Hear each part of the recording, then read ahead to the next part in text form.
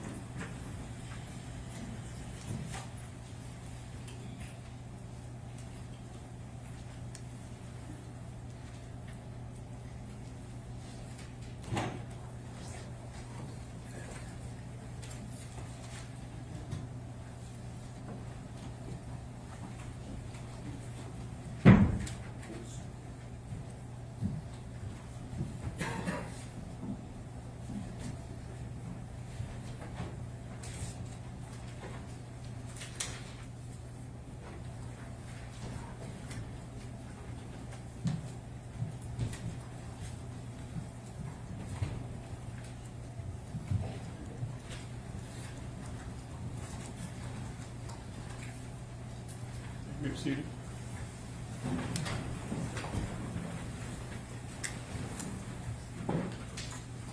Welcome back, ladies and gentlemen. May call the next witness. Thank you, Your Honor. People call Trooper Jack Taft.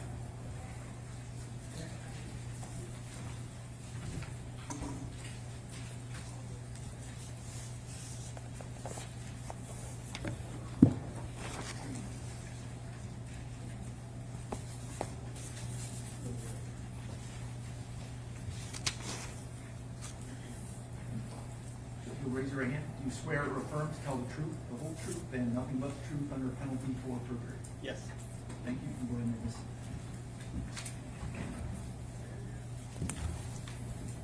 this. Morning. Morning. Please tell us your name and spell it for the record. Jack Taft, Jacktaeff. Okay. And I need you to speak up just a little bit. Great. Where do you work? Michigan State Police. And how long have you worked for the state police? Approximately 25 and a half years. Back in April of 2021, what was your position with the state police?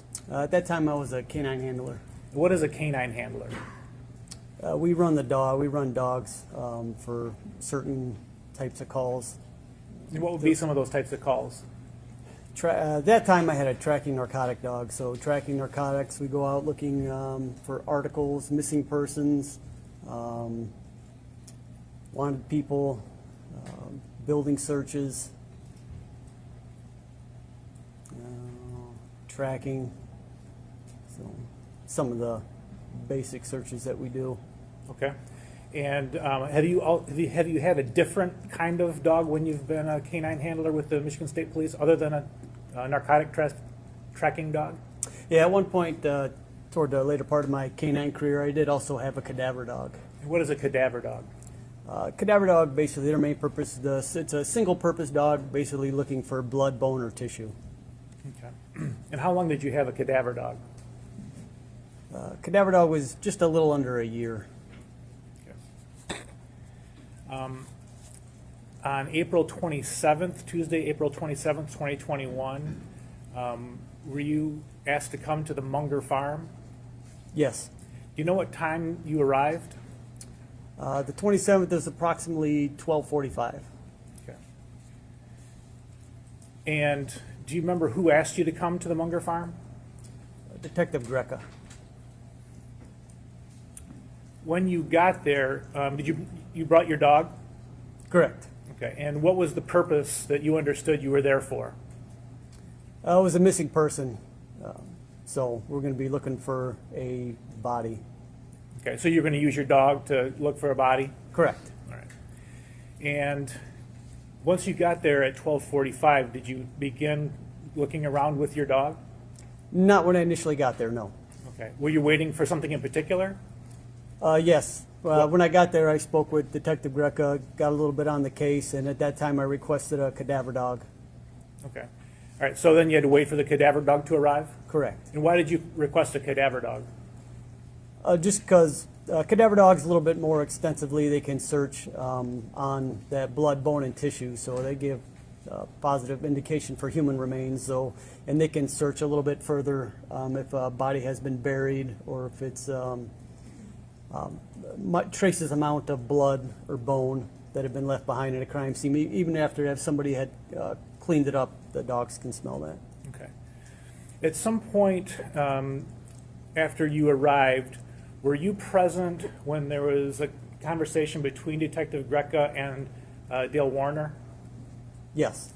Okay. And did that conversation involve the cadaver dog? Yes. All right. Can you tell us what was said in front of the defendant regarding that cadaver dog? At that point, Detective Greca asked me how long the cadaver dog was going to be, or how far out he was from arriving on the scene. And then at that point, I had text that trooper, and he didn't answer, so that's what I relayed to Detective Greca. Okay. And how far away was Dale from you and Detective Greca when this conversation took place?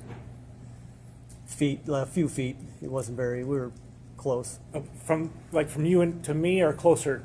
Closer. More like me to the judge. Okay. All right. Thank you. Did you ever do any searching at that point in time on Tuesday? You said between 12:45 and whenever you left. Did you do any searching at that point in time? That initial day, I did do searching while we were waiting for the other dog. Okay. And what were you able to search during that time? At that point, I believe I searched the fertilizer barn, which is a dry fertilizer barn, and then I began searching toward the back of the property, began walking toward, they had some trucks parked out there, so I began walking back toward those vehicles, and at that point, I was advised consent was revoked, so I had to stop searching. Okay. Now, do you distinguish between the dry fertilizer barn and what has been called the spray barn? Are you familiar with that term? Yes. Okay. Did you ever go in the spray barn at that point in time? Not with a dog. I was never in there with a dog. Okay. Did you return later that Tuesday, April 27th? Yes. Approximately what time was that? I don't recall when I returned that night. Do you remember if it was daylight, dusk, dark? It was dark. Okay. And did you search the spray barn when you returned at dark? No, we did not. Do you remember why not? I don't recall. Normally, when we do a search, we'll refer to the OIC, the officer that's in charge of the case. So we are specifically there for them. So whatever they want us to search, that's what we search. We may give suggestions at the time or when we're on scene, but we're just basically there to do what they want us to do. Okay. And what was your understanding? Who was in charge of the search Tuesday night? Detective Greca. Now, do you know the sensitivity, for lack of a better term, of what a cadaver dog can and cannot detect? If I were to ask you a question about could the dog have detected a certain thing, are you able to answer that type of question? Yes. Okay. So if there had been a body wrapped inside of a tarp, welded inside an anhydrous tank, do you believe that the cadaver dog would have been able to smell that? No. Why not? So, like I said, the cadaver dog, blood, bone, and tissue. So they have to be able to smell that. If it's sealed inside a container, unless there was some type of blood spatter on the outside of that container, or then the dog wouldn't have been able to smell that. Okay. All right. Now, on Thursday, April 29th, were you back at the Munger farm? Yes, And was that again at Detective Greca's request? correct. Do you remember having an exchange with the defendant on the back porch of the Munger house? Yes.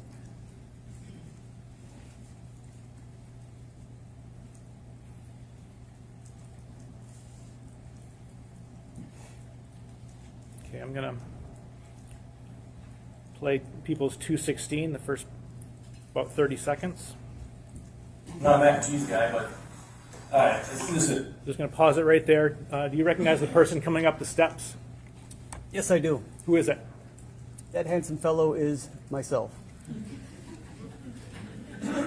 And the person who's got his hands in his pockets, that you kind of on the upper step, do you know who that was?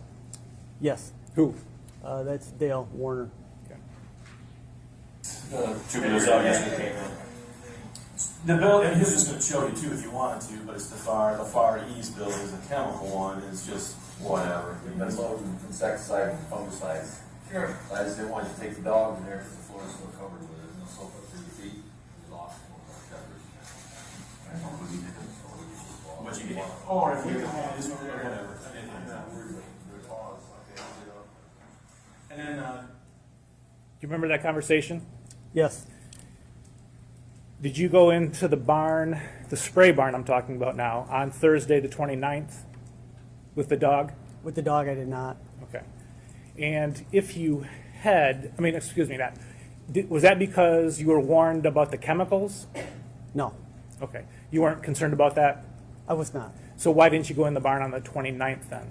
I don't recall why we didn't go in the barn, if they didn't want us to search it or they were waiting on the cadaver dog. I remember looking inside that barn at one point. It's a pretty wide open, barn, and there wasn't really anything in it except some cylinders that I recall, like up and down vertical type cylinders that probably contain the pesticides. So at that point, it would be more for the cadaver dog than my dog.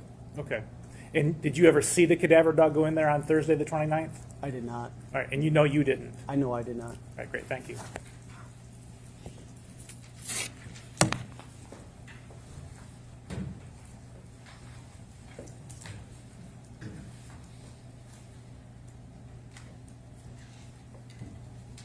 Good morning. Is it Trooper Taff?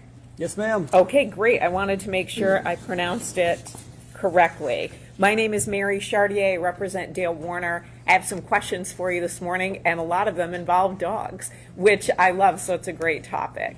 So how long were you, or are you, a canine handler, canine officer? I was a canine handler approximately 8.5 years. And do the dogs live with you? So are they with you kind of 24/7, or how does that work? Correct. You're on call 24/7, so you have the dog with you 24/7 for response time.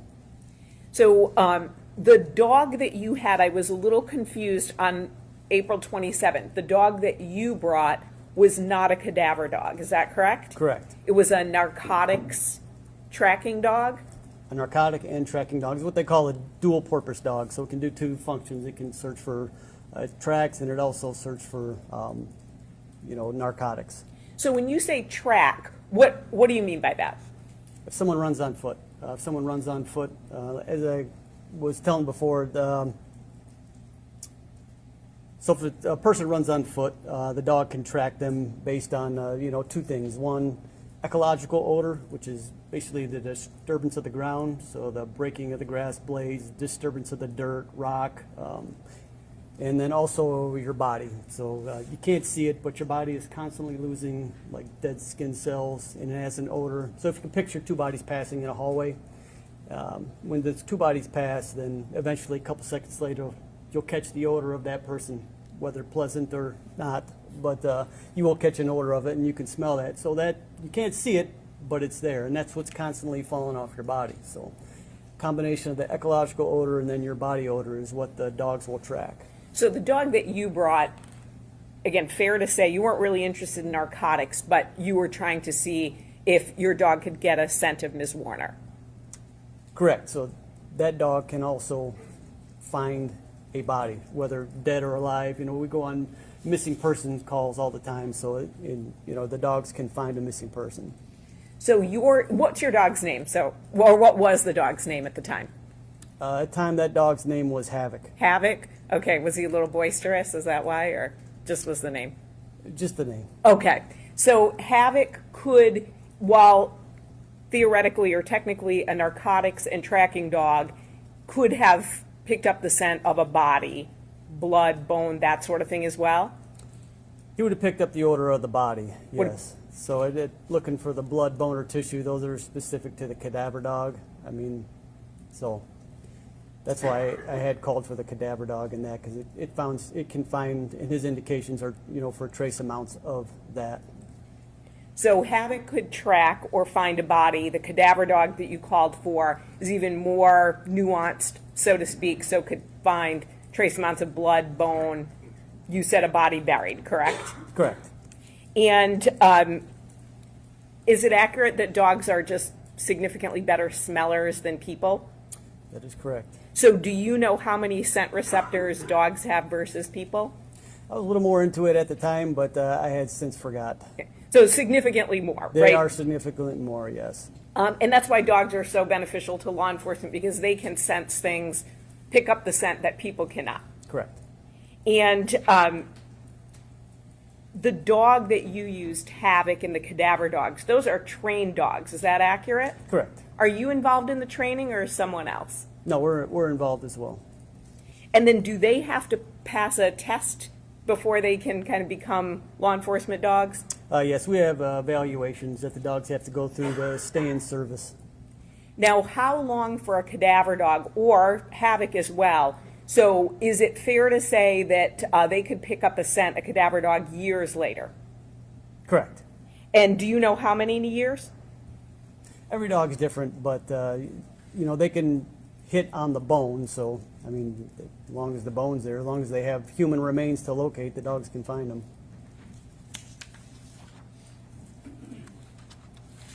Now, so you went there with Havoc. Did the cadaver dog on April 27th also show up? So if we talk about, there are two parts that you were there, sort of afternoon and then early evening. Did the cadaver dog show up at the earlier part? No, the cadaver dog did not. Did the cadaver dog come in the later part, the second part? Correct. In the evening, the cadaver dog showed up.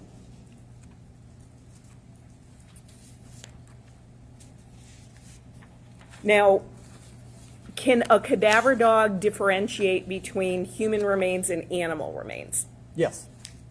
So you don't have to worry about anything like that? No. In terms of it digging up a squirrel and then always hitting on that? Correct. So I had a dead deer hit by my house, and I ran him on that, no indication.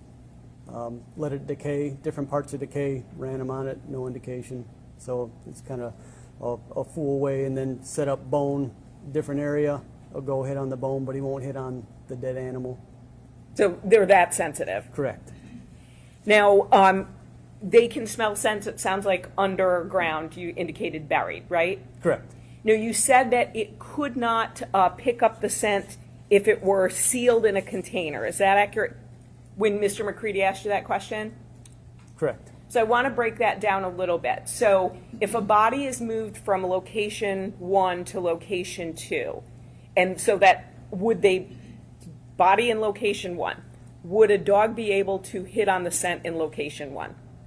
If there were human remains for the dog to indicate on, then he could locate it. But if there's no human remains, then no. So there has to be, it's not just the scent, there has to be blood or tissue, something like that? Blood, bone, or tissue, the cadaver dog is what they can hit on. So there has to be some type of human remains there, the blood, bone, or tissue for the dog to give an indication. So if the body is wrapped in a tarp, would that prevent the dog from hitting on it? The tarp itself, like, is that so thick that a dog couldn't find that scent? You're gonna have to give me a little bit more. Is this in the container or is this outside the container? Outside the container. So I just want to break this down. So dog could hit on the body. We agree on that, correct? So if Correct. there was a body in a location. A dog could hit on blood, bone, or tissue if there was anything left, correct? Correct. If the body was wrapped in a tarp, could the dog hit on that? Yes. Outside of that container. Yes. Yeah. Either cadaver or my narcotic tracking dog could locate that body. Okay, so the tracking dog or the cadaver dog could hit on that. Now, you said if it was sealed in a container. Suppose there were slight gaps or holes in that container. So you've got blood, body, tissue, bone in a container with slight gaps or slight holes. Would the dog be able to hit on that? So what I'll tell you with that is that if there was you're in an anhydrous ammonia container, which so if we were searching somewhere around that, and I wouldn't let my dog probably go near that unless he was taking me over there. So I would kind of avoid that just because the odor could kill the dog. I wouldn't let him sniff any hole on it. I wouldn't let him sniff any valve or anything like that for the fact that it would kill my dog. So unless, like I said, my dog was pulling me over toward that container, and I would, with tension on the line, cautiously let him approach that, but I would not let him sniff any seam or anything like that in that type of container. But imagine there's not anhydrous ammonia in the tank. So let's imagine that. And it's in a tank, and there are little gaps or holes in it. Would your dog, so again, we're taking out the ammonia, would your dog be able to hit on that? If it was a fresh container, is that what you're talking about, with nothing ever in it? Correct. Something like that, and there was gaps, seals, holes, something like that, there was potential, yes, for that dog to hit on that if I directed him to search those seams. How far away does the dog have to be? So you said if your dog is pulling you. So I imagine if you're walking in a field and the dog hits on a scent, it may sort of pull you the same way when we have untrained dogs. They do that, right? So it doesn't walk nicely. It kind of pulls you in that direction. Correct. I'm sorry, go ahead. And that's depending on the dog as well. Okay. So are some dogs more obedient in that regard? Not obedient, but they are just a little bit different when it comes to when they get an odor. Some dogs directly to it, some dogs bracket a little bit more, and a lot of other factors to play on the weather, the wind, how strong that is. When you said bracket a little bit more, what do you mean by that? So you'll have, when a dog comes into odor, you'll have what if you could picture like a scent cone. So if the wind is going this way and that dog is coming, he comes into that odor, he catches it, or if the wind would be coming more like this. Okay, once the dog comes into that, as the wind's coming this way, you'll notice a behavior change in the dog. Either head come up, then he'll start to bracket back and forth, and he'll take you right to the source or the body or whatever he's searching for. He'll take you right to it. So he'll bracket back and forth inside. Once he comes into the odor, he'll start searching. If he goes out, he'll bracket back, bracket back. So until he takes you to it. So the stronger the wind is, the easier it is for the dog to, take you to it. So you just have to get a little bit closer to it if there's no wind. How far away? So will the dog be able to start picking up on that scent? Depends on the dog, and like I said, depends on a lot of other factors involving the wind and the weather. Can you give us a range? So is it 2 yards to 200 yards, or what are we talking about? Like I said, every dog is different. It all depends on the and even the person. If they're like how long they've been deceased, like how bad the odor is, versus if it's someone fresh or if they're still alive. Like I said, a lot of those factors come into play when you're searching for a dead body. So you can't give us a sort of an inside-outside, even wide range. Like I said, it all depends on, like I said, those. I've had dogs take me from quite a ways away, but those distances I never measured, I guess. So what's quite a ways? So were you talking a football field, 2 football fields? I wouldn't say 2 football fields. I've ever had one, but at least half. Okay. And when you're using your tracking dog or your cadaver dog, Are they also going to pick up on, so clothing items or something of mine, right? So if my jacket is there or a bag or something that would potentially have my scent on it. So, narcotic and tracking dog, they're also trained in article searches. So anything that's been touched by a human. I've been on a track before where a guy took off his belt and left it, and the dog located the belt. They'll give a, so for finding an article of property, the dog will give a down response. So he'll just go, he'll find it, go down, and he'll stay right with the item until he's looking for a reward. So once he finds it, he works for a Kong or a ball. But so along that track, if he locates property, anything that's been touched by a human that has human odor on it, he can find. So they can find something like that. So Habit could do that as well as the cadaver dog that was later brought to the property? Unless there's some type of blood, bone, or tissue, that dog, the cadaver dog won't give a positive response on it. Okay, so the cadaver dog won't, but your dog would. The narcotic tracking dog would, yes. And can the dog pick up, either the tracking dog or the cadaver dog, a smell? So is there, if there's a scent in the air, would either of them alert? So if a body is moved from location A to location B, would they at all pick up that scent, either in the air, on the ground, anything like that? Would they pick up human remains? Is Or that what you're asking? I need clarification just on the that. scent. So tracking dog, you're saying it can pick up on, like, for instance, a belt. So let's say a body is moved from location A to location B. Would it pick up on that scent? It wouldn't pick up on the location, no. No? So is my question clear? Because you look a little confused by it, and it might be the wording of my question. Yeah, I'm trying to understand it, but I think you're saying from location A to B, if someone were just to move a body, would the dog indicate on that location? But if there's no human remains there for the cadaver dog to locate, then he's not going to give any type of indication. If the narcotic tracking dog, if there's no odor for there to smell, then he's not going to give any type of response. They need a body. What about if someone had been in a car? So, for instance, if I'd been in a car, I'd moved from point A to point B, and then I got out of the car. Would it hit on my car? No. Okay. Only if there was blood, bone, or tissue, or an article of my clothing. Is that accurate? For what dog are we talking about? Either dog. So blood, bone, or tissue, cadaver dog. If it's something that's recently been touched, then yes, my dog can locate that, any type of article or property. Okay, so what's recently been touched? I recently touched this water bottle. Right? No, I know you did. But what's a time frame for you? So is that 15 minutes, 30 minutes, an hour? What's recently? And that goes back to every dog is different. Some of those, and it depends on how you train them as well. So, the first you do fresh items, and then you kind of can further that as well in the training with the dog. So, so if you take something like a cell phone is constantly, you're touching it, swiping it, it's against your face all the time. That has a ton of odor on it. That can be a little while, maybe a day or two, and that dog can still find that. So the longer something is out in the elements, water, snow, rain, stuff like that, washes away odor. So if it's something like that, then it's been weathered, it's going to be less and less time. But if it's something that's preserved, like I said, it's something like a cell phone that is, has a ton of odor, is constantly touched, then, dogs can, it can be a couple days, but they can still find something like that. Thank you. And then you talked about the blood, bone, and tissue. Is it accurate to say a dog could pick up on blood that we might not even see, just like a little eyedropper amount? Correct.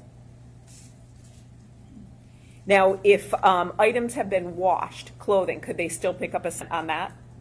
Either cadaver or tracking? The tracking dog is not going to indicate on anything like that. The cadaver dog, it'd be hard to say. So I want to move to the searches that you did. So on April 27th, 2021, you and Havoc arrive on the Munger Road property. You had indicated, so we're talking about kind of early afternoon, roughly. Is that accurate? The first time I got there, correct, yes. Was Havoc the only dog there? I know you said cadaver dog was coming, but was Havoc the only dog? Yes, that was the only dog there at the time. And you said you searched inside the fertilizer barn and the back of the property, correct? No, I searched inside the fertilizer barn. I started to move toward the back of the property, and then the consent was revoked.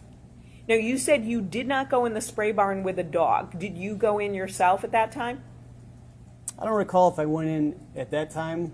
I was at that property numerous times, but I don't recall at what point I was in that barn. But at some point you were. But at some point I was in that barn. Now, you then, again, you said you returned to the property at dark with Havoc, the dog? Correct, yeah, he was always with me. Okay, so he's always with you. Sort of like your partner. Is that accurate? Okay. And then cadaver dogs were brought at that point? Yes, yeah, Do you remember how many? just one. Just one. And then barns and offices were searched, correct? Correct, And nothing was located during the search. correct.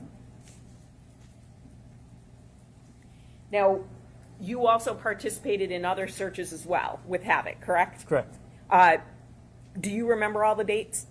I do not. Okay, so if you need assistance, we have reports to help you. May 19th, 2021, does that sound accurate that you and Havoc were involved in a search on that date? It's not familiar, but not to say I didn't. Okay, so why don't we show you, would looking at a report refresh your memory? Yes, it would. Thank you. Thank you, Ms. Saylor.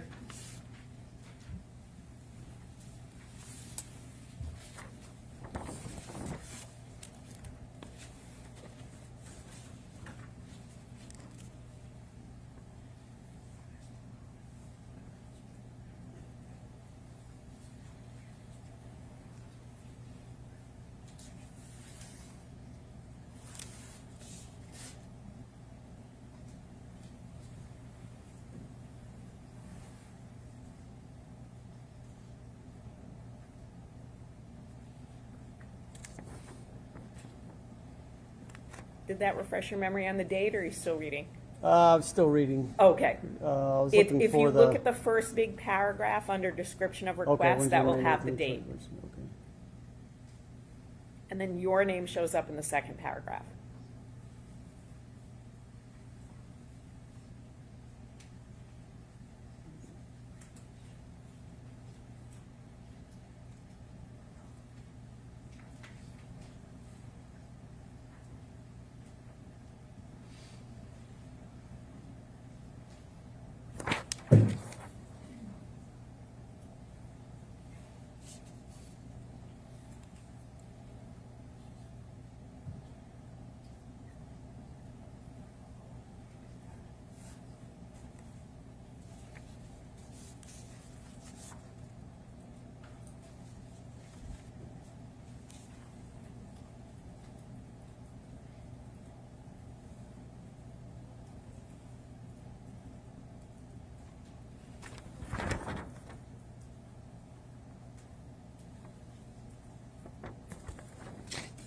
Did that refresh your memory on the date? Yes, So it looks like you were involved on a search on May 19th, 2021, along with your dog, correct?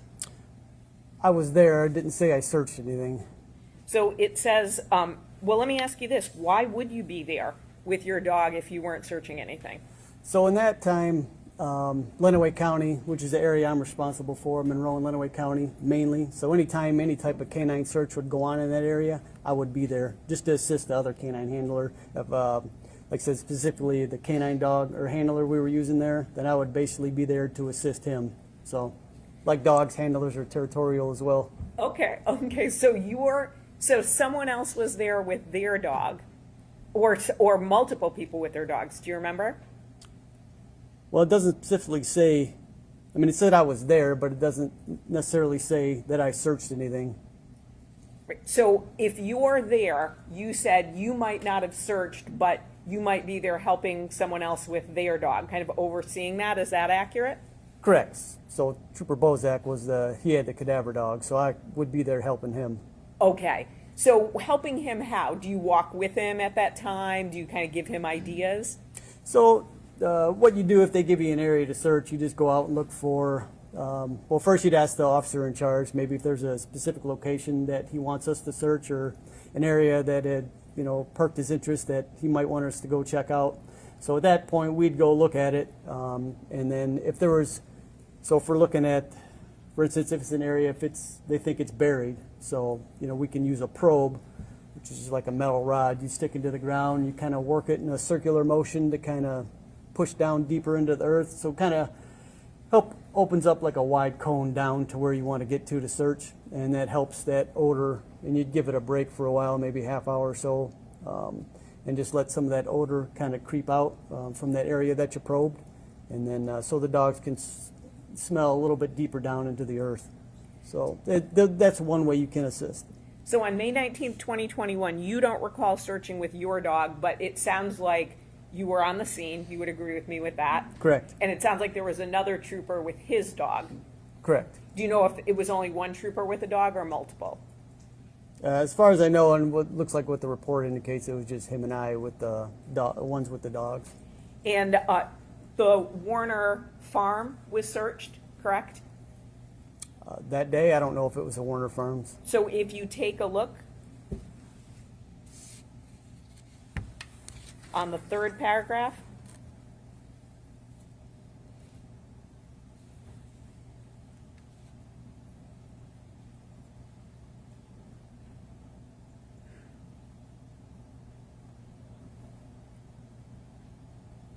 so to be clear, a farm was searched, correct?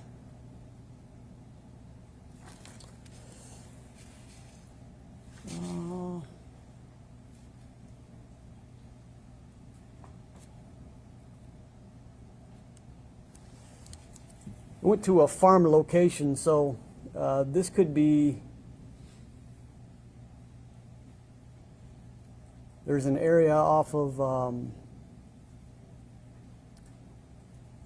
don't recall the location, but there was an area that was just basically where cows were held and manure pits, so it could have been that area. Okay. But it doesn't give an exact location, so it's kind of hard for me to remember what. Is it fair to say that it would be some farm or property in some way associated with Mr. Warner? You Correct. weren't just randomly searching farms, Farms, right? correct. Correct? Correct. Okay. And you also searched Warner family members' home? I've You been wanted, to, I have been to some houses, but I don't remember exactly which ones. if you want to take a look, last paragraph, first sentence. No, I'm sorry, on the front page. First sentence.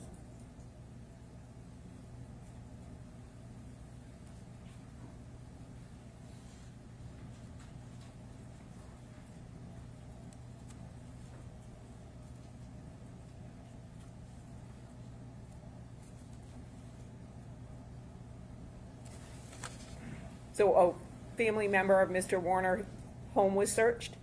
Correct. And then also the Warner household, correct? That's the last line on that front page. Correct. Thank you. And to be fair, no property was found, anything like that. Ms. Warner's body wasn't found, correct? Correct. Nothing was seized that I recall. Thank you. Now, we've got other reports as well if you need to refresh your memory. So it looks like you were involved in a search on May 25th, 2022. Does that ring a bell, or would you like to look at that report? I need a report, please. Okay. Ms. Saylor, I think you might be getting your steps in today, so. Yep.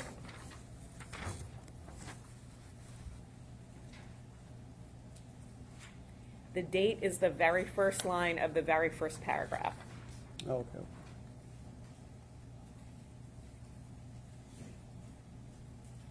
May 25th, 2022, you were involved in a search, correct? Or 2022, correct? May 25th, 2022, correct. Did you bring your dog, or were you there assisting someone else with a cadaver dog?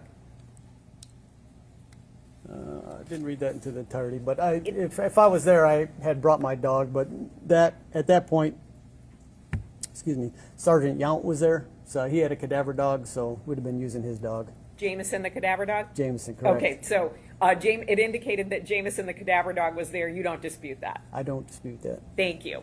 And another family member's home was searched of Mr. Warner, correct? Correct. And nothing was seized there, correct? Correct.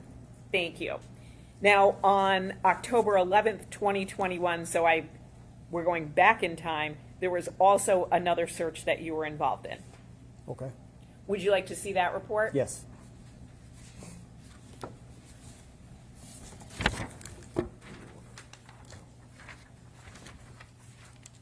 The date is in the first paragraph.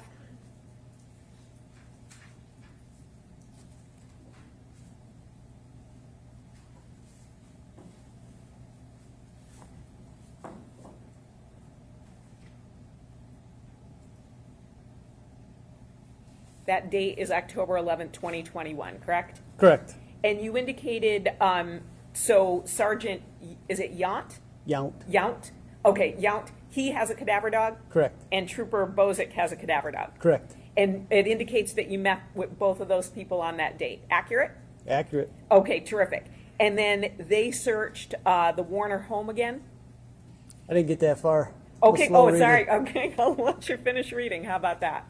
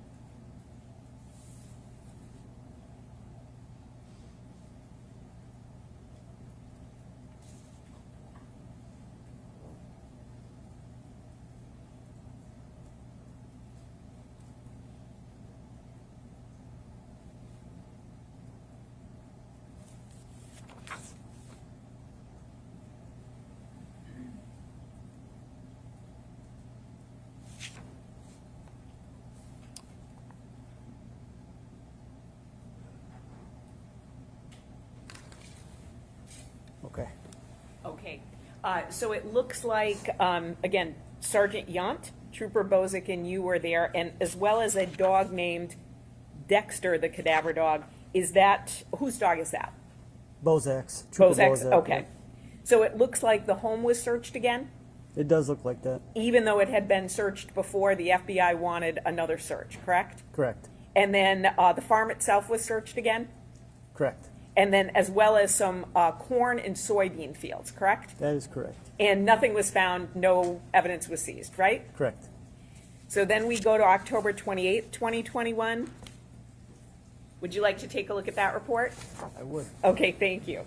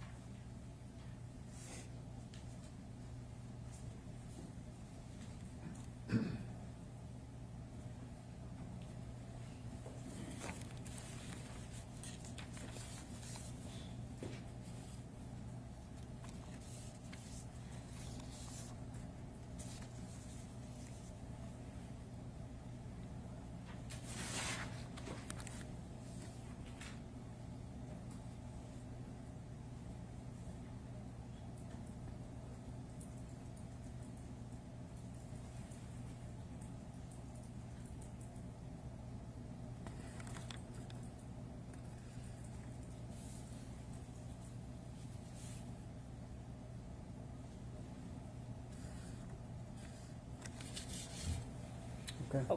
So October 28th, 2021, there was another search of a cornfield? Yes. And nothing was seized, no alerts, nothing was hit on, correct? Correct. We only have a few more, but Ms. Saylor is ready to go. So back to 2022, June 2nd, 2022, there was a search and no alert. Would you like to see that report? Yes.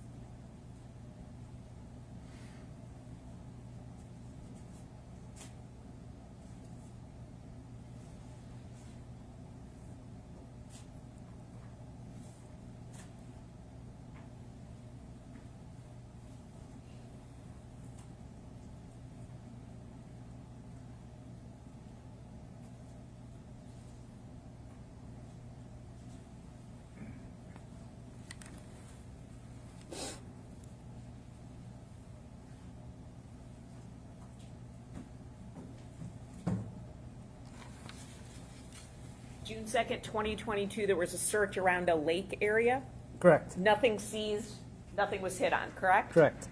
And then May 2nd, 2023, Ms. Saylor?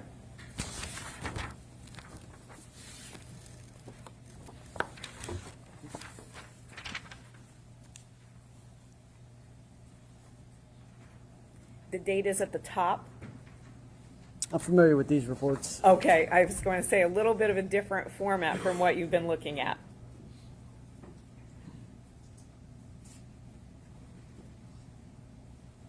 Here, there were 3 canine teams searching on that date, correct? Correct. In multiple locations?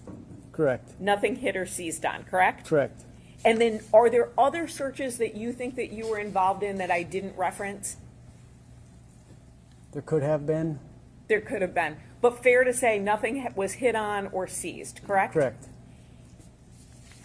And then finally, you talked about on April 29th, 2021, you didn't have a dog go into the load barn, which the one that had the big vertical cylinders, correct? Because you said there were chemicals? You're referring to the chemical spray barn? Sure. It's called different things by different people, spray barn, load barn, so however you refer to it. That, what we're calling Building 7 in this courtroom, which I know you don't know. I don't know. So, but that's the one with the big vertical cylinders. Okay, correct. You'd yeah. agree? Yeah. Could you put on boots on your dog if you had wanted them to go search in there? I would have just took them in there if I wanted them to search in there. Okay, if you had wanted to. So if you had wanted them to search in there, you could have, and you said the barn doors were wide open so you could see inside. The day I went there, I don't know what day that was. Well, in responding to Mr. McCready about April 29th, 2021, you said you didn't have a dog go in the barn because of chemicals. Was I That's not wrong what- about that date? That's not what I said, no. Okay, so tell me what you said then. Give me the question again, please. Sure, so on April 29th, 2021, did you search inside the load barn? I did not search inside. Why not? Like I said, we search whatever they want us to search. Who's they? The OIC, the officer in charge, as I And- referred to before, they'll tell us what they want us to search. Sure, and just to be clear, who was the officer in charge? Greca, Okay, Detective Greca. so sorry, go ahead. Yeah, so we go off what they want us to search. Sometimes they come with us, sometimes they don't. So for whatever reason, we didn't go in that spray barn that day. So when you say for whatever reason, are you meaning you don't know Detective Greca's reason? Correct. I don't remember, I don't recall if he specifically told us or excluded that barn or that spray barn from our search, or because we'll meet with Detective Greca or the OIC and we'll have them go over what they want us to search. So I don't know if that one was left out from the search or we just didn't go in there. That I don't recall. Okay, so you don't remember for April 29th, 2021, if he told you not to go in, or he told you when he was giving the list of places to go in, just omitted that? Correct. Is that I don't- accurate? I don't recall that. Okay, you just know you didn't walk inside with your dog. Correct. But on April 27th, 2021, you also know you didn't walk inside with your dog. Is that Correct. correct? But you yourself either walked inside or looked in, at the very least. Is that accurate? At some point, On one of those days? not one of those, someday, at some time, I had walked in that barn. I just don't know when I had walked in that barn. Okay, so to be clear, dog did not go in on the 27th or the 29th of April, 2021. Correct. And then you did go in the barn at some point, but you don't think it's one of those days. You think maybe at a later time when you were on the property? See, I don't recall when I went in that barn. Okay, Whether if so- I did or if I did not go in one of those days. At some point during this search, multiple year search, I had went in that barn. I just don't recall when it was. Okay, so it could have been April 27th, it could have been April 29th, or it could have been another date that you just don't remember. Correct. Okay, thank you. No additional questions.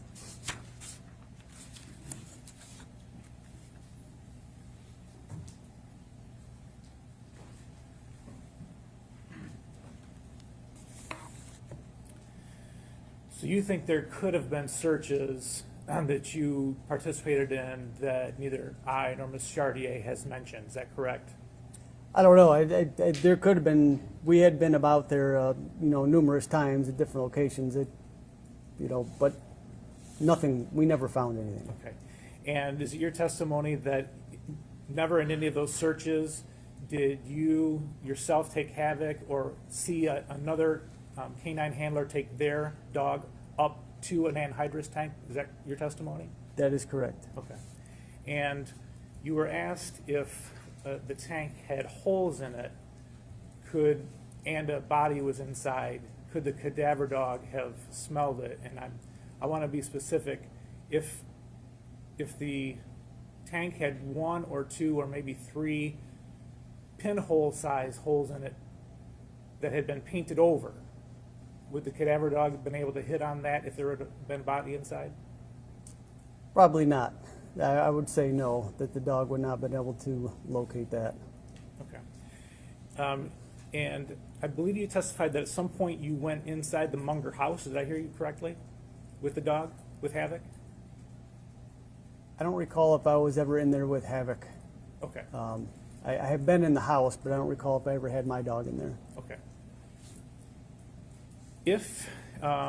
If you're having Havoc search for like articles, like you said, a cell phone, other articles of clothing,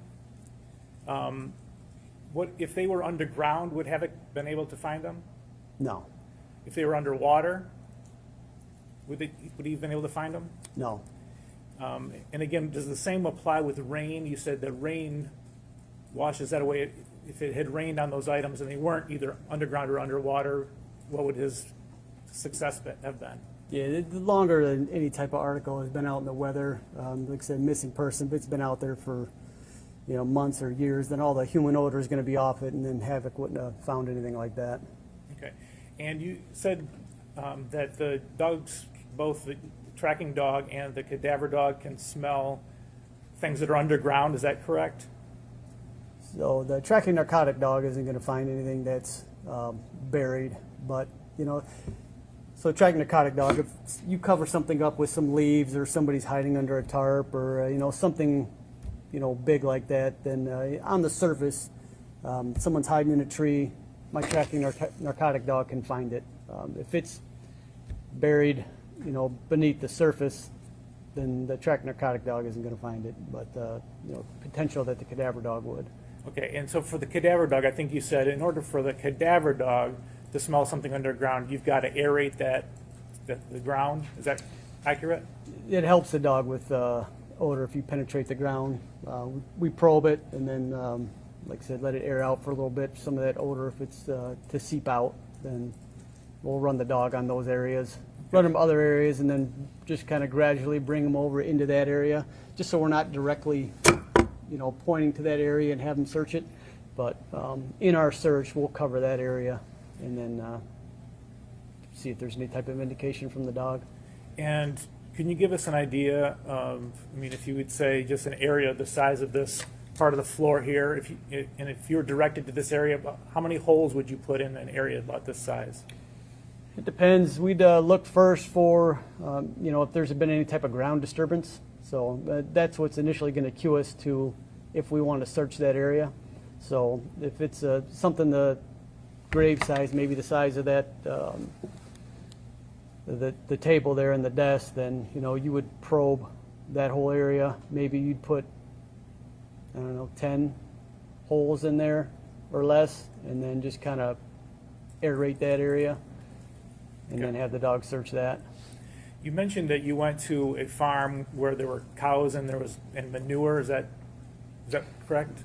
So cows, and then they'd have these manure pits. Pits, okay. Yeah. And do you remember? Were you aerating the ground when you searched that field? The manure pits? No, Okay. we were not. All right, so you were specifically searching the manure pits, not the general area. If that's the area that I'm thinking of, we did search some woods that were nearby, but we didn't. Nothing on those where the cows were located or the manure pits. We didn't probe any of that stuff. Okay. All right. And if did you search any fields just generally, like walk the fields? Yes. All right. Did you aerate that ground as you were going? Nothing unless we came over an area of interest with the cadaver dog. But I remember being on a search with Sergeant Yount, and we did. I was carrying a probe, and we did come across some stuff. It was so if it was like a big, sometimes farmers will pile up rocks or they'll pile up sticks or something like that. If we came across an area like that, we would probe that, run the dogs on it. But but just a general open field that doesn't look like it's been disturbed or anything like that, then we didn't probe anything like that. Okay. And in any of your searches, and with or without the probes, you didn't find anything of interest? Correct. All right, thank you.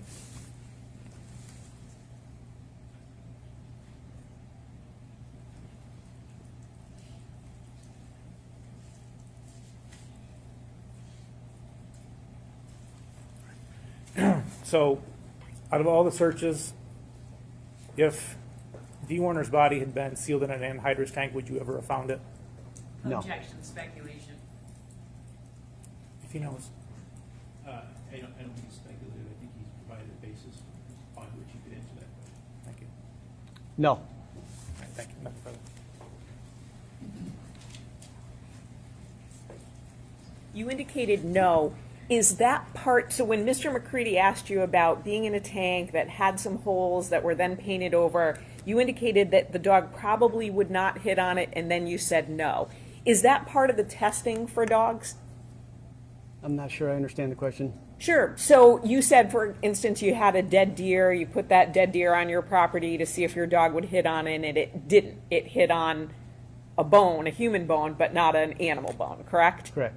So when you're training dogs and testing them and seeing how they would do, how many of them have you run by a tank that had holes in it that may have been painted over? None. So when you're saying that based on what you think, but you don't know that for certain, correct? There has to be some type of odor to come out for the dog to be able to smell. But you don't know what odor would come out in that situation, right? Odor of, Odor of a decaying body inside a tank that did have some holes in it. well, if you had an odor of a decaying body inside a tank and you had holes in it, then the odor of a decaying body would come out. Thank you. I have no additional questions.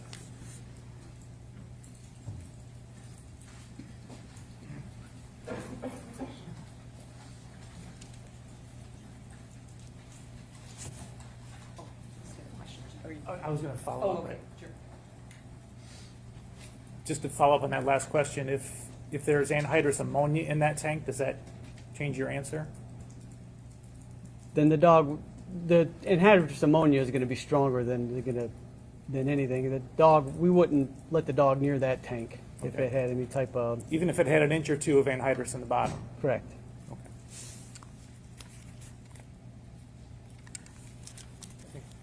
You ready for it, Your Honor? Yeah.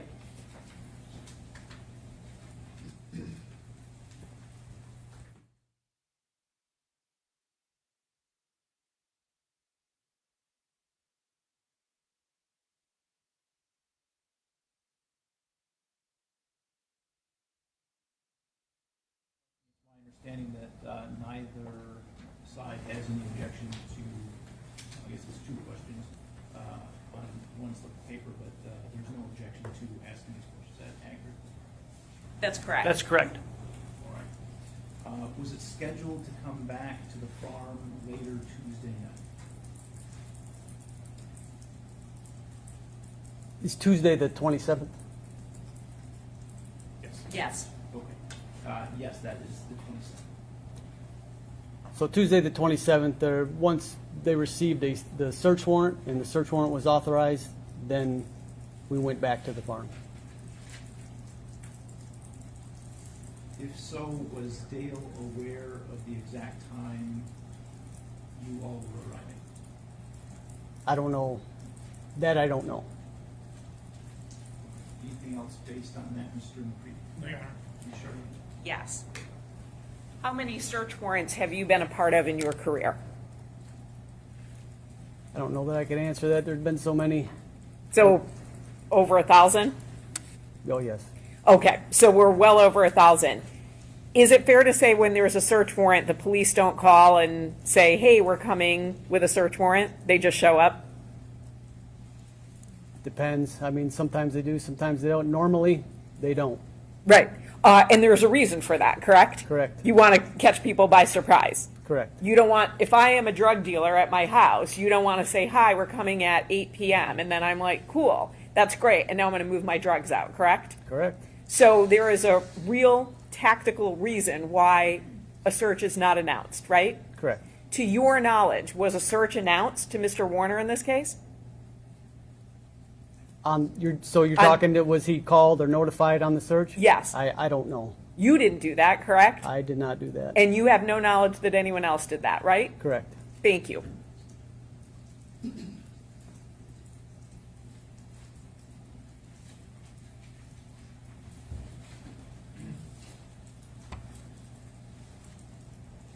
So, in terms of notification to somebody whose property you're going to search, you wouldn't call them and tell them, hey, we've got a cadaver dog on the way 20 minutes out? I wouldn't call that the suspect and let him Correct. know. I wouldn't make any notifications at all. It's not my job. Great, thank you. Nothing additional, thank you. All right, can you excuse the witness from the subpoena? Yes, Your Honor. We could approach real quickly. Ms. Chartier. Oh, yes, yes.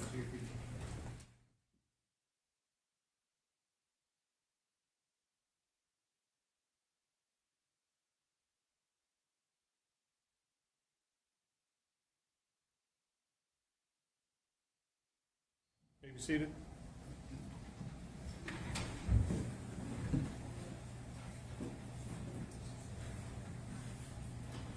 All right, are we ready to have the jury brought back in? Yes, sir. Yes, Your Honor. 25.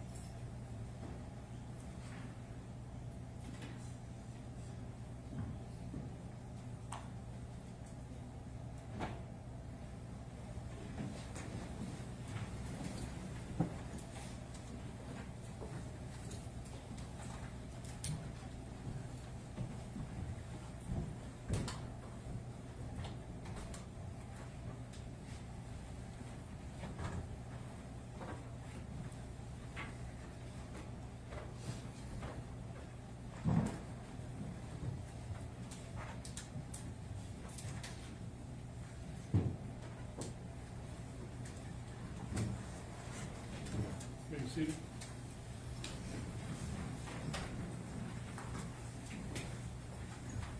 People may call their next witness. Thank you, Your Honor. We'll call Sergeant Jeffrey Hooper. If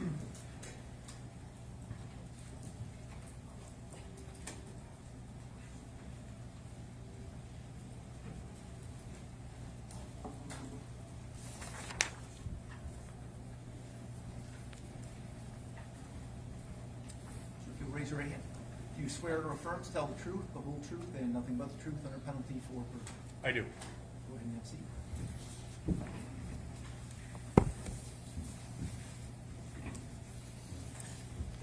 Good morning. Please tell us your name. Sergeant Jeff Hooper, And spell your name for us. Jeffhooper. And where do you work? The Monroe County Sheriff's Office. And did you work there back in April of 2021? I did. And what is your position there? At that time, I was a detective. Okay.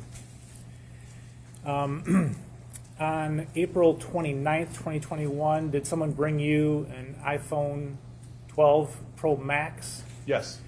Why did they bring that to you? I was asked to get the data off the phone.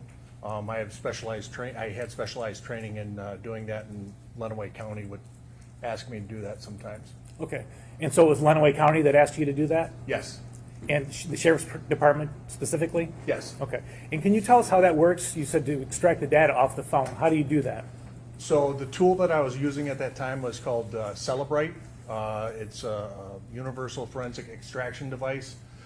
Basically, you hook the phone up to the machine, it extracts the data off of there, and then what you do with that data is you put it into a different program by Celebrite called Physical Analyzer, and it, for lack of a better word, parses it and analyzes it and organizes it. Okay, and so both of these, the download and the organization are both under a program called Celebrite? Yes. And when you said it organizes it, can you give us an example or some specifics there? Yeah, so when I say organizes it, it will take your call logs, your text messages, your chats, your photographs, and it will just organize them into a report to where you can click on like a hyperlink and go to that specific thing. Okay. I'm going to show you what's been marked as People's Proposed Exhibit 222. Zooming in here. Those are your credentials? Yes. Okay. And this is an extraction report from Celebrate, is that correct? Yes. Do you recognize it? Yes. What is it? So this would be the face page for the report. Okay, and when you look at this, are you looking at a piece of paper or are you looking at the computer screen or what? It's a computer screen. Okay, so I'm going to scroll down here. Does it contain the date that you did the extraction? Yes, so right there you see source extraction, the extraction date and time. The start date was 4/29/2021 at 5:41 p.m. and the download ended on 4/29/2021 at 6:45 p.m. Okay.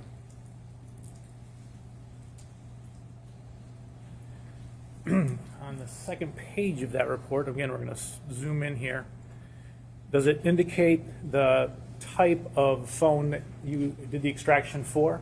Correct. The detected model, iPhone 13.4, the other identifiers that go along with said device. Okay.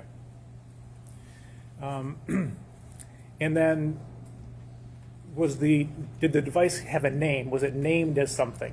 Yes, under owner name, it's right under SIM status there. It says Dale's iPhone. Okay. And then what about an Apple ID? Yes, I believe right there on the left-hand side, Apple ID, warag@me.com. Okay, going on to the next page of this exhibit. Do you see the line that says, well, looks like there's three that say MSISDN? Yes. Okay, and the first one's blank. What is an MSISDN? That's the phone number associated with the phone. Okay, so there's two phone numbers here. You would say they were both associated with this phone? Yes.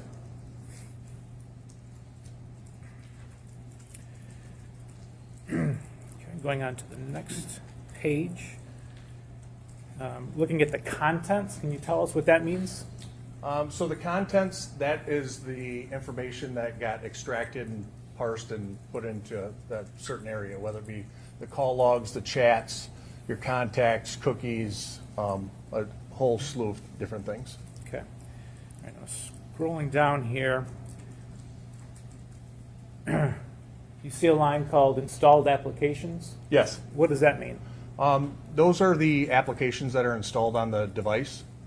Okay, like an app or a program? An app, yes. Okay. And so what is next to that, 562? 562, yes. Does that mean that number of applications? Yes, but obviously some of them are Apple apps that come with the phone, and then others are downloaded, say from whether it be the Apple Store or wherever. Okay.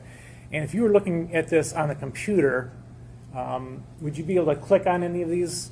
Yes, so where it says installed applications, if you click on that, that will take you to basically the installed applications page, which just has all the installed applications. Okay. All right. And taking you to one of the pages, and again, there are multiple pages here, but I'm on the page that has numbers 7 and 8. And I'd just like you to look at number 8 Can you tell us what that application is? com.milestone.sys.x project. I was advised that it was a video surveillance app. Okay.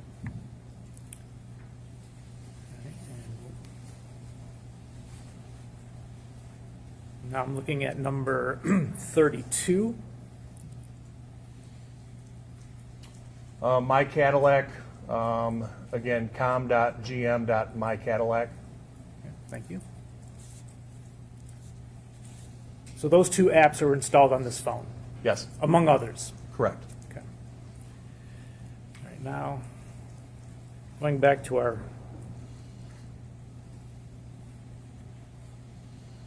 let's see here.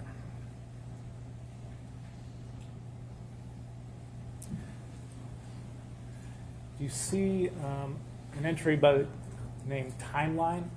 Yes. And what is that? So the timeline takes everything that was taken out of the phone that has a date or timestamp and puts it into chronological order. So how many of those were there on this phone? 156,557. Okay. I'm taking you to, obviously we're not going to go through all of these. Taking you to the record that's 154073. Do you see that entry? 1540, yes. All right, and what does that indicate? Cookies, April 25th, 2021, 07:08 in the morning, gm.com, my Cadillac. Okay, and what does that tell us?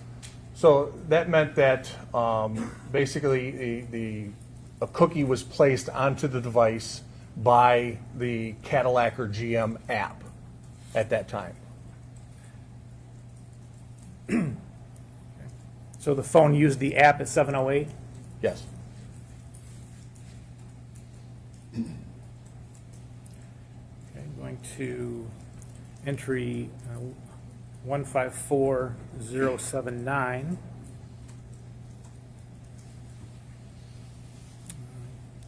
I'm going to, do you see that entry? Yes, I do. Okay, and then do you see what time the entry was made?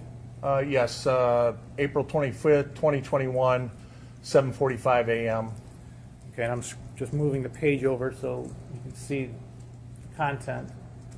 All right, so what is this indicating happened at 7:45:09 a.m.? So that would be a message. The from would be the phone number there and saying owner, that would be from that phone, to the phone number below it, Dee Warner. And again, it was a message saying, going to be spraying, call you later, with a smiling emoji. Okay. Okay, going to 154088.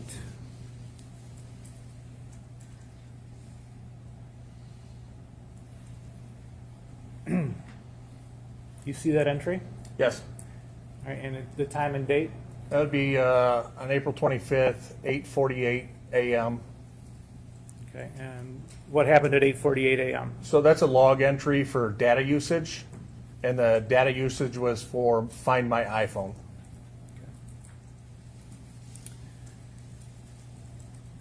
And right below that, 154089, there's another log entry.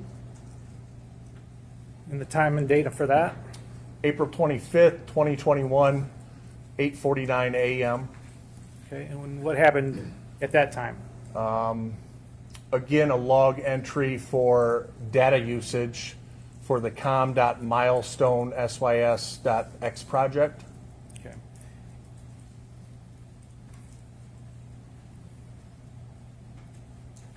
Just have a couple more. 154097. Another log entry. Again, around April 25th and the time. 9:04 a.m. Okay, and what happened at 9:04? Data usage, again for com.milestone.sys.x project. Okay.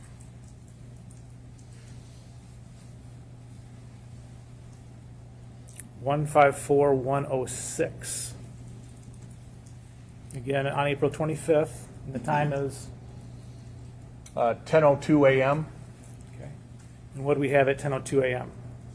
Again, from the owner of the phone to Dee Warner, a message, "Are you up yet? Is your migraine better?" Smiley emoji. All right, and the last one for the timeline, 1:54, 1:10 time on April 25th. 10:28 a.m. Okay, and what happened at 10:28? Data usage, again, for Find My iPhone. Okay. Now, if we go back to our face page,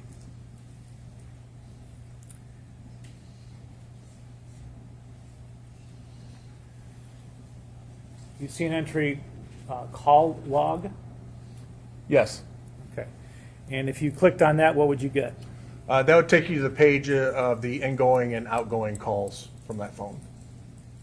Okay, so I'm going to that right now. Looking at entry 166. What is this telling us that happened?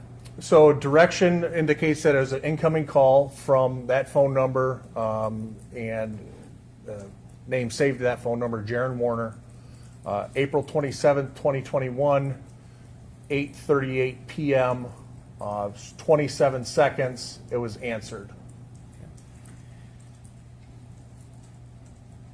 And the very next call, according to this call log?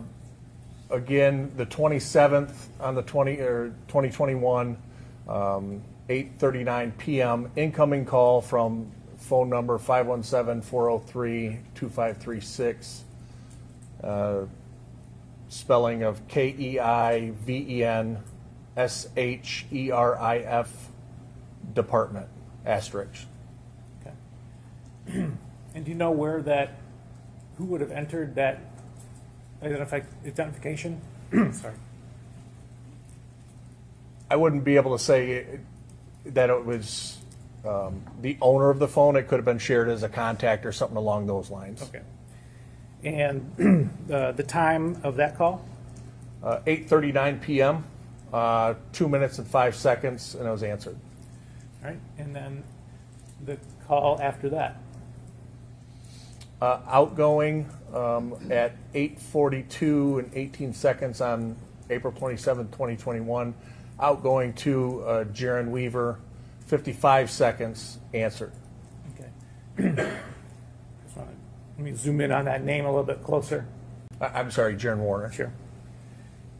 All right, so that was an outgoing to Jaron Warner, 55 seconds, and it was answered on the other end. Yes. Okay, thank you.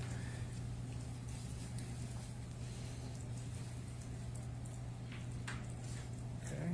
All right, the next call? April 27, 2021, 8:45 and 16 seconds. Outgoing to Jaron Warner, indicates answered. And how long? 13 seconds. Okay. And last but not least, the call 162, what's that? Incoming from Jaron Warner on the 27th at 8:49 p.m., 9 seconds, answered. Okay.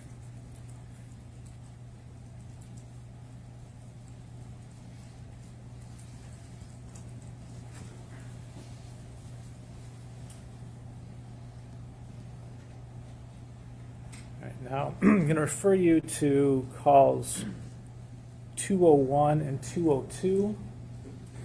Not concerned here with the particulars of the call, like who was called or who called into this phone, but do you see the day and time for call 201? Yes. What is it? April 27th, 2021, 3:24 p.m. Okay, and then the call before that was when? April 1st, 2021, 4:22 p.m. Okay, so you see a 26-day gap in between phone calls, is that correct? Yes.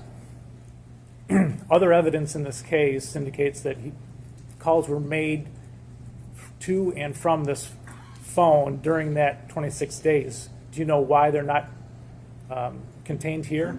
So that would be consistent with, at the time, the tool I was using. It depends a lot on the operating system, the type of device and stuff like that, whether I can get deleted data. And so if there's a large gap like that with other evidence indicating phone calls, I wouldn't be able to recover deleted data. That's a reason for that. Okay. All right. At some point, did you get an iPad Pro to do the same process with? Yes. Do you know when that was? If you could zoom in on that. So the report was created on June 1st. The extraction start time was June 1st, 2021 at 8:26 a.m. The end time for the extraction was 9:26 a.m. on the same day, June 1st. Okay.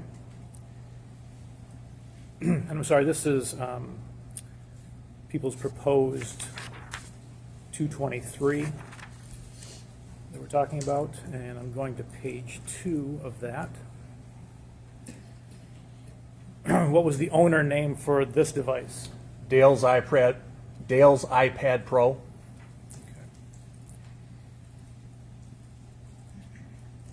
And then, do you see a detected phone model identifier? Yes. And what is it? iPad 6, 8. And the Apple ID for this device, or IDs? 2 Apple IDs identified, again, warag@me.com and djwarner1@icloud.com.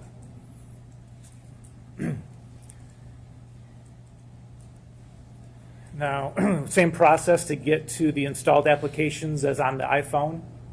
Yes. So I'm just going to the installed applications number 24. What app does that indicate? Again, My Cadillac, com.gm.mycadillac, installed application. Okay. And does the Celebrate also record the web history of these devices? It does. All right, going to the web history section of the exhibit. I'm going to direct you to item number 63. What is that? So you got 63 and then that short little thing there. It says what to do with 1,000-gallon propane tanks. Is that in the area that you're indicating? It says that's from a Google search, indicates right there. And then on the right there, that HTTPS is the basically the Google that it searched, or the Google that it found. Okay. And the day and time that that search was made? May 5th, 2021, 10:38 p.m.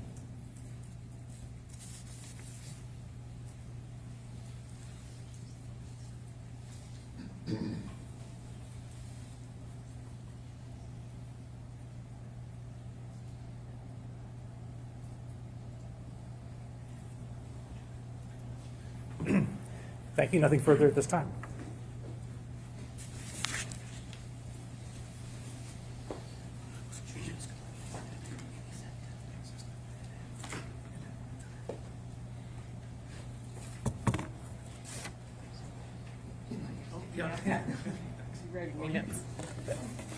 Mr. McCready left a note, and it was not for me, so there you go. Good morning, Detective Hooper. My name is Mary Chartier. It is still detective. Is that accurate? It's Sergeant right now. Sergeant? Okay. So I will call you Sergeant then. I have a few questions for you this morning. I represent Mr. Warner. The iPhone download that you did on April 29th, 2021, that was a consent download, correct? That's what I was told. And that means that a person has voluntarily given up their phone? Yes. And that means they've given you the passcode so you don't have to try to figure out what it is? Correct. When you do a consent download, that gives you access, it sounds like, to everything on the phone. you want me to be a little clearer with my question? Go ahead. Okay, so let me ask you this. Is there anything you don't have access to? If I gave you my iPhone right now and said download it, is there something you couldn't access? Most likely, yes. Okay. Okay, at that time in 2021, the tools that were out there were not as good as they are today. Okay, with an iPhone nowadays, you can get a full file system, okay, which gets you most everything, but it's not everything. In order to get a complete mirror image of a device, you would have to step it back a few years. Just the encryption has come along so far that you're not getting a full exact image of a phone anymore. So let me ask you the things that you could get in 2021. Could you get voicemails? If I had voicemails, and if there were voicemails on Mr. Warner's phone, could you access those? Possibly, yeah. Do you know if you did in this case? I would have to see the face page of the report. Okay, but you possibly could. What about text messages? Yes? What about call logs? You could see, we saw that, right? So Yes. you can do that. What about emails? Sometimes, yes. What about if there are notes? So you know how there's a note app on an iPhone and you're Yep. keeping notes? Yeah, generally there'd be notes on there. What about location data, things like that? Yeah, limited. So you can get a lot from an iPhone. Yes. Is it pretty similar with the iPad too? You get search history, text messages, things like that? Yes. Now, you'd indicated that the phone accessed the Milestone app. That's a video system that you were told about, correct? Yes. Can your download tell you if, for example, the app just interacted with the phone or if someone actually viewed what was on it? Do you know what I mean by that question? If you could rephrase or expand. Sure. So I recently tried to get onto my bank app and I could get on the home page, but I couldn't access it for whatever reason. So is it precise enough to show that, for example, someone interacted with the Milestone app? It sounds like it was, right? So, I mean, as far as the interaction with it, it's not like a call log to where it says like this app was used for this long or anything like that. I don't have that data. That's what I was getting at. So perfect. So you can tell someone the phone may have tried to interact with the app or did interact with the app, but you don't know for how long. Correct. Thank you. And then did you also do a download of Mr. Warner's Apple Watch? I did not. Do you know who did? I don't. Were you asked to do it and did not? I don't believe I was asked for an Apple Watch, no. Now, you talked about missing data in your report, correct? Yes. Missing data, it sounds like, in a report or from your download can be for a variety of reasons, correct? Correct. What are some of those? Well, in that situation, with that amount of missing calls, that spread of missing calls, and there being other evidence indicating that there was phone calls during there, that, I mean, to my conclusion, it would be deleted. Didn't ask you your conclusion. Okay. I said, right, so I'm going to ask that the court strike that because Okay. that's non-responsive to my question. No objection. All right, so Thank I you. will strike that and direct the jury not to consider that last answer. So one of the reasons there could be missing data is someone tried to delete that, correct? Correct. Can it also be from resetting a device to a backup?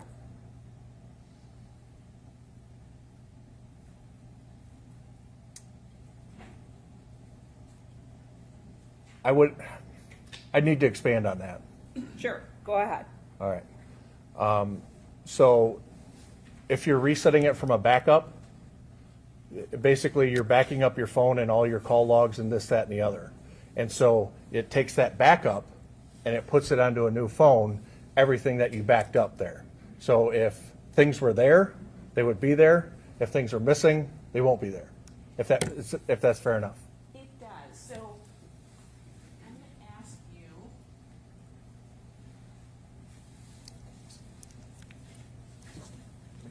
About something that was in a search warrant, and you did not prepare the search warrant, but I want to know if it's accurate.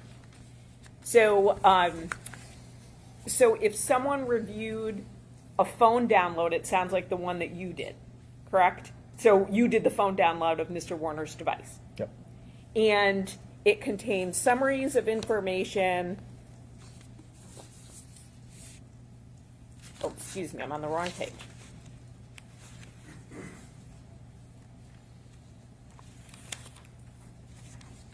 But there are gaps in records for a variety of reasons, including a user deleting content, which we covered, or resetting your device to a previous backup. Is that inaccurate?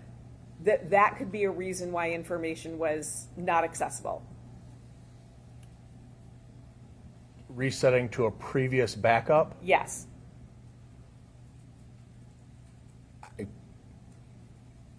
I'm trying to wrap my head around it. So like you have two backups stored. Do you want to see what was written to see if you agree that that's accurate or not?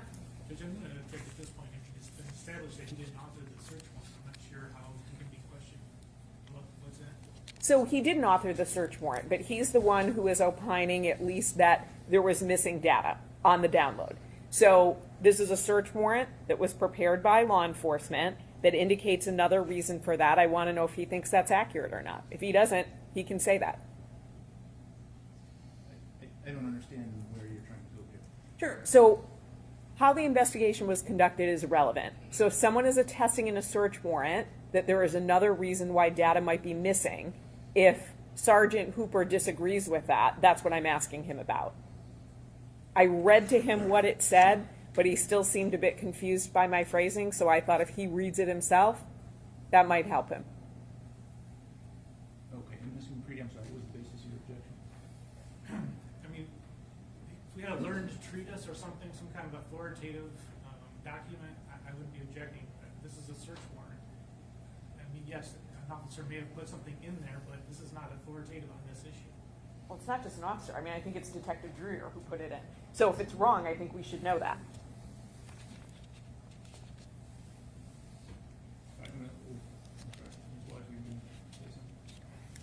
Just Your Honor, Detective Hooper did not author that search warrant, so he has no idea what Detective Dreer was putting in that search warrant when he did it, if that makes sense. So he doesn't know the terms that were used, the words that were used, and what Detective Dreer is talking about when he puts that item in his search warrant. That's why I offered to show it to him. So he's not going based on my phrasing of it. He actually sees the two sentences himself, and he can say whether he believes that's accurate or not.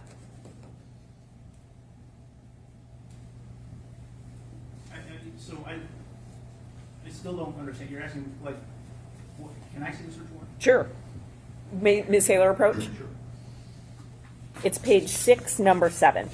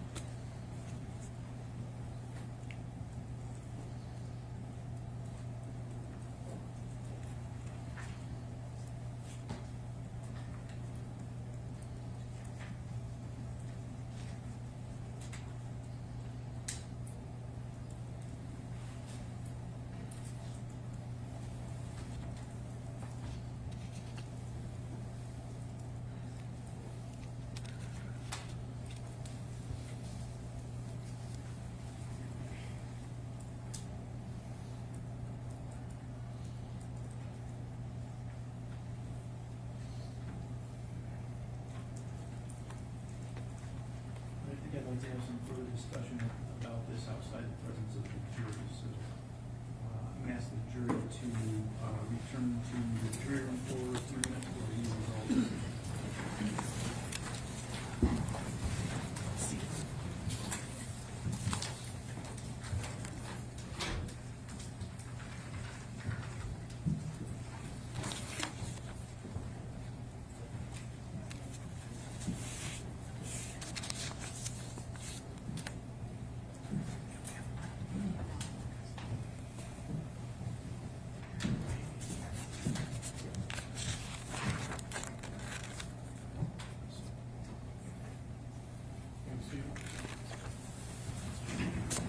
Okay,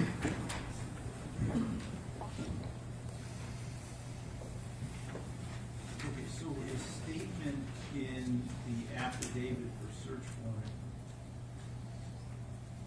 is not a statement that Detective Dreyer is making in the sense that I understood you to be saying that it was. So the statement indicates that Detective Dreyer spoke to Detective Trooper Weissenberg, and Detective Trooper Weissenberg told him this. Yes, but he swore to it, so he's the one who signed it. He Yes. swore to the fact that Detective Trooper Weissenberg told him that. Yes.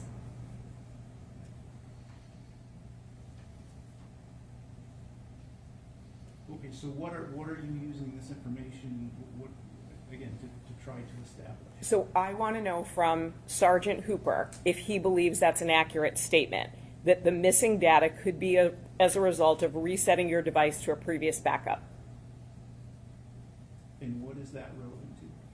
Because there was discussion on direct examination about missing data. And it's not just a user deleting data. Why does this statement in a search warrant have anything to do with it? Why can't you just ask him the question? I'm fine doing that as well, if the court would like that. And then I can always, if need be, follow up with Detective Lieutenant Dreyer when he takes the stand. Okay. I think it's legitimate to ask him the question to resolve the underlying premise, but I don't think that the statement in the search warrant is relevant to the answer to that question or anything that So- Sergeant Hooper's being questioned about. So the reason I did that was when I said those words to Sergeant Hooper, resetting your device to a previous backup, he was asking me for clarification. And so that's why I thought, well, if he sees it, if he sees what was said, then that might help him understand my question. That was the only reason I was showing it to him. Because my phrasing, he was asking me details about it, and I'm going off of phrasing in a search warrant affidavit.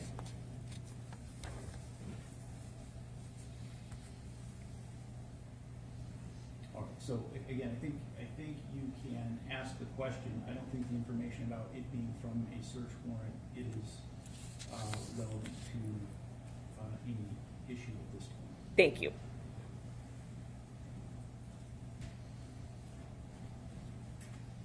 All right, we can run it through that.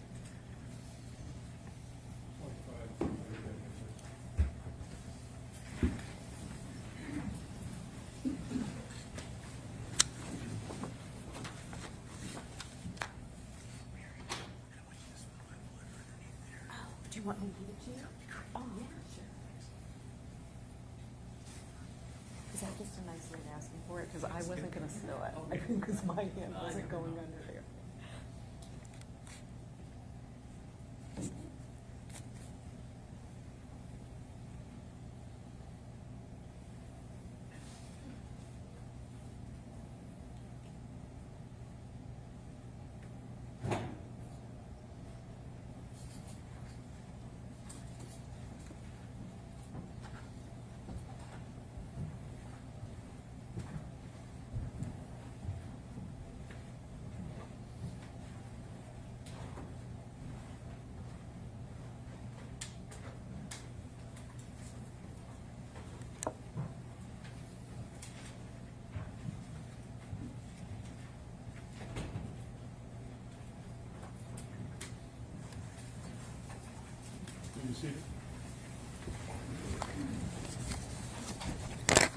Sergeant Hooper, so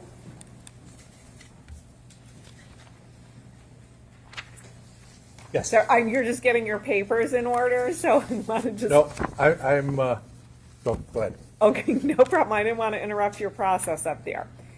So besides a user deleting content, is another way that there could be a gap in records resetting your device to a previous backup?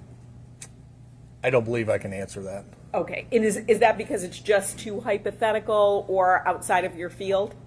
Yes. Do you know the answer to both sort of both, because I asked you a compound question. Not so much out of my field, just I don't think I can answer it Too hypothetical? right. Okay. Now, this might be too hypothetical too, and if that's true, just let me know. With an iPhone, does it back up to the iCloud? It can back up several different places. Okay. Do you know if this phone was backed up to the iCloud?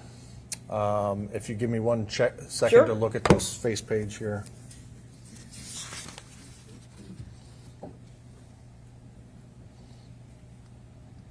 And is this for the phone or the iPad? You can answer for both.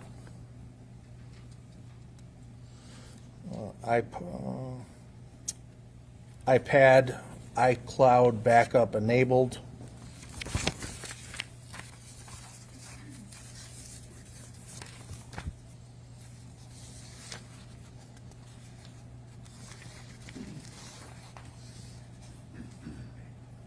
Cloud backup enabled.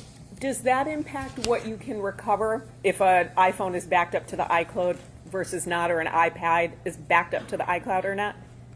I don't think I can answer that. And why not?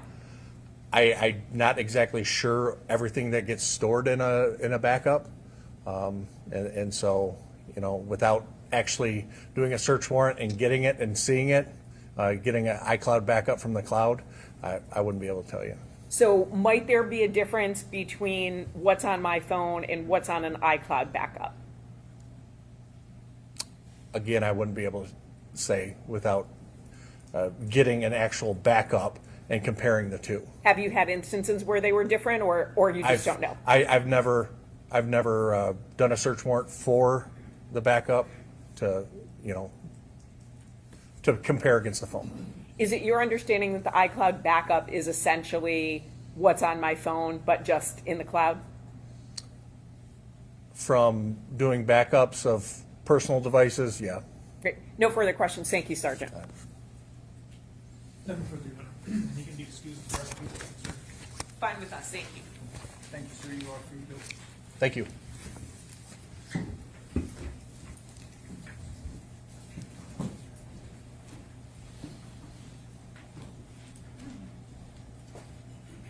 All right, it is about 12 minutes to noon at this point. Mr. McCready, I don't suspect you want to begin on the witness. That is correct time. So we will break for lunch at this point and ask everyone to return. We will start at 1:30 p.m. Thank you. Thank you.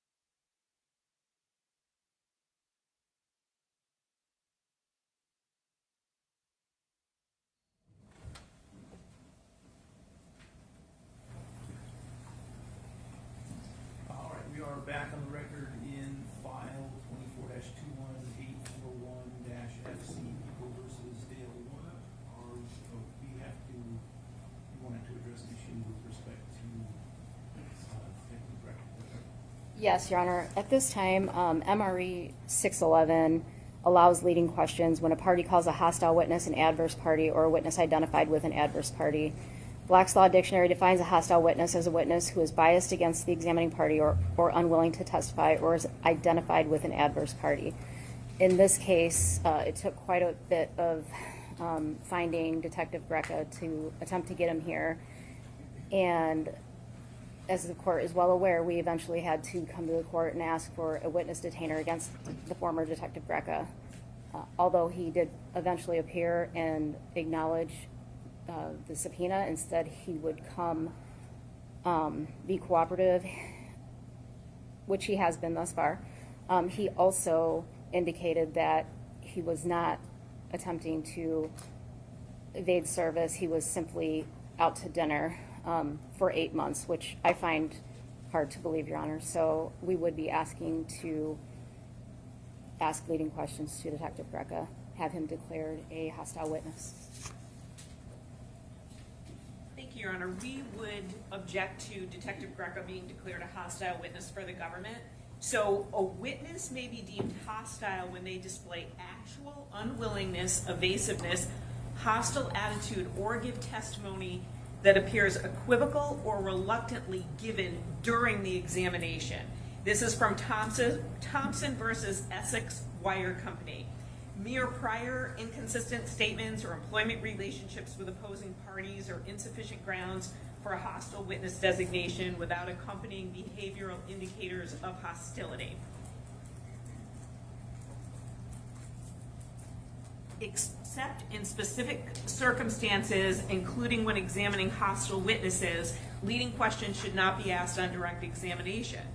There has to be actual hostile behavior during testimony rather than speculation based on relationships or alleged inconsistencies. This is again from Thompson versus Essex Wire Company, which applies a standard from Bates versus Evans, where the court noted that a witness may be declared hostile when they display hostile attitude, unwillingness, or evasiveness. That has not happened during Detective Greca's testimony. So here, their government has indicated that they had difficulty serving a subpoena on Detective Greca. I don't think that he's ever said he was out to dinner for 8 months. And I think through his lawyer, he has made it clear that while he may not have wanted to be served with a subpoena, when served with a subpoena, he would come in, honor that, and testify. He came into the court had a conversation with him about his Fifth Amendment rights. He indicated he was not asserting them. He would be answering all questions. He has not indicated that he is hostile to the government. In fact, my understanding is he met with the government to prepare for trial and has had at least one meeting with them. He's also met with the defense to discuss trial testimony as well. His lawyer has communicated, I believe, on a somewhat regular basis with the government and the prosecutor. Also, I would like to point out that in a case, Thompson versus Essex, which I mentioned, the defendant argued that a witness should be deemed hostile because he was working with the plaintiff. So he was working with someone on the other side, and he had done so for a number of years. So there was that close affiliation. But the court rejected the argument, noting that there was no manner in which the witness indicated that he would be a hostile witness while testifying. That there has to be actual hostile behavior during the examination. People versus Hall is a case where a court properly indicating that a witness was hostile. It was the defendant's twin brother, and he grew hostile during the examination, causing the prosecutor to abandon further questioning as useless. Again, we don't have this here. The court has to examine his demeanor and his behavior in real time. And so if, for instance, the prosecutor is asking questions of the witness and the witness is not responding or is evasive or is hostile, then the prosecutor in that moment, just as we could if it was a witness who we called on direct, ask the court to declare the witness as hostile and then move on to leading questions. But to do so before the witness has even had the opportunity to answer questions and demonstrate how he will answer questions in court is really too soon under established case law. And then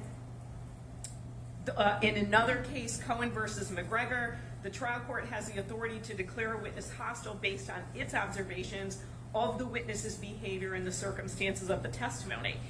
In all pretrial proceedings, Mr. Greca has come in when he has had a lawyer, he's been on time, he's been appropriately dressed for court, he's appropriately answered questions from the court. In Wilson versus W.A. Foote Memorial Hospital, witnesses did not exhibit unwillingness, evasiveness, or hostility in their testimony. So it's their testimony where that evaluation is made. I'm sure there are certain circumstances where it's so evident that someone is going to be hostile based on things they've said, based on maybe how they behaved in a preliminary examination, that possibly a court could indicate that before trial testimony. But we don't have that situation here with Mr. Greca, so I would ask him to be treated as any other witness in this case. Thank you.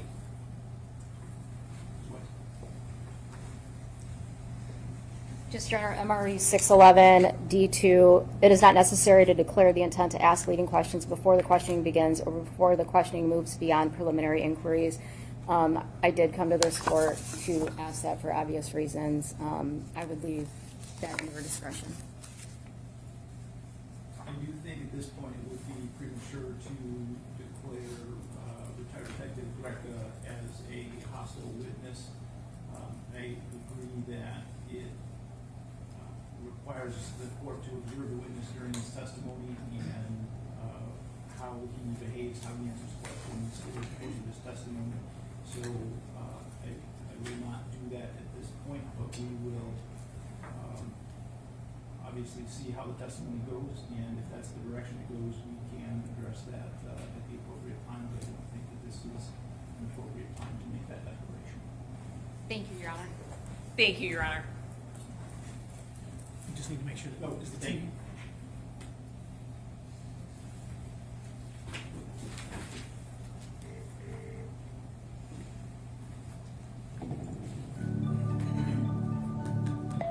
You are in the meeting now. Okay, Mr. McCready, before you plug in, I have someone in the Zoom waiting room from Kalamazoo jail, and I have no idea why they would be here.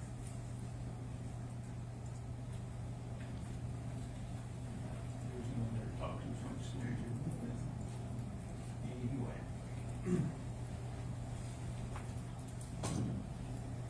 Are we otherwise ready to bring the jury back? Yes, Your Honor. Yes, Your Honor.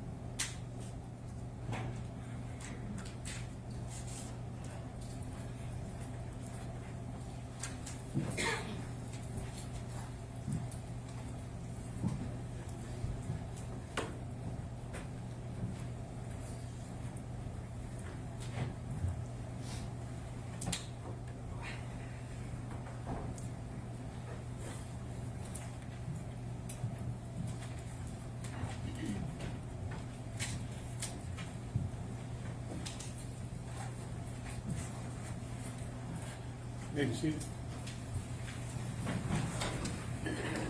Right, the people may call the next witness. I am probably going to butcher the name, but we would call Henrik Impola.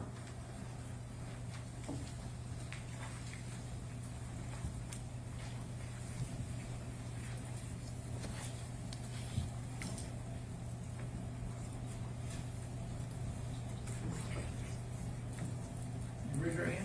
Yes, Do you swear or affirm to tell the truth, the whole truth, and nothing but the truth under penalty for perjury? I do. Thank you. You can sit down.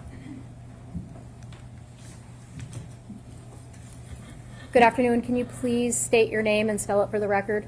Sure. My name is Henrik Impola, Henrik.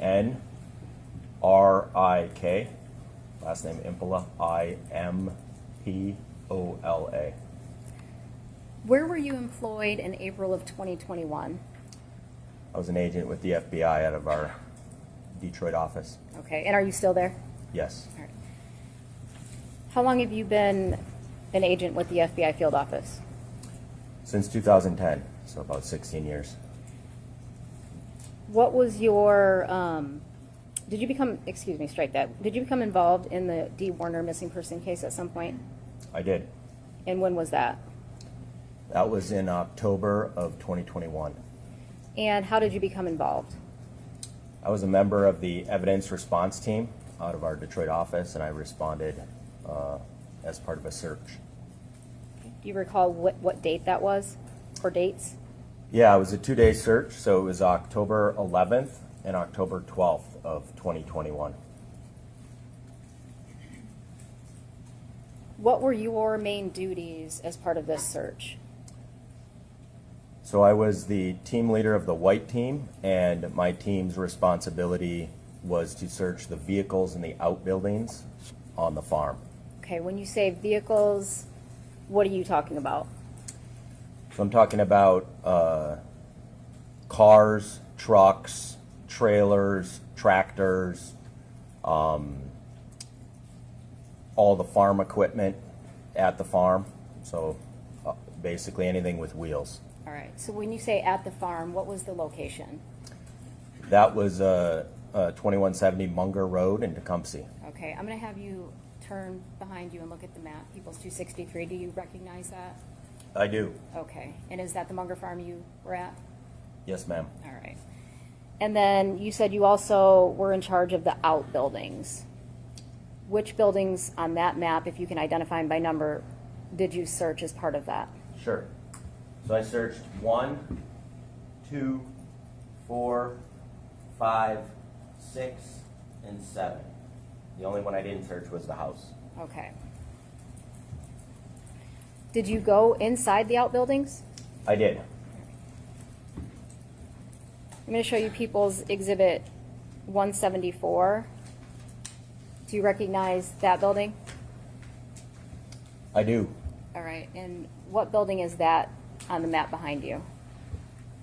It is this building here, Okay. number 7. Okay, I'm going to have you stay in front of the microphone when you speak just because it's picking up your voice and recording, okay? Yes, ma'am. Okay.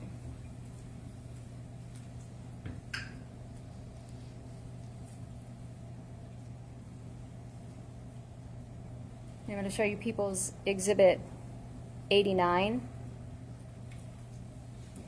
Did you observe that safe? Yes, I did. Okay. In that same location we just talked about, Building 7? Yes. You also indicated you searched vehicles. You recall approximately how many vehicles you searched? Yes, we had 37 vehicles listed on our report. At some point in time, did you search a black Chevy? Yes, I did. All right. And was that just part of your search, or why did you search that? It was part of the search, but it was requested to us to search the Chevy early so that it could be used. Okay. And So we wanted to search things before they left the property. all right. And at the time you arrived at the property, who was there? There was Dale Warner and then farm employees. There was Michigan conservation officers and Michigan State police officers and other local officers. And then I arrived with a contingent of FBI personnel. Okay. And when you arrived, were people then asked to leave the property? I don't know if they were asked to, but many people did elect to leave. And we were controlling the scene, and it was an active farm. So there was a priority to search the vehicles first to give them the opportunity to leave. All right. Do you know who was in charge of that search warrant? Well, I was working under Leslie Larson, who was our senior team leader, but I do not know on the state side who the OIC was. I believe there was multiple detectives and agencies there. Okay. Do you know at that point in time if it was the Lenawee County Sheriff's Department who was in charge, or? I believe it was, yes. Okay.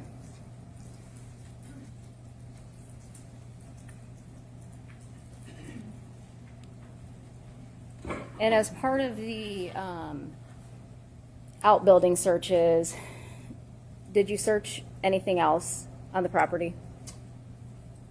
Yes, so I searched all equipment and silos, grain hoppers, bins. I tried to search anything that was in and around the barns that was part of the farming operation. When you say water tanks, what are you talking about? Well, there was a lot of tanks throughout the property, so I searched big plastic water tanks. There was 2 silos, and then there was smaller barrels and stainless steel barrels. Okay. How did you search those? I manually looked inside the empty tank, so I only searched tanks that weren't pressurized or didn't have chemicals in them. Manually looked inside as many as I could, and then I assigned members of our technical hazard response team to look inside higher tanks and silos and more complicated tanks that it looked like you needed a wrench or something to get into. Okay. You indicated you didn't look inside any pressurized tanks or ones with chemicals. Why not? It didn't seem, well, first off, I didn't have the equipment to look inside or the expertise to look inside. Okay. I didn't have any way to access those, and I didn't have any reason to believe there would be anything inside them. Okay. Did you make observations of any of the tanks that would have contained chemicals on the farm that day? Yes, so we noted in our logs which tanks we looked at, which tools we used, and then we noted tanks that were on wheels. Those were considered vehicles for the purpose of our log. So we noted which ones we went to and where they were. As you were looking at these tanks, what are you looking for? Well, initially, I'm doing a preliminary survey and I'm looking for any trace evidence, blood, body tissue. I'm looking for a body. But then, generally speaking, looking for anything out of the ordinary, any weapons, anything that could be used in a homicide. Okay. Around the tanks? Yes. All right. Were you looking specifically at welds? No.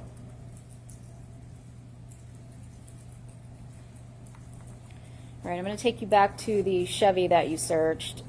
Do you know whose vehicle that was? I don't know who owned it. It was used by Dale Warner. On that day? I didn't see him drive it that day. I saw him around it that day, and it looked like it had things with his name on it inside the vehicle. Okay. Did you see him get in and out of that vehicle at all that day? No, ma'am. All right.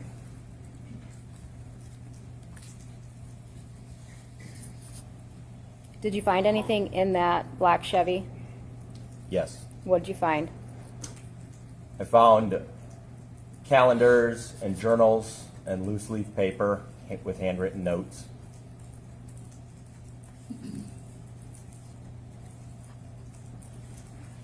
Did you take those items? No. What'd you do? I photographed those items in place. Okay. And why didn't you take the items? I had brought the items to the attention of our senior team leader and asked if they should be taken, if they were relevant to the case. I was told they wouldn't be taken, but to try to document and photograph anything that I thought was pertinent. Okay. And did you then document that? I did. All right. Now you said you took photographs. Did you photograph the items where you found them? Did you move them? Where'd you photograph them? So initially, we took entry photographs, which were where they were found, and then in place where they were found, we opened the notebooks and the paper and we took pictures in place. And I should clarify that I didn't take the pictures, I directed the pictures and directed what was taken. My photographer took pictures. And what did you want specifically taken out of those journals and notebooks? I wanted to take pictures of all the handwritten notes that were contained within them.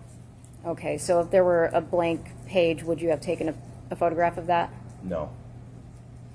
I apologize. Would you have directed that a photograph be taken of that? That's sorry. I would not have directed that. I directed them to specifically look for handwritten notes. Now, you indicated that your lead, Leslie Larson, indicated that you did not need to take those items just to photograph them. Do you know if that was her decision? No, she had consulted with the officer in charge at the time and then reported to me Okay. what the direction was.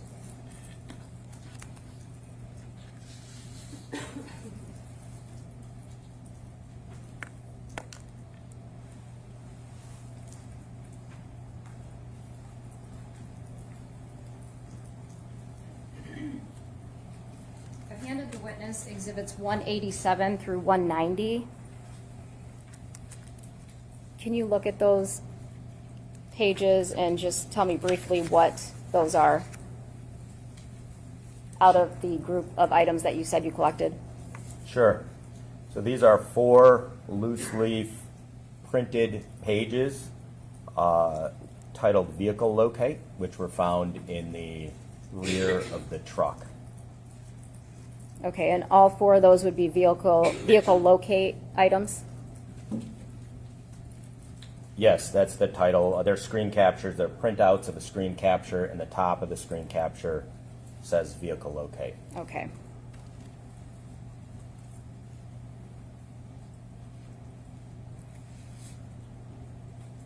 The first vehicle locate item that you have, 180, People's 187, can you read what date that is? Yes, ma'am. There's a handwritten note at the top that says September 8th, 2020. Is there any additional handwritten notes on there? Yes. And what does that say? Directly under that date, it says, told me she was at home office and was going to meet the girls for lunch after.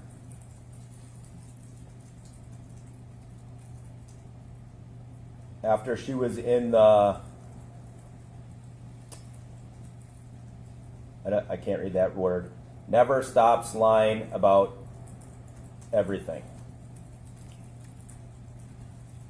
There's more words. Okay, read the rest of it. All right. There's a line that notates to a location, and it says, was here for approximately 45 minutes. There's another line that locates to another location on the map, and it says approximately 30 minutes. And then down at the bottom of the printout, there's a statement that says, I think drugstore met someone, then to dinner for lunch. She met with counselor at 10 a.m. When I talked to her, she was happy and cheerful.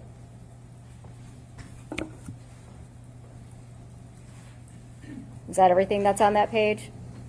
That's all the handwritten notes. I'm going to show People's Exhibit 187.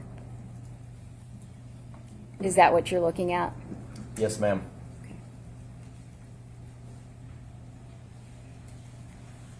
I'm going to have you go to People's Exhibit 188, and what is that? This is another printout on computer paper of a screen capture titled Vehicle Locate. Is that what you're looking up at on the screen up here? Yes, ma'am. All right, and can you read, is there a date on that one? Yes. Can you read that? On the upper right, it says September 8th, 2020. All right, and what about the handwritten notes? The handwritten notes on the right side of the page there says, at dinner 45 minutes after she said she was there, why lying about where she is at, question mark. Okay. People's Exhibit 189, what's that one?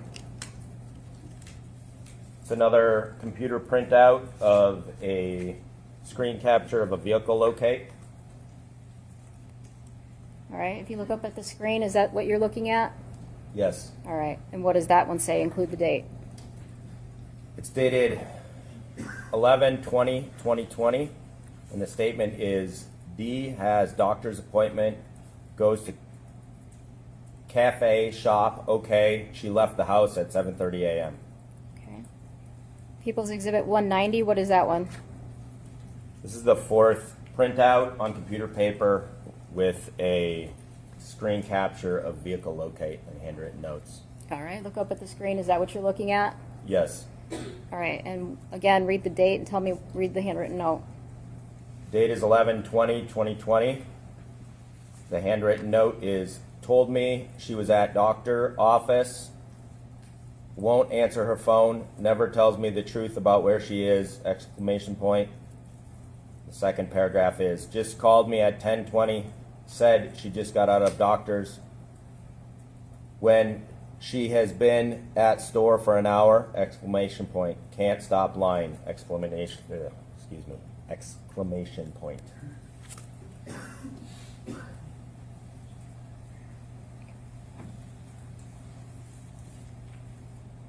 And I believe you indicated there were two smaller black books. Is that accurate? Yes. All right. I'm going to hand you People's 191.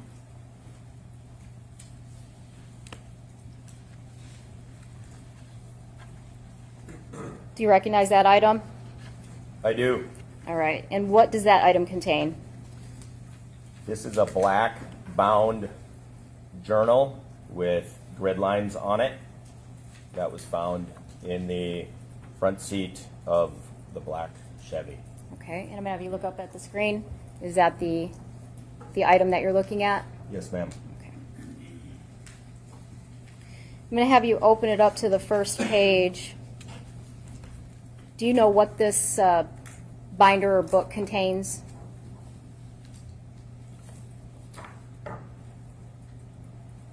It contains handwritten notes with dates and then dialogue. All right. So is this the first page that you're looking at? Yes. All right, and so can you read the top 2 lines of the first page? Sure. First line is 1 of 423, picture of text. Second line is messages, December 9th, 2019. Okay, and when do those text messages start? They start at December 30th, 2018. Okay, That's the number 3.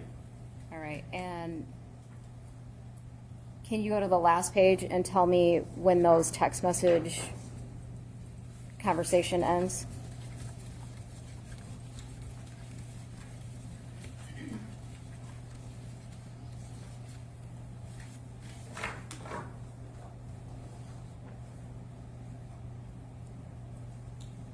So the last message I see here is line 294, and it says June 15th. Okay, and does it say what year?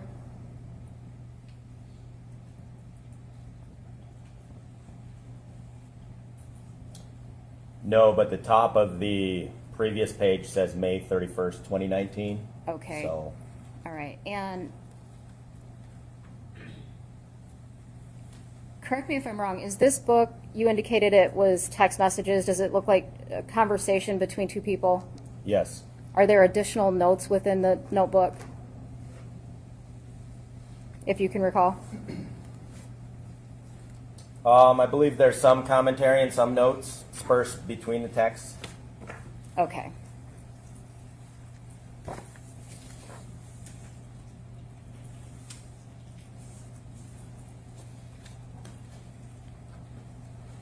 You also indicated that you found some unlined paper. Is that accurate?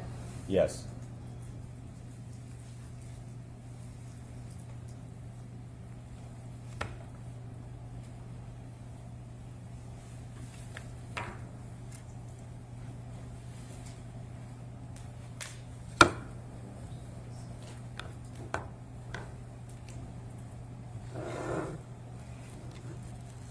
I'm going to have you look at exhibits 179, 180, 181, 182, and 183, and then tell me what those are.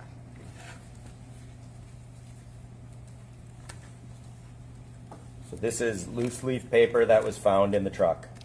All right, when you say loose leaf paper, is it one photograph of each paper you found, or how many pages are on each photograph? So each photograph contains generally 3 pages sequentially across. One of the photographs contains 4. Okay.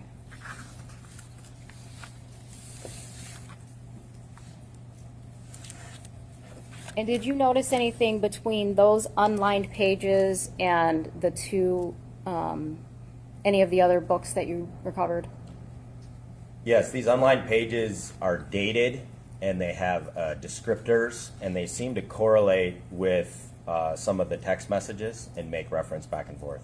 Okay. Does it make reference to the text messages or the planners? Well, what's in the planners, excuse me, yes, which I believe to be dialogue that seemed to be from text, but yes, what's in the planners. Okay. Was the book, the notebook with the text message with the dialogue, is that separate from the notebooks that were planners? Yes. In front of you, you have exhibits 192 and 193. Can you look at those?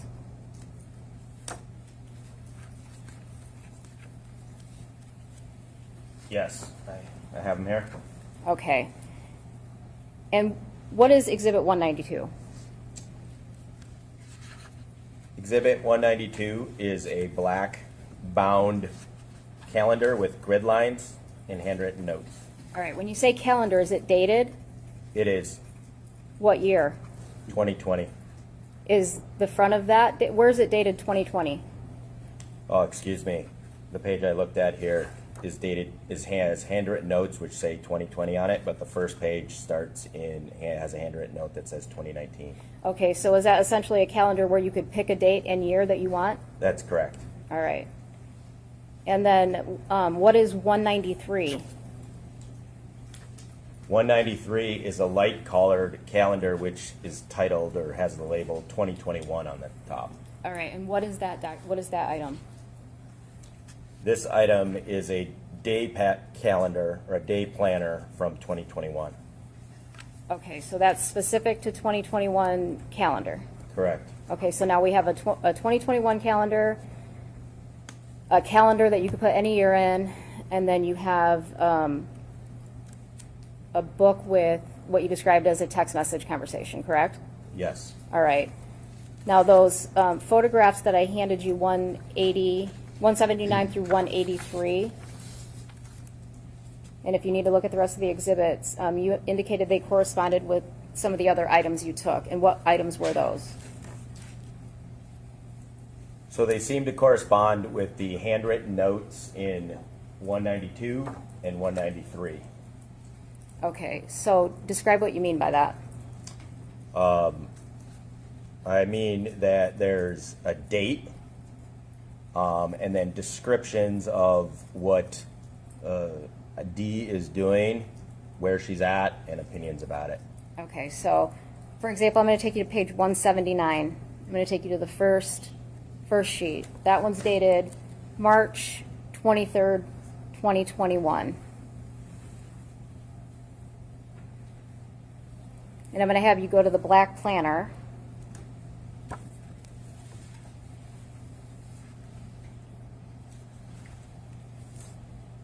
And see if you find March 23rd, 2021 in there.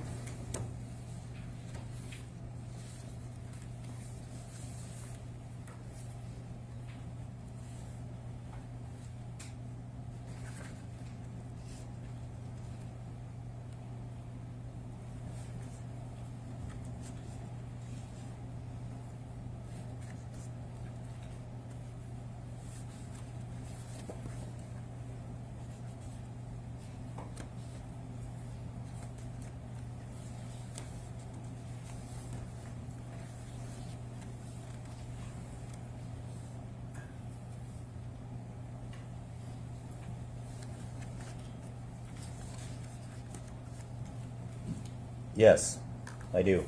Okay. And how does that black planner start out? What's the first sentence in the March 23rd, 2021 planner? On the last page of the exhibit, it's red handwriting. It says, Dee was in the office for a while today, tried to talk to her about crop budget, didn't go well, exclamation point. All right, I'm going to have you stop there. I'm going to have you go to now the exhibit 193, pink planner. And that one, I believe you indicated, was the 2021 calendar, is that correct? Yes. All right. Do you find March 23rd, 2021 in there?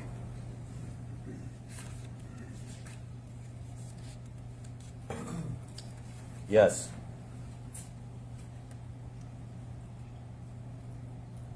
Okay, and what does that one say? It says, was in office for a while today, tried to talk to her about crop budget, did go well, tells me all the time how bad I treat her, don't understand, vacation was great, everything was good, exclamation point. Okay. And so was that a constant with those loose leaf papers as well as the black calendar and the pink calendar? Yes, they seem to correspond back and forth. Okay. I'm going to have you go to exhibit 192,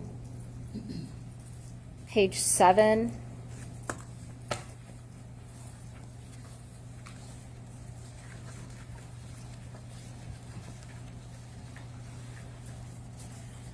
Okay, I have it here. Is this what you're looking at? Yes. Okay, I want you to flip that sideways, just like this is, and tell me what that says. It says, it's this way every time I check my something app. She is never where she says she is, exclamation point and underlined.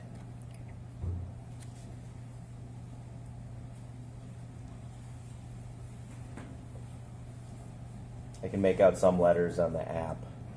It's not entirely clear. Okay. And can you tell me the date on that? That's July 31st, 2020. Okay.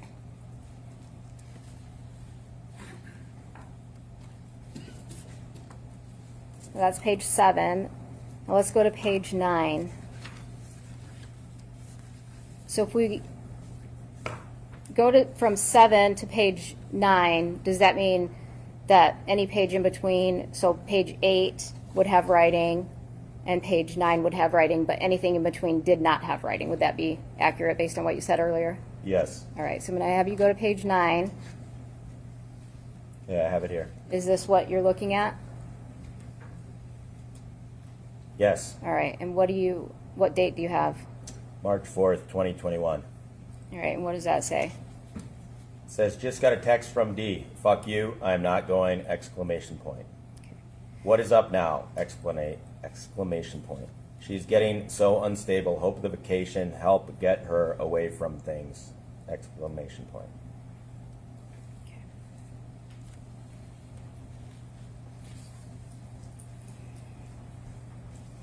I'm going to take you to the pink planner, the 2021, Exhibit 193.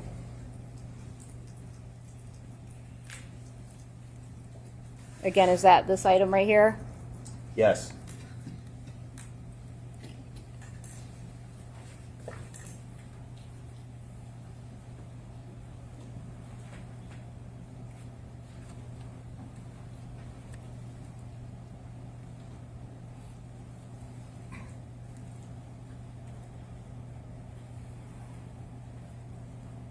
Turn to page 4.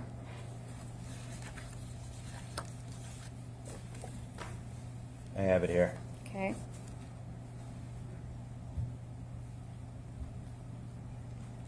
Is that what you're looking at?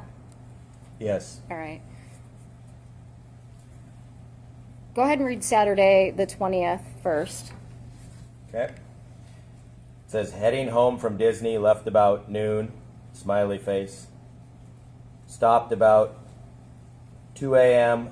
dash to rest a bit. Started up again around 8 a.m. Sunday morning.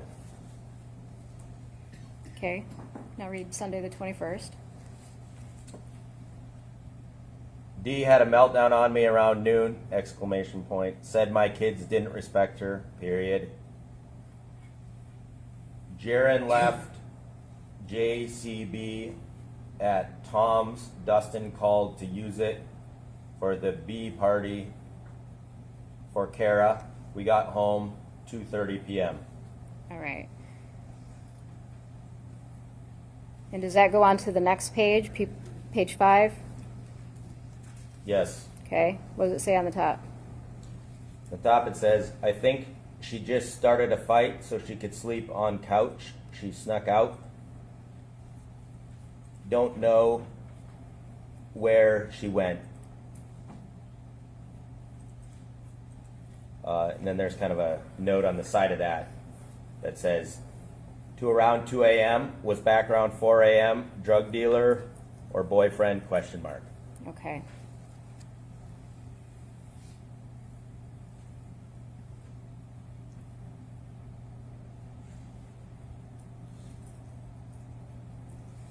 Tuesday, the 23rd. Okay. It says, was in office for a while today.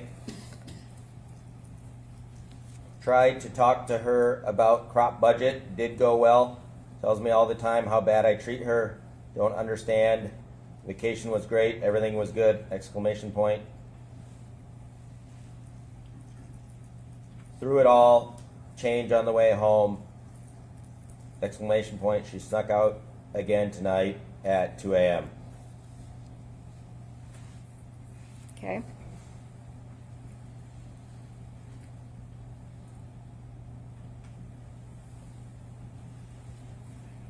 I'm going to have you go to page 8.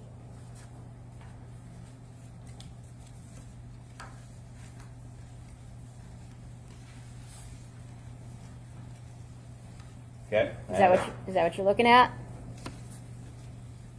Yes. Okay. Read Friday the 23rd for me. Okay. Dee got into a disagreement with Terry N. over his ex-wife. All right. Saturday the 24th. Got into it with Terry and Todd.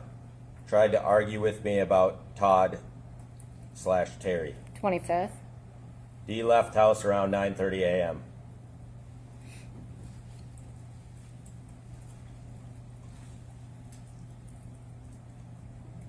The next page. I have it. Okay. Go ahead and read the next date that you have on there. This is April 26th, 2021.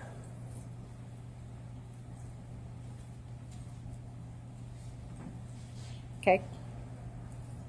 At the top, still don't know where Dee went. I think she is at Zach's house. That's where she always goes. Next date. That's the 27th of April. Sheriff came out, searched the property for Dee, started to wonder if Zach is still hiding his mom or not. Exclamation point. Next one. April 29th, 2021. Sheriff here again, searching house and property, took my phone at 3 p.m. Starting to think maybe Zach doesn't know.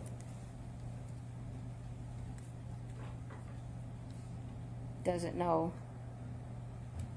Oh, excuse me, where she is. Sorry, I didn't see that last little notation. Okay. The next time that you have an entry in the calendar.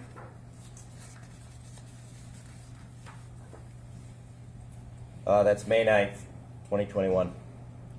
Okay. And there's nothing between April 29th and May 9th of 2021. That's correct. Okay. What does it say on May 9th? There's blue writing with an arrow that says, Lena said we could change Mother's Day and Father's Day around this year. So it was Father's Day today, Mother's Day on Father's Day when Mom is home. She is so smart! Exclamation point. Then in black writing it says, Mother's Day was very hard. Dee still not home. Lena is very upset today! Exclamation point. Okay. And the next entry that you have? That's May 10th, 2021. Okay. Says sheriff was here. No new leads. Took my iPad, Dee's retainer, got permission for dental records. Kevin is off until Thursday. His father died. Okay. Anything additional in that calendar? No, that's the last piece of the exhibit. Okay.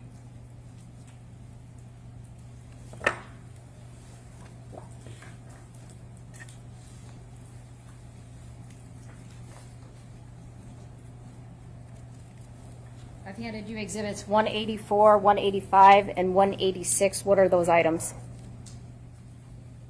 These are handwritten notes on a spiral bound notebook. Okay. Is that what you're looking at? Yes. All right. There's water up there if you need it with all the reading. Okay, yeah, no problem. Can Thanks. you read that for me when you get a second? Sure.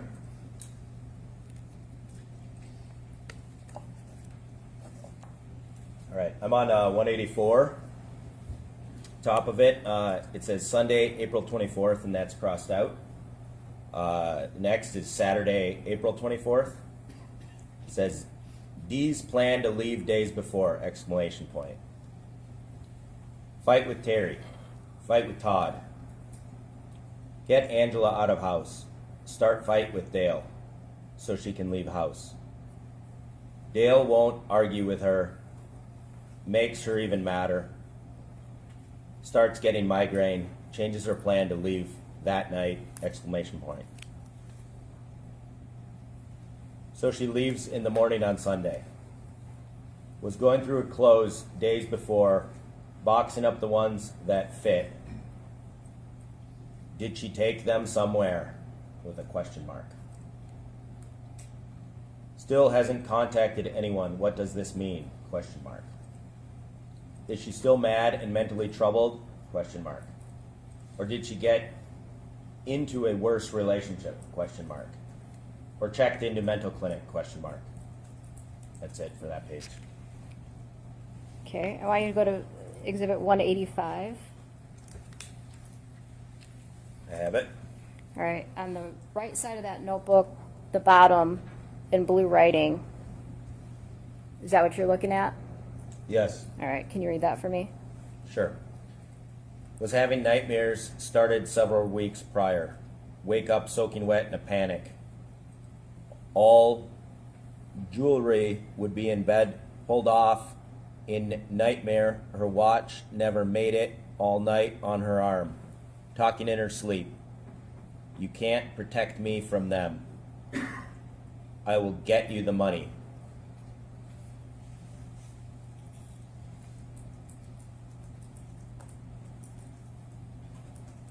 Exhibit 186. I have it. The top portion in blue, is that what you're looking at? Yes. All right, and can you read that for me? Sure. Never goes shopping alone. Can't sit home alone. Scared to be by self. Runs to window or door every time a car goes by or pulls in? Question mark. Always said someone was watching The Office.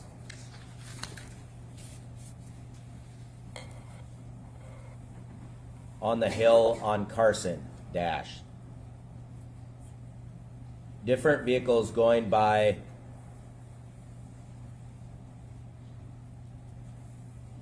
something all the time, dash. Slow, excuse me, I see that now. Different vehicles going by slow all the time. Okay, thank you. Did you ever interview the defendant in this case, Dale Warner? No, Was your role limited to doing the things that you just testified to today? that's correct. I was just on the search team. Thank you. I have nothing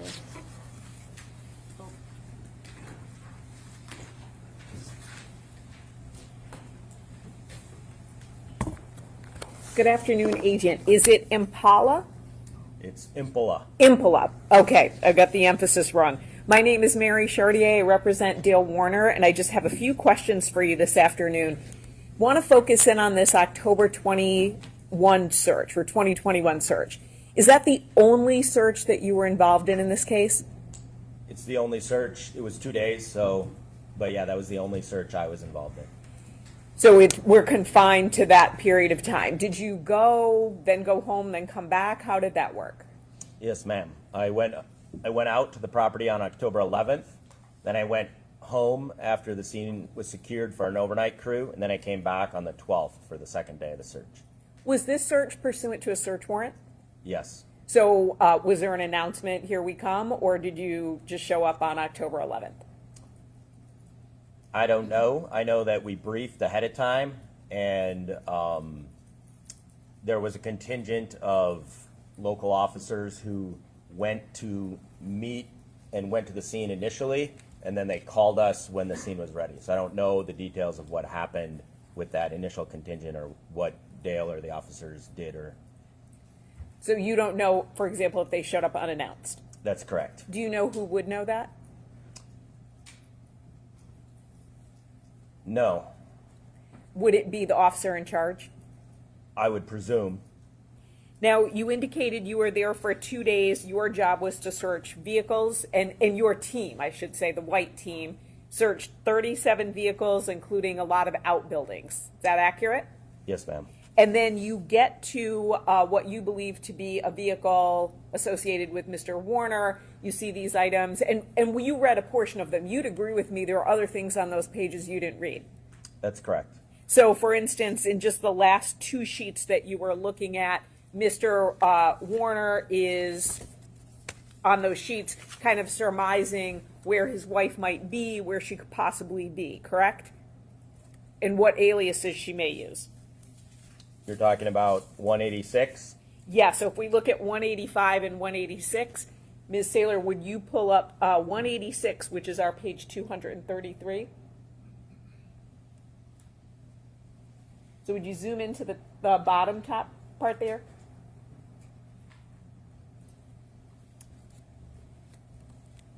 So it says, where would she go, right? And then lists a couple of ideas of where she might be, correct? Yes, ma'am. And then also, if you zoom out a little bit, Ms. Saylor, what aliases would she use? And writes a couple of ideas on that, correct?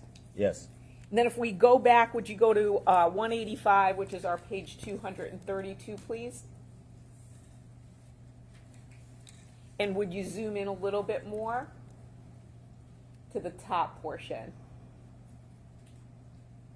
So you can see he's got some ideas of asking people questions and try to surmise as to where his wife might be, correct? That seems fair. Right, and those were things you didn't read. And to be fair, there are other things in these documents that you did not read. We'd probably be here for quite the afternoon. You'd need more than that 1 bottle of water, right, to read everything in the notebooks and the paper and everything like that, right? Absolutely. And when you were talking about sort of, we've got these handwritten notes, and then they seem to be in a journal. Is that correct? Or like a calendar by date, and they seem to correspond? Yes. Remember that testimony? Yes, ma'am. Is it fair to say you've got sort of loose sheets of white paper that are unlined where someone is jotting down their thoughts, right? And that's what it looks like, correct? Sure, yes. And then those thoughts are transferred to like a binder, something that's bound together by date, correct? So it's all in one place. Is that fair? I couldn't say how they got from one to another if one is transferred to another. I'm just looking at 2 independent things. So presumably they're related, and I don't know which one came first and how that happened. Sure, and that's a fair point.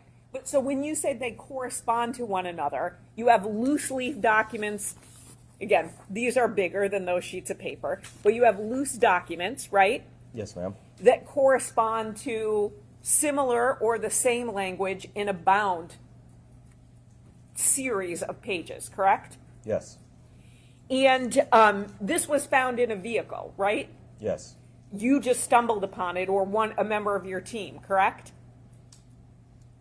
We were searching, and we were searching the property. I don't consider our search to just be stumbling around, but we opened the door of the vehicle and we found it there. We didn't intend to find it, if that's what you mean. Sure, and stumble, I don't mean that, you just like tripped over your own feet. My point is, no one said, hi, there's a journal and some documents in a truck, you should go take a look at them, right? I did receive that information, yes. So, from who? From the search team I had assigned to look at those vehicles. So I noted the vehicles that I thought might be pertinent to get out of the way, and I sent a team to go look into those vehicles to see if there was anything that seemed pertinent, and they came back to me and said there is a number of journals and documents with handwriting, and so I went specifically to those vehicles to go look at them and then to dig into it further to see if it was relevant. That's a great clarification. So it was law enforcement, though, not you, but members of your search team who found the items in the vehicle, correct? Yes, ma'am. And those items were not seized? That's correct. Why not? You said that your supervising officer agent spoke to someone and then they said that they were not relevant? They said just to photograph the materials and not to take them. Was there any reason given as to why not to take them? No. Did it just because it seemed like a private journal? No. when we search, it's very intrusive, and so I wouldn't consider privacy to be a thing. Okay, so there's no privacy at all if you're searching property. Sounds That's to be correct. fair.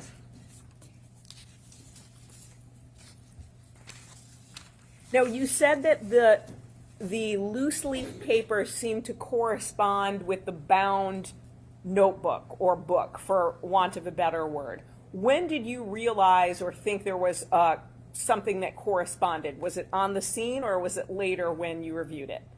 It was on the scene. So are you in real time reading all the items that are being you're directing someone to photograph? Yes, ma'am. And then saying, photograph this, photograph this. If it's a blank page, leave it alone, keep photographing?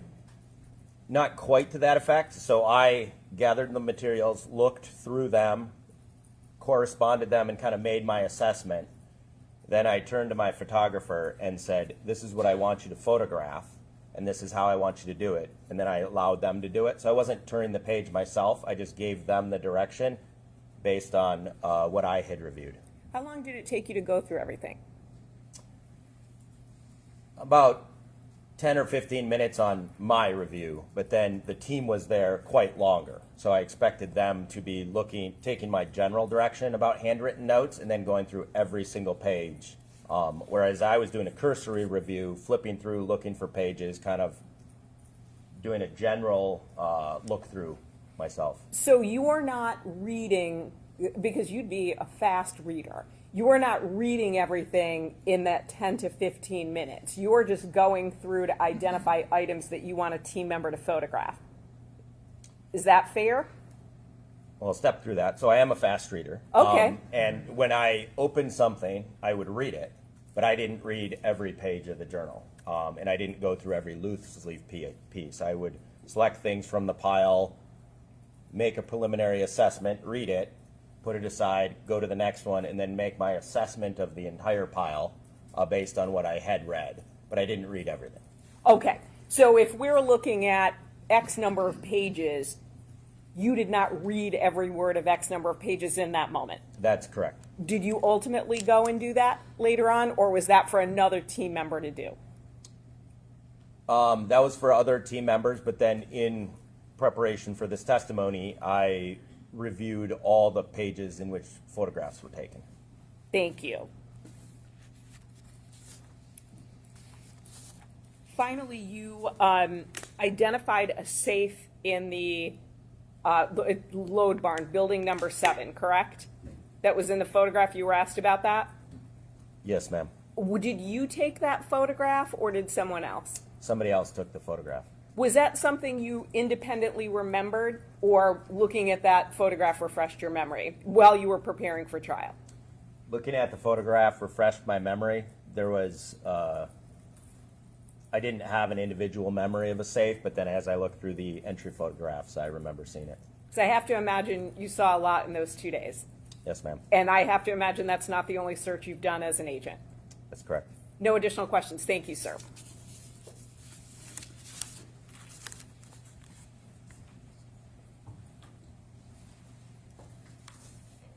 The loose leaf pages, the black calendar that can be dated any date, and the pink calendar dated 2021. I'm going to talk about all 3 of those, okay? Okay.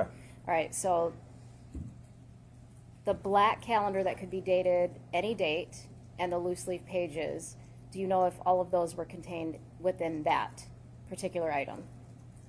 Does that question make sense? No, which particular item? So the loose leaf pages and the black calendar that can be dated. Yes. So those loose leaf pages have a couple of different dates on them, right? Yes. Read me all the dates. March 23rd, 2020, December 28th, 2019, July 2nd, 2020, May 22nd, 2021, March 20th, 2021, March 5th, 2021, March 4th, 2021, March 1st, 2021, July 4th, 2020, July 7th, 2020, July 11th, July 31st, 2020, May 21st, 2021, May 22nd, 2021, and March 20th, 2021. Okay. And the items that were dated in 2021, did you observe those items? And so from the pink calendar, the items that are dated, strike that. On the loose leaf pages, the items that are dated 2021, did you observe those in both the pink 2021 calendar and the black calendar? Let me check to make sure.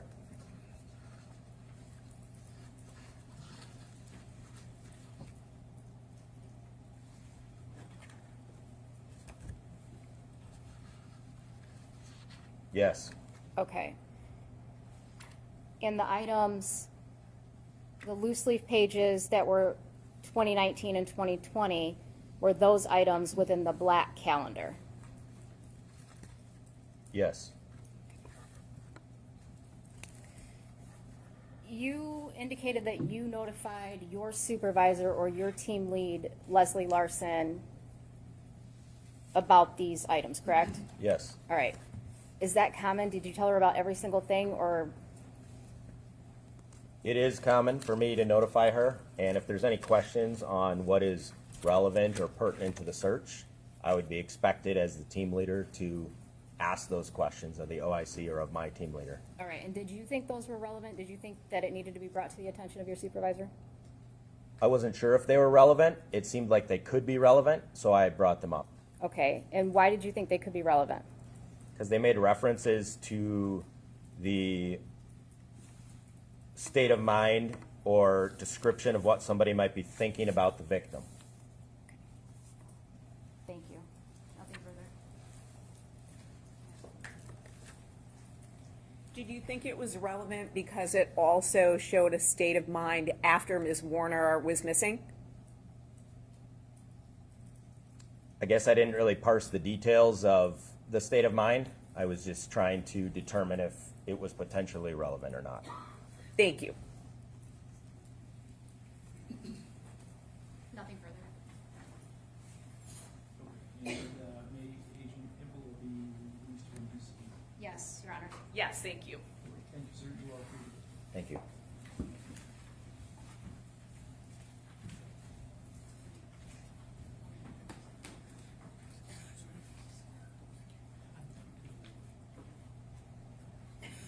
Your Honor, I would be calling Detective Singleton next. I don't know if the court wants to take a brief recess before we call him because his testimony will be a little bit lengthy. Or if you want me to start with him and then take a break, or I'm ready to start, but however the court wants to do it. I guess I prefer we not break up in the middle of your examination. So why don't we take a 10-minute break now, and we will resume at that 10 minutes.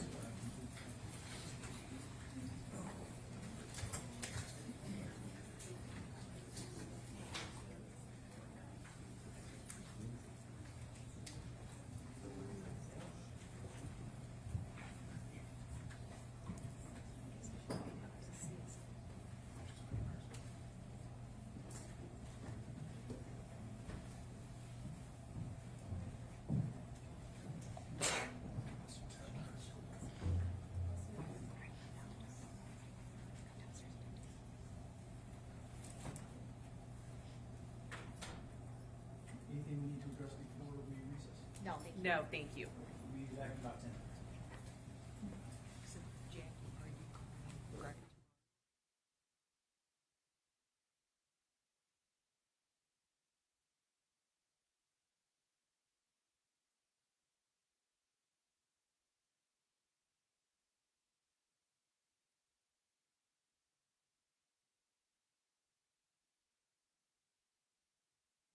Maybe see it.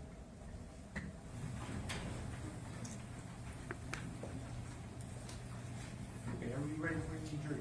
Yes, Your Honor. Yes, Your Honor.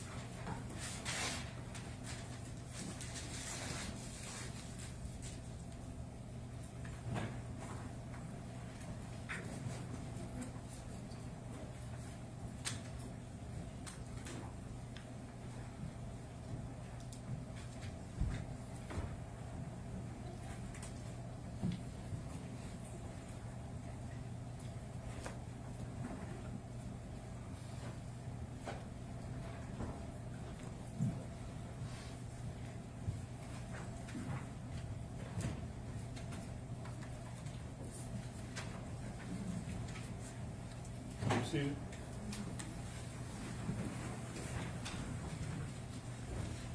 People may call their next witness. People call Scott Singleton.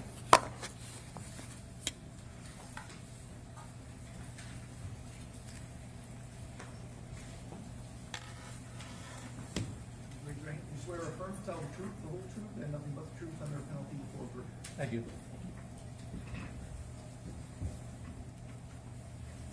Good afternoon. Can you please state your full name and spell it for the record? Yes, Scott Singleton, SCOTT-SINGLETON, Where were you employed in April of 2021? with the Michigan State Police. What was your title? I was a detective sergeant. How long were you a detective sergeant? I was a detective sergeant for 12 years, How long did you work at MSP in total? 27 years. All right. Did you become involved in the Warner case at some point in time? I did. When was that? In March of 2022, so almost a year from when she went missing. Was that when they created the task force for Dee Warner? Yes. All right. What was your role at that time? My role was to assist the sheriff's department. Detective Lieutenant Dreyer was assigned, I was assigned as his backup to assist him. So I was assigned to just do anything that they required of me or anything that they needed. When you first became involved in March 2022, what types of things did you do for the investigation? Well, when I first got all the evidence in the investigation, I had never seen any of it. I had read through the reports. I went through all the evidence, all the photos, the phone dumps, the surveillance on the farm, the surveillance cameras. Did you watch any body-worn cameras? Yes, Okay. several. When you said you looked at the surveillance footage from the Munger farm, how much footage did you look at? Well, I looked at it all, and I spent probably hundreds of hours looking at that surveillance film. Okay.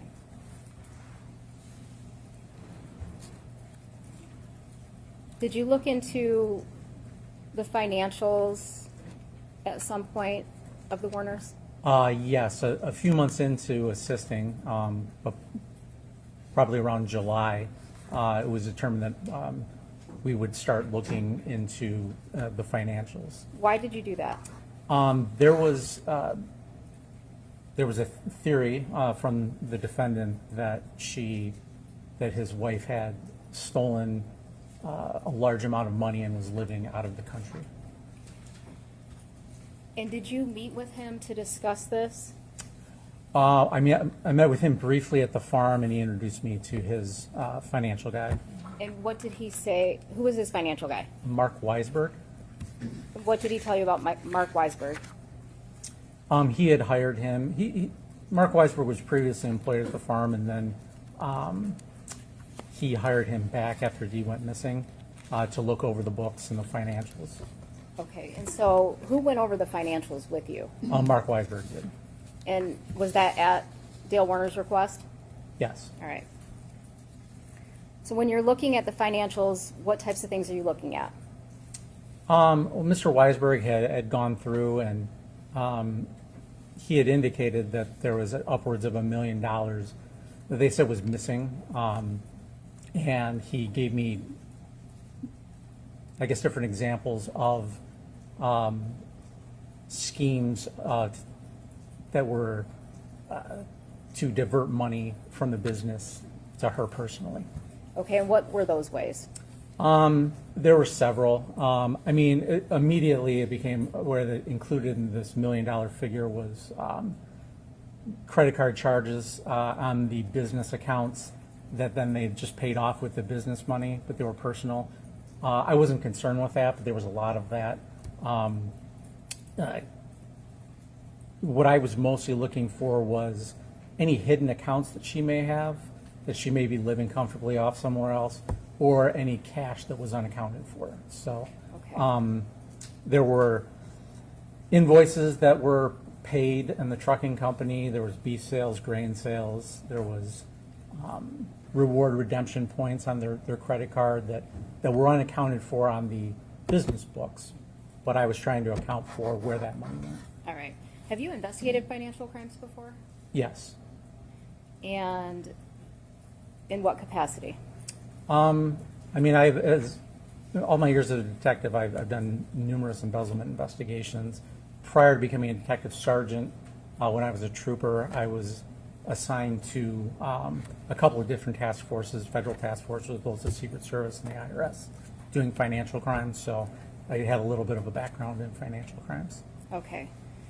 And so you said beef sales and income from the businesses, and you were also looking for any bank accounts that she might be living off of. Is that Correct. all right? And did you find any bank accounts that Ms. Warner could be living off of?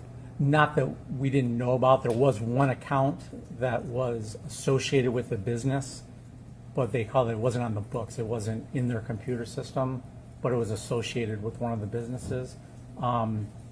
The statements and everything were in the office, so it wasn't a secret hidden account that nobody knew about, but there was one that was not associated with the business. Okay. I believe you indicated that originally when you started looking at this, or you met with Dale Warner and Mark Weisberg in July of 2022, the amount started out at $1 million. Is that what you said? Yeah, there were numerous figures thrown around throughout the entirety of the investigation. Okay. It started out $1 million, and I think the last I heard was, she stole $2 million and fled to Jamaica or something of that nature. Okay. And were you able to find any sums of money that were unaccounted for? Yeah, I traced as much as I could, and when things go to cash, it's a little harder to trace. But I did not find any secret accounts that she was living off of in Jamaica or accessing or anything like that. But I did come up with some figures of money that was unaccounted for. And what was that figure? It was about $34,000 over a 2.5-year period before she went missing. Okay.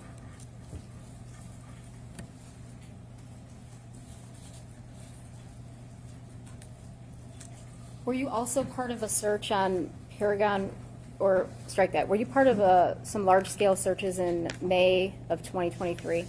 Yes. Tell me about them.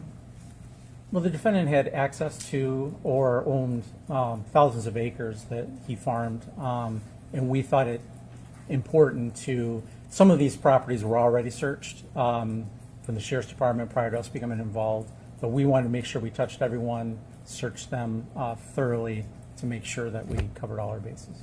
Okay. And approximately how many properties do you think you searched? Oh, I don't even know. It was, Okay. Do you know the approximate acreage? it was about 3,000 acres All right. in total. Based on those searches, did you do another more in-depth search of another location? Yeah, based on information, while we were conducting those searches, based on information we obtained, there was an address on Paragon that became, Paragon Road, that became more important to us after the searches began. All right. And what did you do with, based on the information that you received, what did you do? We received information that during our searches of these other properties, Mr. Warner was, initially said that he was digging at this property on Paragon. We sent someone by to make contact, a detective. He wasn't digging, but he was moving a collapsed structure, and he was using heavy equipment on that property. Okay. And so did you decide to to do a more thorough search of that location? Yeah, it was on our radar. And part of the reason of this big search, we wanted to touch every property that he had access to, but we also wanted to see how he would react to us searching all his properties. So, and while we were searching his property, he went to this specific property, so it also became interesting there. The property itself used to have a house on it and a barn, and it was, the property was demolished, the house was, and it was buried in its foundation. So there was some digging after she went missing. And there was a fire, burned the debris, and then buried it. So it always was kind of interesting to us. It had already been searched prior a couple times, but we were still interested in searching it again. All right.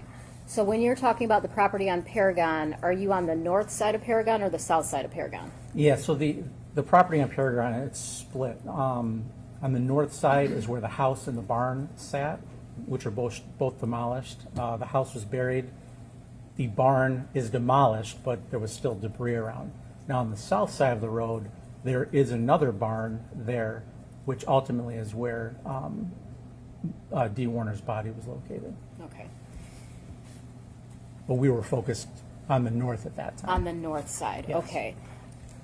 And did you eventually go search that property? Yes. All right, and when was that? It was early, you mean, In relation to sending your trooper over there to kick Mr. Warner off the property? yeah, so we sent a detective over there the night we got the information. He made contact with Mr. Warner, asked him to leave the property, and we set a trooper there overnight to secure the property so that no one came and disturbed it. And we were going to seek a search warrant to dig that foundation of the house that was buried the next morning. And did you come back the next morning? We did. Do you know approximately what time? It was really early in the morning. We started between 7 and 8 probably. Who did you arrive at the property with? I was there with Detective Lieutenant Drewer, another Detective Sergeant Fergursky. There was a trooper still there that was securing the property. I can't recall everybody who was there. But Was there other law enforcement officers Yeah, there? there's a handful of us there. All right. So, Go ahead. canines, cadaver canines. Yeah, a human remains expert. Okay. And what was the plan with that property? We were going to excavate where the house was basically collapsed and burned and then buried. We were going to excavate that foundation with heavy machinery. When you arrived at the Paragon property to do that search and excavation, did anybody other than law enforcement show up that morning? Yes, the defendant did show up. Okay. How long had you been there before he arrived? It wasn't too long before we arrived that he showed up. Did you have a conversation with him? Yes. And what did you talk about? He just wanted to know what we were doing, and we explained that we were going to be digging the foundation, and he offered to stick around, but we asked him to not be on the property at that time. Okay. And did you indicate when you were going to be digging up the property that you were looking for his wife? I don't recall specifically, but Okay. I guess that was implied. But. Out of the other thousands of acres that you had searched up until this point, had the defendant ever offered to help you search? No.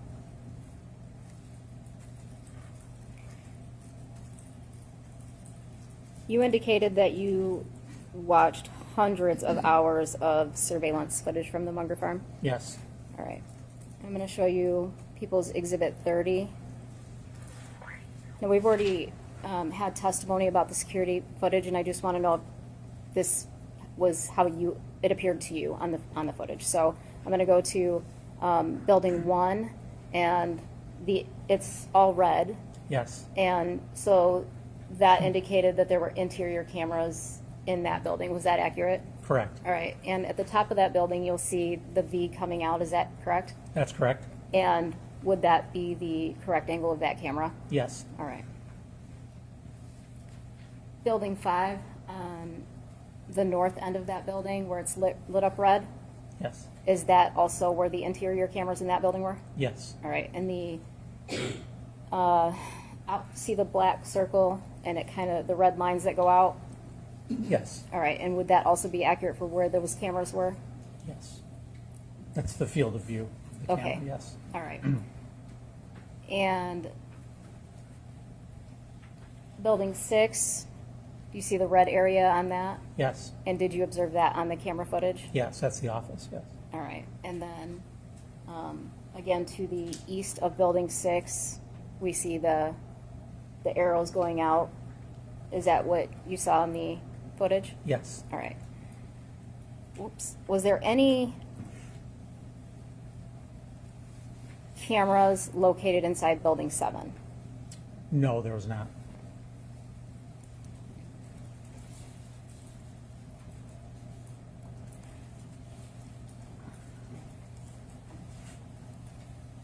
So in building one, how did the camera system operate in that building when you were watching them? When I was watching, there was multiple cameras in building one. It's actually two halves. There's a front part of, we call it the old shop. There's the front part of the old shop and the back part, and there were multiple camera angles all throughout, covering almost all of both sections of the shop. It was motion activated, so when people came in or light came in, it would activate the camera. Okay. And what about the north side of building 5? How did that camera work? Same thing. There was only one camera in there. It was on the west wall facing east, and it was motion activated as well. Okay. Office camera, same thing? Same thing, yes, motion activated. All right. What about the scale cameras when you were reviewing those? There's actually two cameras there. I'm not sure if they're two independent cameras, but there's two views. One is a normal view, and then one is a fisheye view, so it gives a wider view of the area. Did you watch footage from April 25th, 2021? I did. In the old shop, was there a lot going on in the old shop? Yeah, on the 25th, there was a lot going on. One of the employees, I mean, I think it was a Sunday, it was an off day, but Ivan Boyd, he was in the old shop with his brother working on his vehicle. All right. What about the new shop on April 25th, 2021? Was there a lot of activity in there? There wasn't a lot of activity. There was some throughout the day, but not a lot at all. The office? The office had a lot of activity. Once it was discovered that Dee Warner was missing, a lot of the family came together, and that's where they congregated in the office. All right. Do you know what time that camera stopped activating on April 25th, 2021? In the office? Correct. The family left around 4 o'clock, and there was, I believe there was one activation later in the night, but that was from the lights of a vehicle that's shown through the windows, and light tends to activate those, but there was no activity within the office. But 4 o'clock is when activity in the office ceased. All right. And do you know what time the activation started in the office that morning? It was 10:07. Okay. And the scale cameras from the 25th, was there a lot of activity on that? There's a lot of activity, but specifically with the scale cameras, there's a pine tree right in front of them. So the wind blows just a little bit, moves those branches. It's motion activated, but it basically throughout the day stayed on most of the time. What were you able to do with those cameras? When you are viewing them in the viewer, you can speed them up, slow them down, zoom in, pan throughout the photo in a zoomed in mode. Did you do that for what you were looking for on April 25th, 2021? Yes. The timestamp on the camera, did that appear to be accurate to you? It was close, but it was not accurate. It was about a minute and 35 seconds off. How did you come to that conclusion with it being a minute 35 off? Whenever we have video surveillance, whether in a gas station for a robbery or where, times are always off. So you have to make sure that you know what the correct time is and see what the difference is. Unfortunately, by the time we got involved, it was seized and we couldn't view it live. So what I did was, one of the detectives in this case had a body cam when he responded. And so specifically in the office, when he came in the office, you could see him and I could compare the two times, and it was a minute and 35 seconds off. All right, so how do you know the body camera timestamp is accurate? Why would you compare it to that? With the body cameras, they are, whenever you dock them, they communicate with the system, and it automatically resets the clock and makes sure that it's accurate. So it's as long as it is docked, which you have to, or otherwise it'll die on you, the battery doesn't last that long, that camera will stay very accurate. At some point, while you're looking through the footage from 4/25/2021, do you see something that you feel is important to your investigation? Yeah, I was looking at just everything that happened that day, because that's the day she went missing. But one thing that stood out, after that 4 o'clock when the family left, and there appeared to be nobody else on the farm except for the defendant, he was in the old shop, and he was looking around some welding equipment. And it appeared, from my view, that he heard something because he looked out the big bay door, and then he kind of crouched down and was looking in a suspicious manner. So it looked like he was startled that somebody may be on the property. All right. I'm going to show you the footage. This is the old shop, timestamped 4:52. Is this the footage that you're referring to? Yes.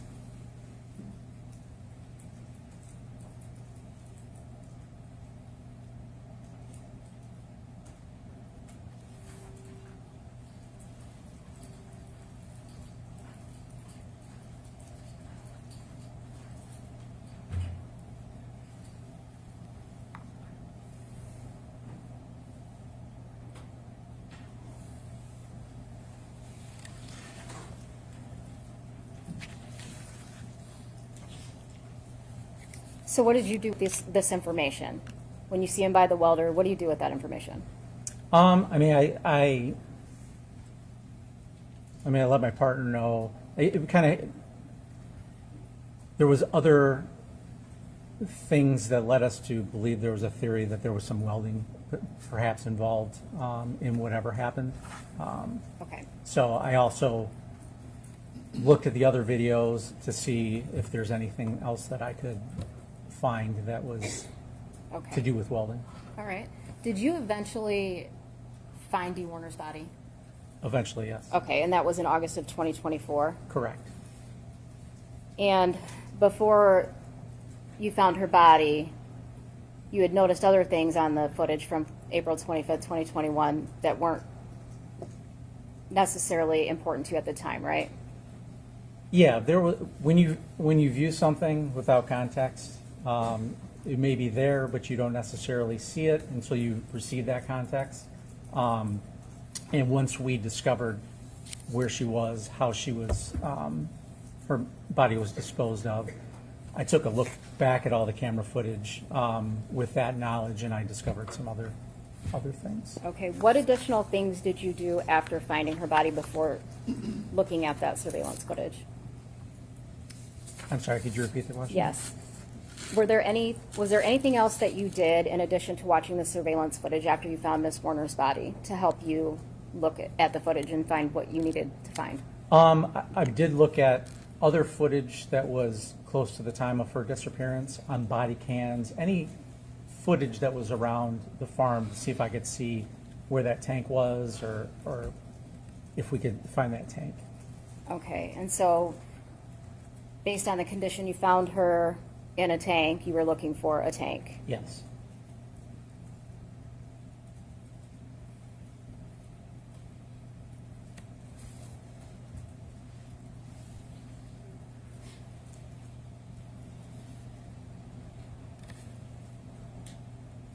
All right, I'm going to play People's Exhibit 211, just a small portion of it. Is this the body camera footage that you Yes. reviewed?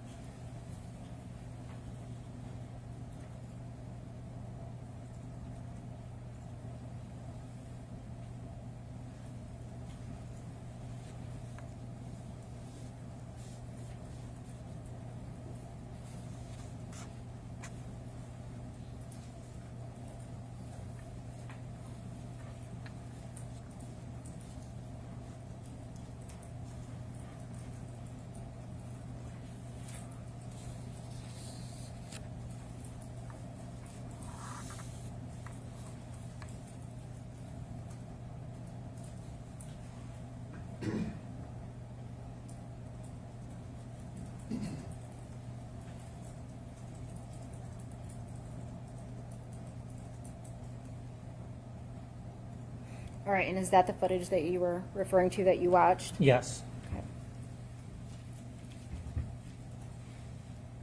Did you ultimately take a screenshot of that footage? I did. I was able to pause it and at different locations and get a better look at the tank in the still frame. All right, I'm going to show you People's Exhibit 79. And is that what you're referring to? Yes. Okay. I'm going to have you take there should be a pointer up there with an orange tip, maybe? Maybe not? Oh. Oh, there it is. You just pull that out. Oh, okay. Can you look at the map behind you, People's 263? Do you know where this location is on that map?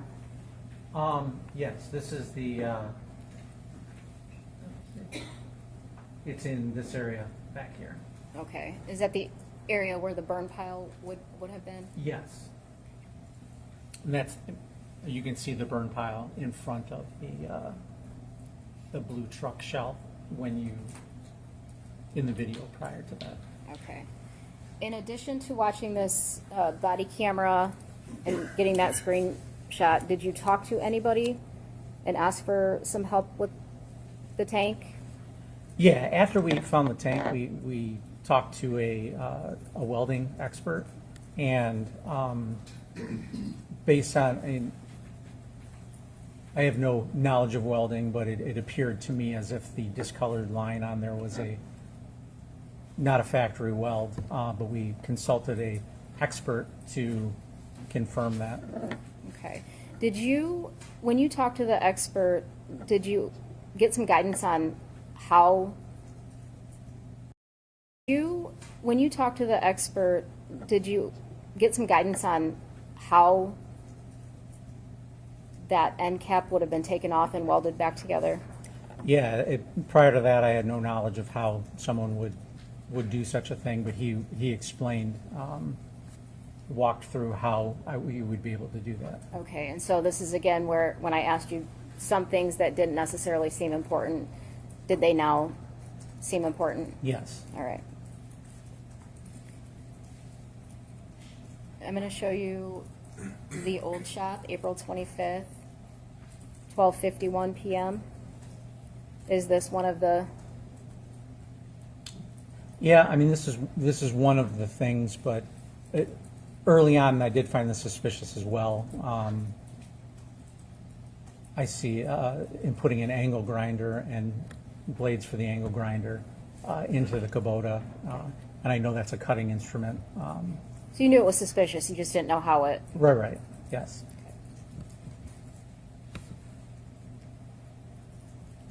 And this shot of the new shop, correct, at 114? Yeah.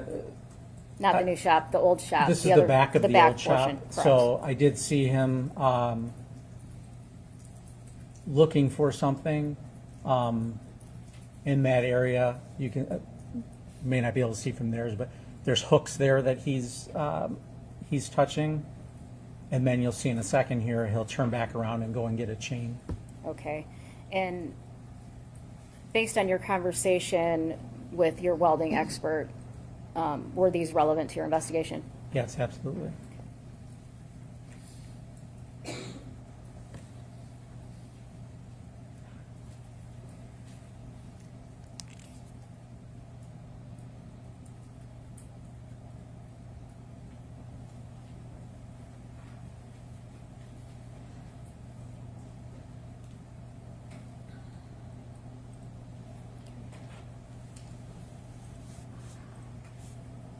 Did you observe any signs of a welder on the property? Yeah, there were multiple welders on the property that you could see on camera as well.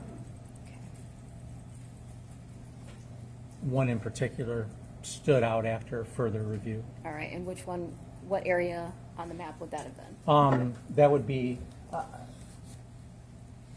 in the new shop Okay, right here, all right. where there was one interior camera. All right, I'm going to show you the new shop at 3:12 p.m.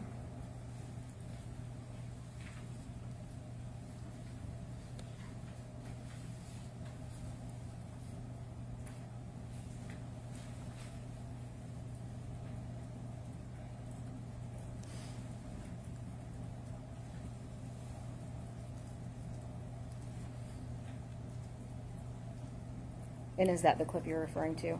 Yes, that was just 2 clips that were shown. One of the welder, Matt, I don't know if you can play it again, but if you look at the green toolbox in the center, if you look just to the left of that, you'll see a blue box with a yellow cylinder. Just to the left of that green toolbox. Okay.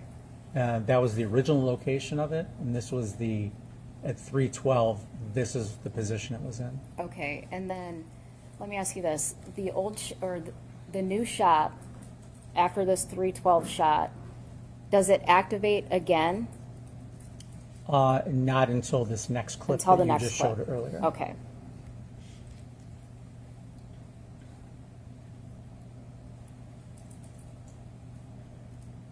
The next time it activates is 6:43 p.m.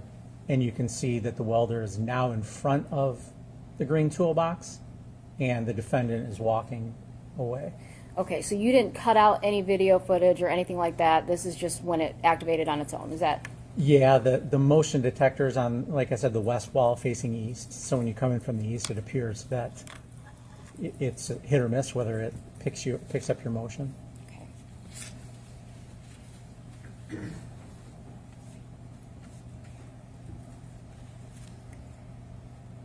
Were there periods of time, after speaking with your welding expert, were there periods of time that you narrowed down where you believe Dale was in the spray barn for periods of longer than 10 minutes?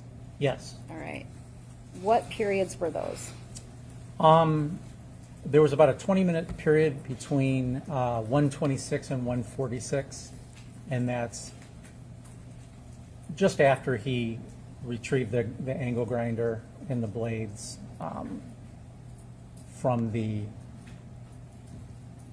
Okay, so this is the scale camera at 1:26 p.m.? Yeah, so we see him at 1:26 heading on the Kubota. And if you look right between the silo and the tree, I know it's a rough angle, but you see it heading right towards the wet barn at 1:26.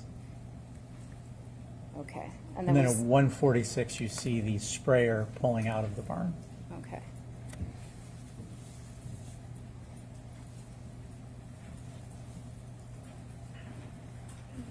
What's the next clip that you were referring to that you could place them in or around the spray barn for longer than 10 minutes? The next longest period that he was in there was for 48 minutes, from 3:41 p.m. to 4:29 p.m.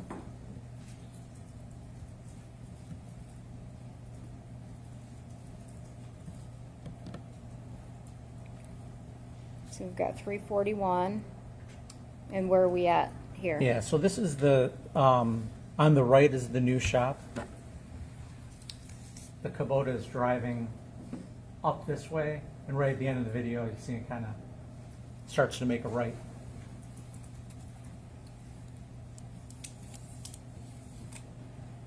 Okay. And then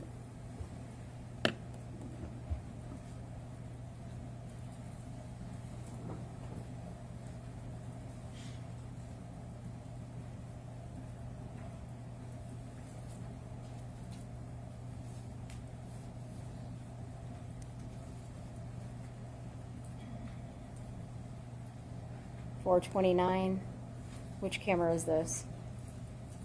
That's the scale camera. Sorry. It's okay. I'd say it's only working half the time, but it's me. It's the operator.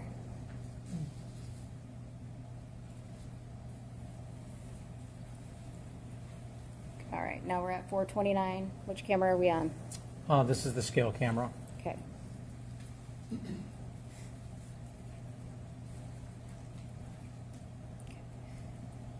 And what period of time do you say we have there? 48 minutes? Yeah, 48 minutes. Okay, what's the next period of time? The next period of time was just 59 minutes. I would believe it was between 5:07 p.m. and 6:06 p.m. Okay. And both the 20-minute, just for clarification, both the 20-minute and the 48-minute period are after he has the angle grinder, the grinding wheels, the hooks and chains, correct? Correct. Okay.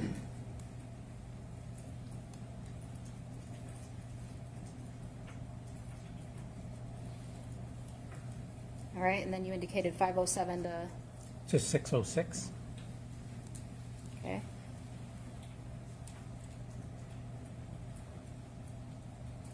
That started out at 507.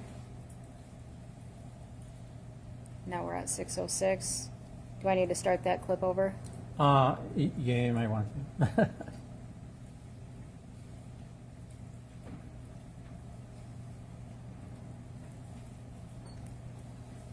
507 at the scale cameras. Yep, 507 scale cameras heading towards the wet barn, And there we have and 606. then 606 heading back. All right, now we're at 606 on the Kubota. 607 on the JCB. Correct.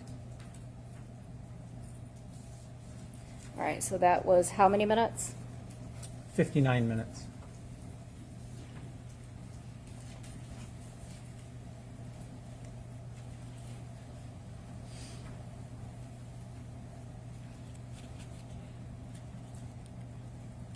After you observe that, do you observe anything else leaving the spray barn? Yes, I see the front end loader leaving the spray barn on a couple different occasions. All right.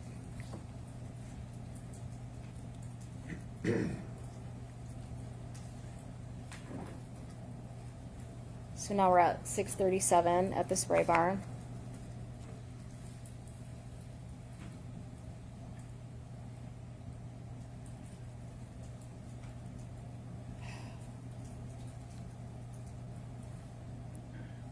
Did you observe anything? Yeah, it's tough to see. I mean, you can see, it's tough to see from this distance, but you can see the front end loader heading west with something white in the bucket. Okay. So I'm going to rewind this again. The front end loader appeared to have something white in the bucket. Correct.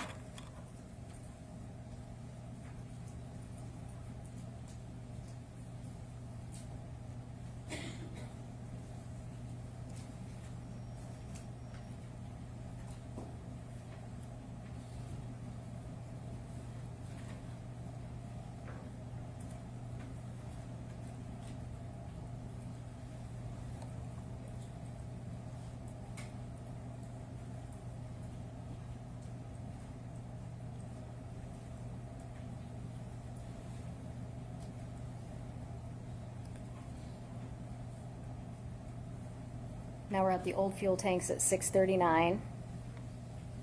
And which direction is the JCB heading? Oh, it's heading east, All right. back towards the wet barn, number All right. 7. All right. At this point, do you notice anything different? Yes, when you see this view prior to this frame, on the very left side where you see the burn pit, there is something white in the burn pit, but there's also something white just on the edge of the screen, a circular, round-looking object. All right. I'm going to show you some screenshots of those cameras. So I've got People's Exhibit 53, okay? April 25th, 2021 at 6:07 p.m. What am I looking at? So where that pickup truck is, right in front of it is the burn pile. And between the burn pile and the edge of the screen, you'll notice that there's nothing there. And that's at 6:07 Okay. p.m. And then I'm going to show you People's Exhibit 54, which is April 55, which is People's Exhibit, or which is 4/25/2021 at 6:39 p.m. What are we looking at now? Same view, but now you'll see that there's something white that is on the burn pile. but then if you look between the burn pile and the edge of the screen, you'll see the end of an object. Now, based on the way I found this was after seeing that body cam of where that tank was, I looked back on here and I could tell that that was the location of where that tank was from the body cam. Okay. It wasn't there at 6:07, now it is there At 6:39 at PM. 6:39.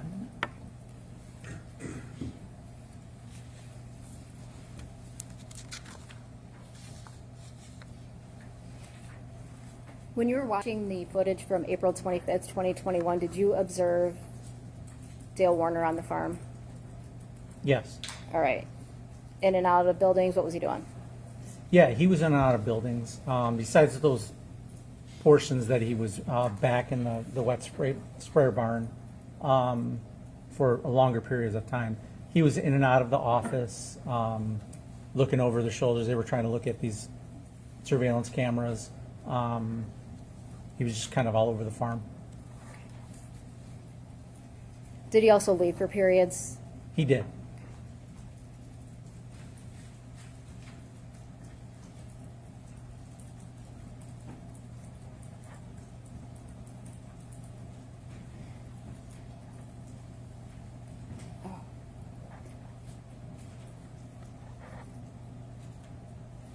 Did you attempt to go back over the defendant's timeline again for when he left the property that day after discovering all this information? Or before? I did before of when he was on the property and when he had left the property. All right. I'm going to show you April 25th, 2021 at 7:47 a.m. And does that appear to be the first time? Yes, that's the first time the sprayer leaves the property, and it's gone for approximately 25 minutes. Okay.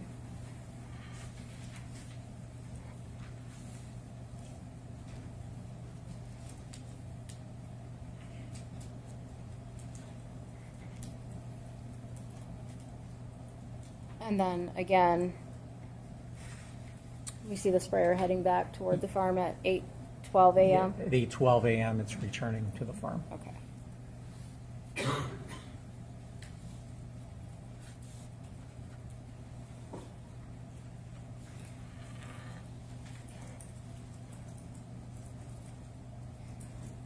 And then that sprayer leaves again. Then at 8:46, the sprayer leaves again, 8:46 a.m. So from 8:12 to 8:46, sprayer appears to be on the property. Correct.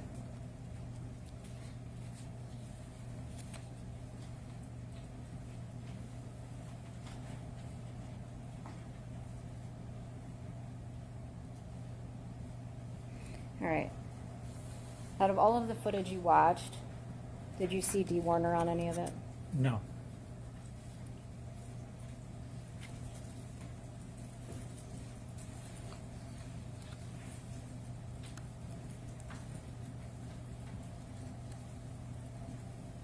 Did you also watch footage from April 27th, 2021?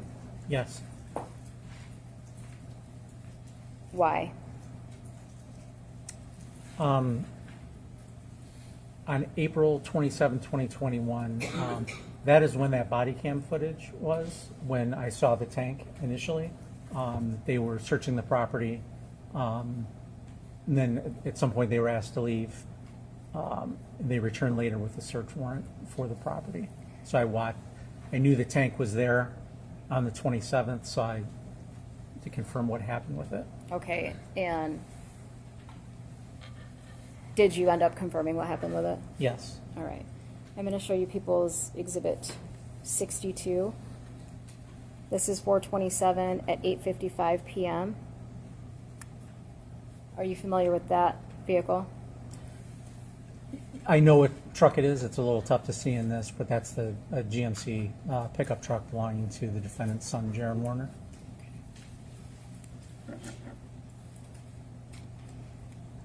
And you said you watched this to determine what happened to that tank that night. Correct.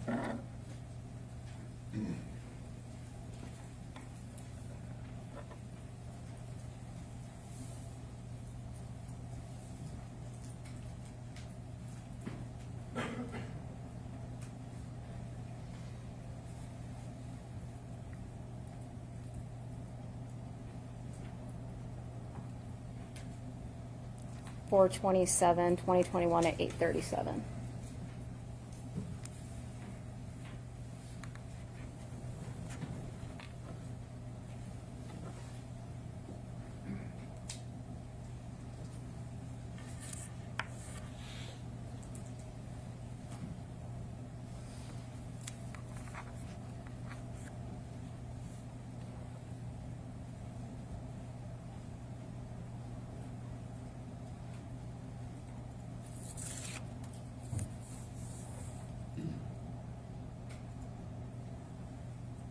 Again, that's the still we just looked at from 8:55? Yes, that's correct? Jaron Warner's truck pulling in. Okay.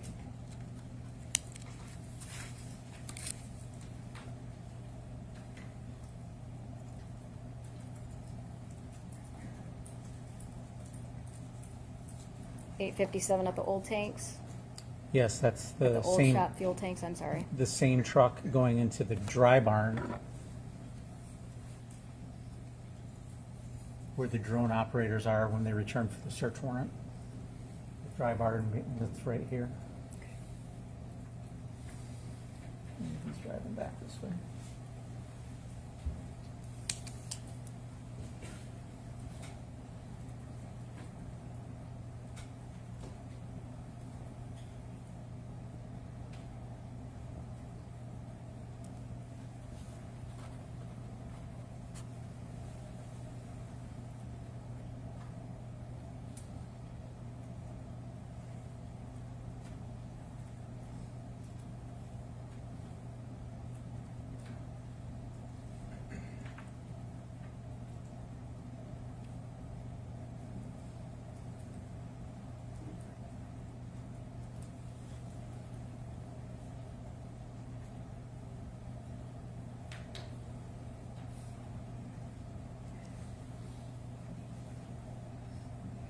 Is that the footage you were just talking about? Yes.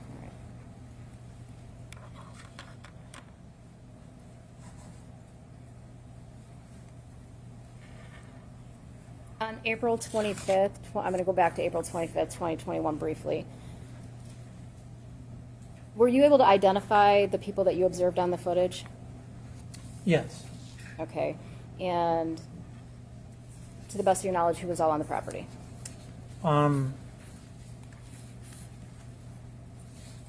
The people who responded because Dee was missing were daughter Raquel, son Zach, son TJ, or cousin Parker, Shelly Hardy, who's her sister-in-law. They were all in the office area. Ivan Boyd and his brother were in the old shop working.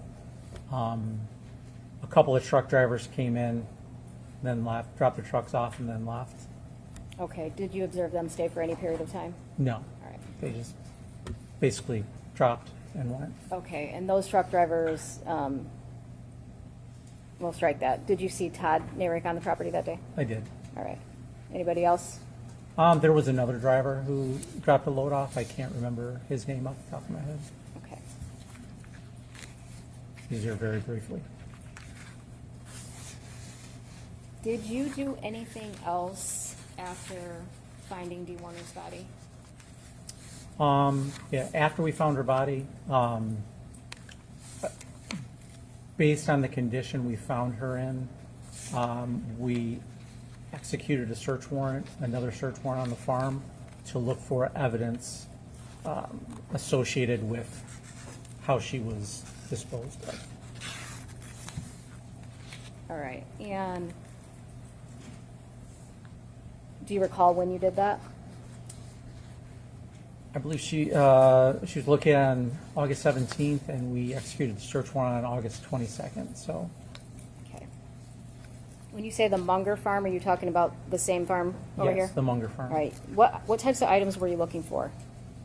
We were looking for tarps, duct tape, paint, decals for a tank, any items that were associated with the tank or the manner in which she was, her body was located in. Did you go over there with, was it just you or a whole group of people? Oh, no, we executed a search warrant, so we had a whole crew of people. Have you executed search warrants before? Oh, yeah. How many of them you think? In my career? Yeah. Oh, hundreds, yeah. Okay. When you got to the Munger property, what'd you do? Well, with any search warrant, first thing we did, we secured the property. We had uniformed troopers with us, so we staged them at the entrances of the property so no one could come or go without getting past the troopers. We made contact with all the people on the farm and made sure that they couldn't move about the property. Then we usually have someone photograph everything exactly how it was when we found it when we got there, before we even start searching. All right. When you're searching, there's multiple people doing the search, correct? Correct. Okay, so you're not necessarily the one taking in everything, correct? Correct. All right. I am going to have Detective Sergeant Drew Yor get out exhibits 112, 113.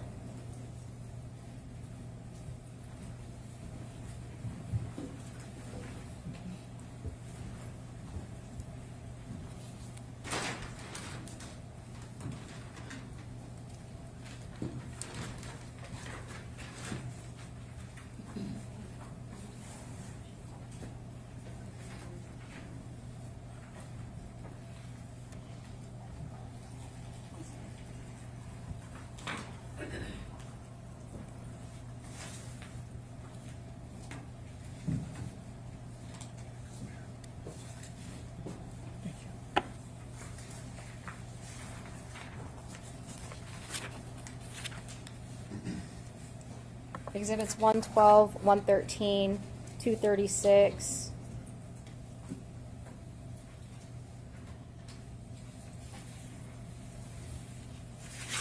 $239.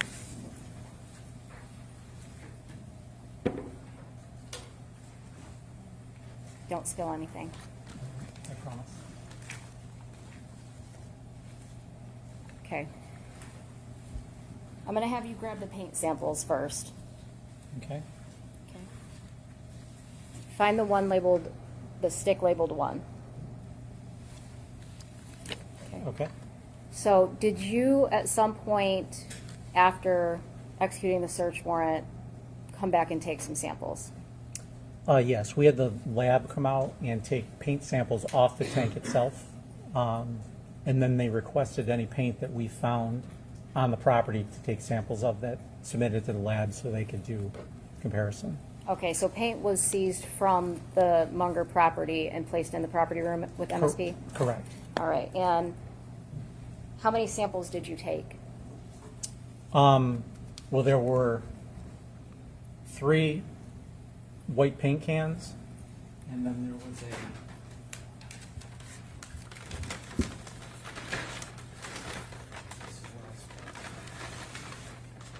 And then there was a Tupperware container with white paint in it as well. Okay, That was seized from the property. all right.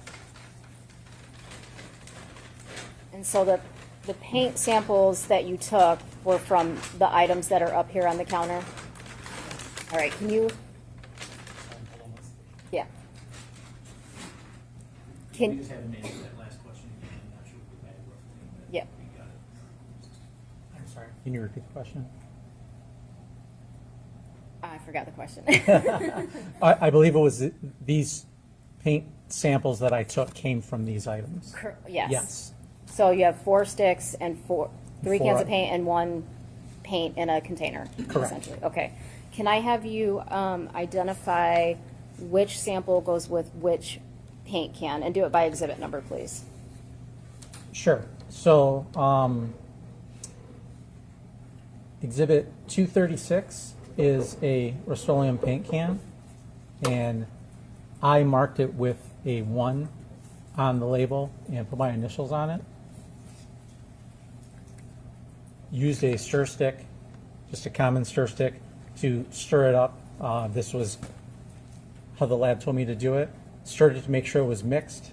Got a good dip sample of it, and I also marked the stick with 1.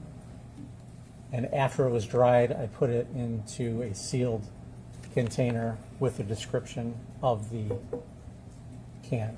Okay. What about the next stick and the next can, please? You'll see a number 2 there with my initials, and a number 2 on the paint stick. I did the same thing, stirred it up with the paint stick, and took a sample, left it to dry, and then sealed it in a bag. Can you read me the exhibit sticker from the stir stick? I apologize. That's okay. The can is 113, Okay. is number 2, and the exhibit sticker for the sample is 296. All right. Third one, go ahead. Number 3, that I wrote on there with my initials, and number 3 on the paint stick, the stir stick. Again, same process. I stirred it up, took a good sample, let it dry, sealed it in. The can is exhibit 112, and the sample is exhibit 297. And I sealed it in a bag with the description of the can.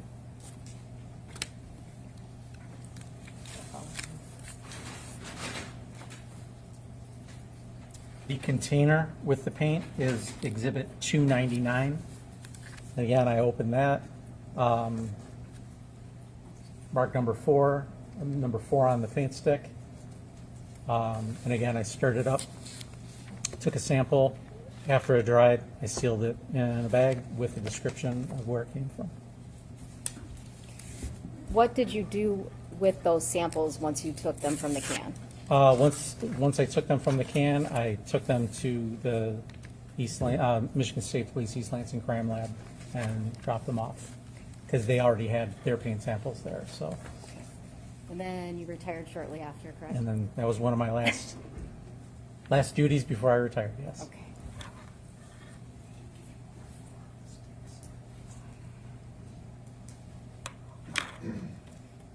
Can you go back to exhibit the stick numbered 1 and tell me the exhibit number? Exhibit 239. And the can was 236, correct?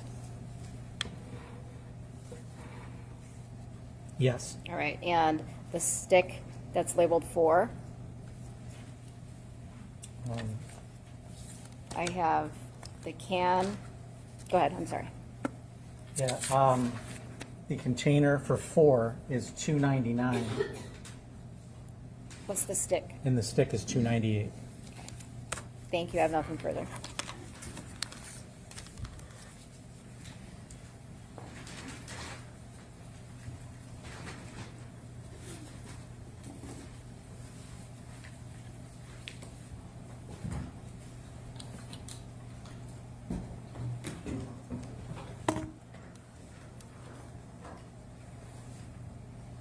Good.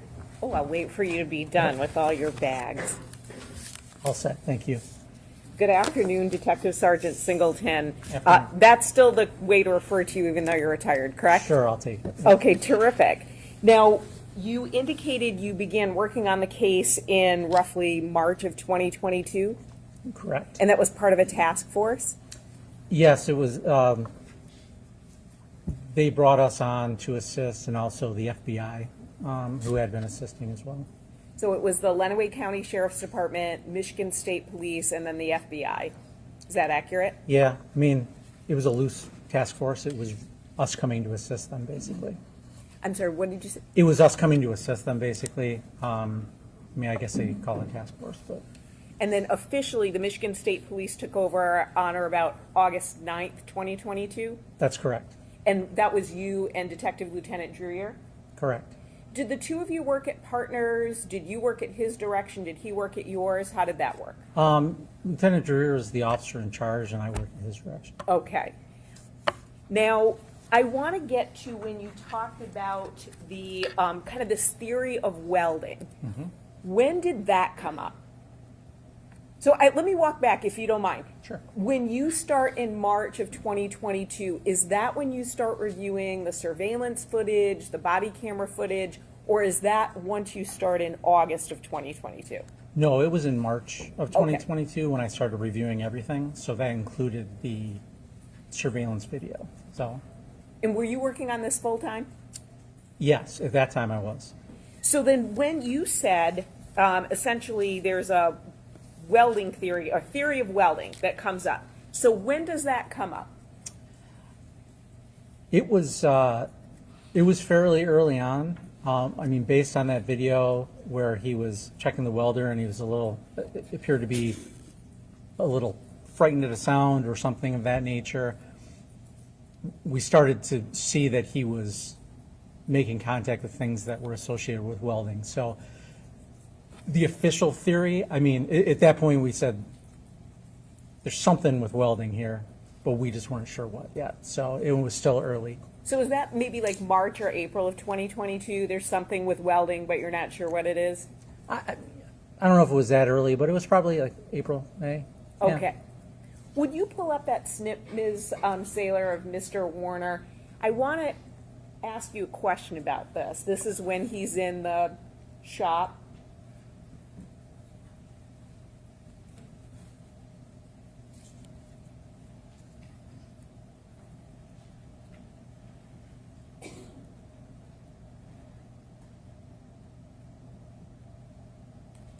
You said, thank you, said he moved in a suspicious manner and crouched down. What about that is suspicious? To me, it just looked like as he was looking at the welder, he heard something. I knew that nobody else was on the property at that point, and he just seemed startled and was looking out and trying to duck out of view. Duck out of view. Would you play that again?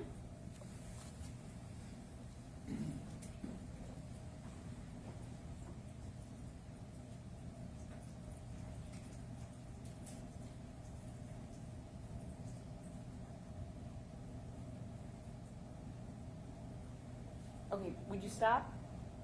Thanks.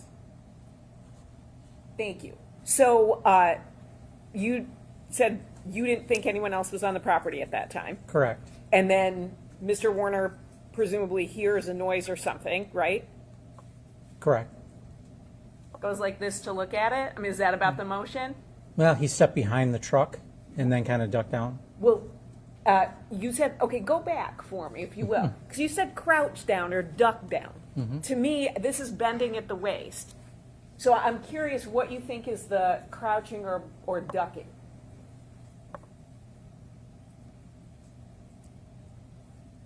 And would you stop right there? Do you think he's fully behind that truck? I don't know what he's looking at, but he made a definite sidestep behind the truck. I don't know what he was doing, but it struck me as he seemed startled by something outside. Okay, so you watch that. I just want to make sure. You view that as him being startled, crouching down, ducking down behind a truck. Yeah. Okay, and then he goes back to doing whatever he's doing. Yeah, it just, at the time, it struck me. I mean, at that time, it was early on in the investigation. We didn't know what happened. I was still investigating, everything. So, but that just stood out to me in the video. One of those things to mark and check on later. Did you ask him? Because you interviewed him for a few hours in December of 2022, right?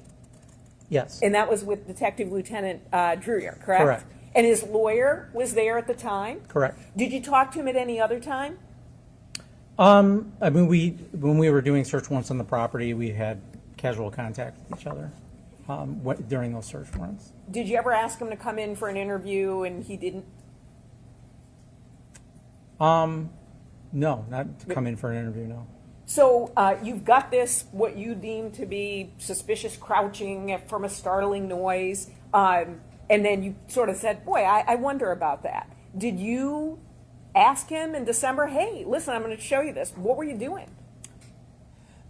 Yeah, no, we did not ask him that. There was so much in that 2 hours that we did cover. That is not something that that we asked him at that time. So you just ran out of time? No, it was just, there was other important matters.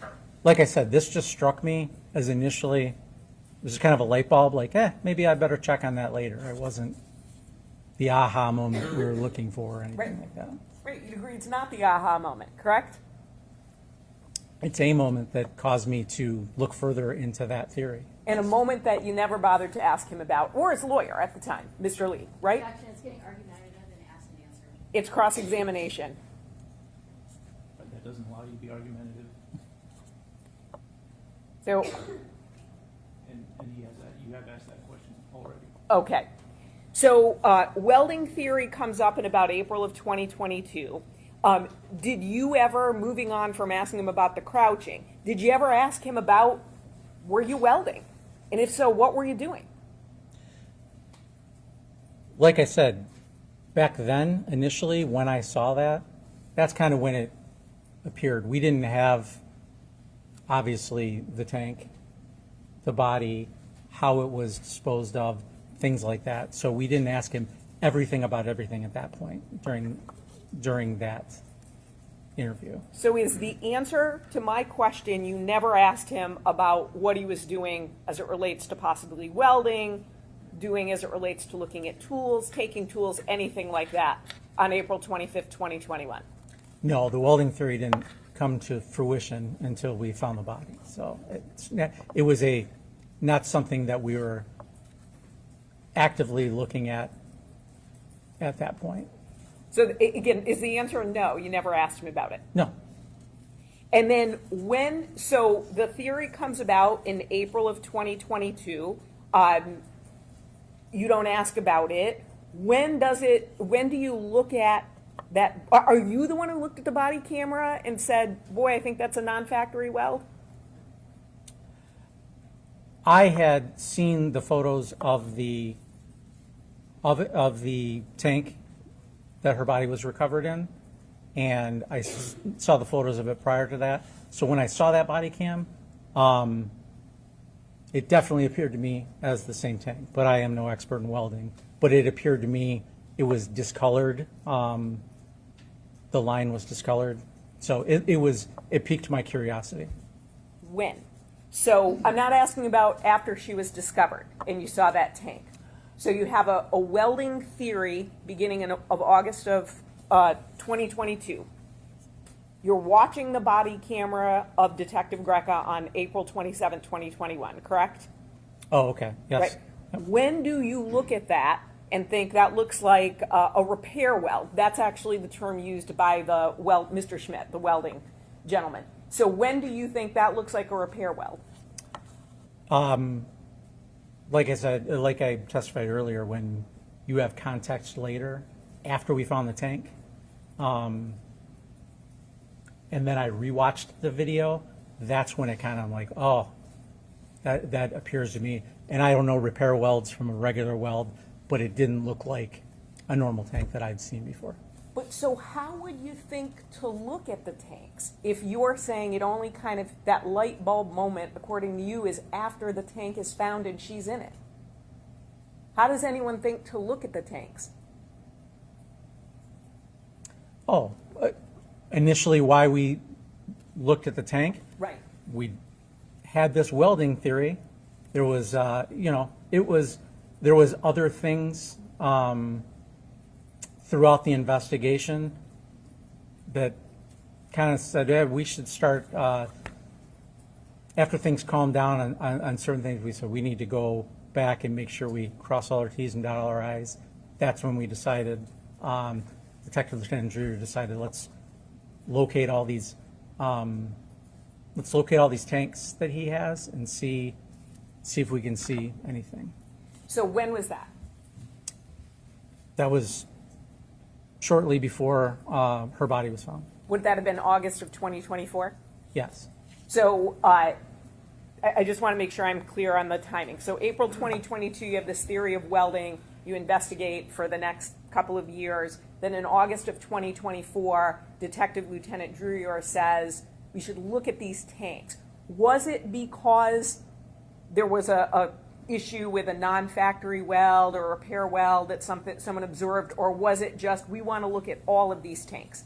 No, up to that point, we didn't know she was in a tank, but we had seen internet searches about how to bury an anhydrous tank. So up to a certain point, we felt that perhaps it was, she was buried. I mean, the working theory is that she was buried somewhere. It wasn't until August of 24, there was kind of a moment of, okay, let's step back and take a look at everything. And Detective Lieutenant Druyer came up with the idea, hey, let's take a look at these tanks. If there's, so yes, that's kind of when the theory of, well, maybe it's not underground, maybe it's above ground, and that's when that started. And so then is that in a meeting that the two of you have or with other people where he has that theory and then you determine how to act on that? Yeah, I mean, we chat and collaborate all the time, but yeah. So he has the theory in August of 2024, hey, let's take a look at these tanks. And let's say there are roughly 40 of them, right? How many of them do you think there are? I'm not sure. He handled most of that. Okay, so I'll ask him next week. But so let's say there's roughly 40. Were you looking at a particular tank, or was it just let's look at all these tanks? Well, again, to be clear, I was not there for the search of the tanks, but it was to identify where he keeps his tanks, how many of there were, if there was paperwork that told us how many tanks there were, see if there were any unaccounted for, that kind of thing. So, and that was a search of the Paragon property, and then was it also a search of the Munger property? Okay, I was out of town during that time, so I'm not exactly sure. I know there were a couple different properties where these tanks were held. So, to your knowledge, there was a search of all the various properties where tanks were held? Correct. And it was not sort of in search of a particular tank, but it was looking at all the tanks to see if there was something that was unusual. And if that's not fair or that's not accurate, let me know. No, my understanding, it was a search for, to take a look at all the tanks in general. Had anyone told you a particular tank to look for? So a family member, anything like that, or this was just you're looking at all these tanks? No, it was just that we decided at that point to take a look at these tanks. And you indicated, so when you are looking at that repair weld, that non-factory weld, you're looking at the body camera after the tank was found, and then that's when you're like, okay, I think that might be the tank. Is that fair to say? That's fair to say, yes. Thank you. Now, going back a bit, you said that there had been a search of the Paragon property, and I know you answered this to Ms. Wise, but so if you're driving down the road, there's Paragon North to your right and then Paragon South to your left. Is that accurate?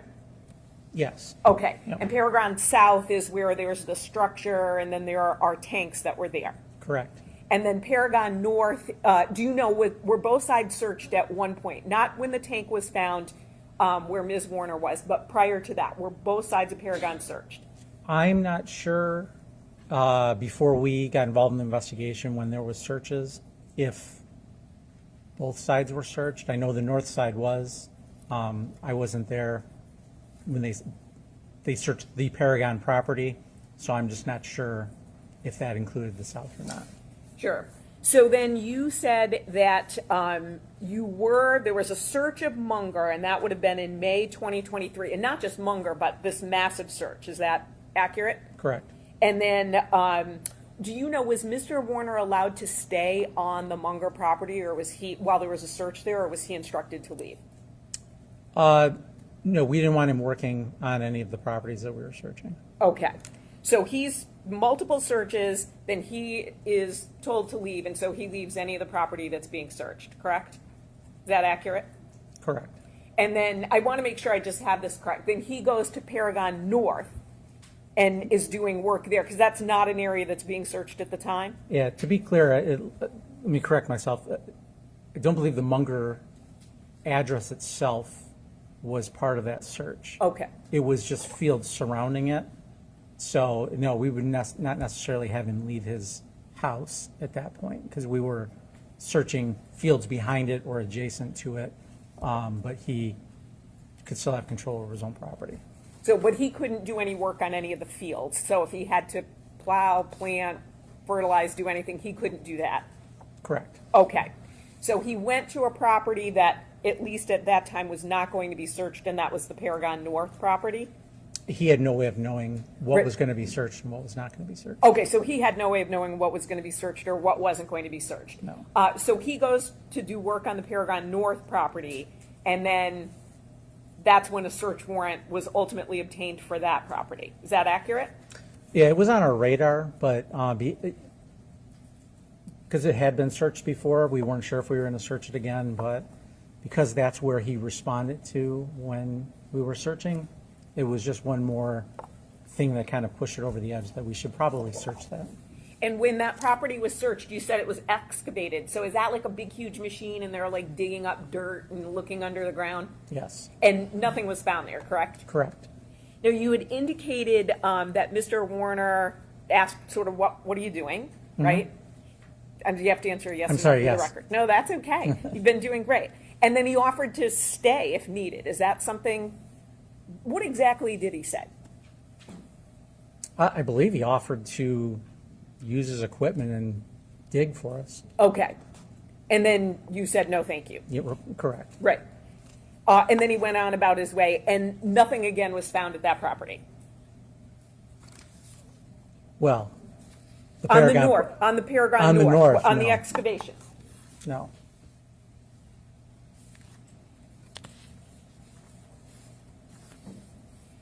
When you said that you had noticed on the surveillance camera he got, for example, an angle grinder, things like that, did you know that based on just your experience, or did somebody have to tell you what that was? The angle grinder I knew. Some of the other stuff I wasn't quite familiar with. I'm not a farm guy. I'm not a welding guy. So, but I knew an angle grinder. I've used an angle grinder before. I know the purposes of it and what you can do with it. Thank you.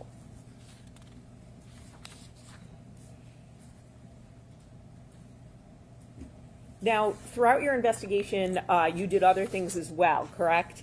Correct. I mean, lots of other things. Correct.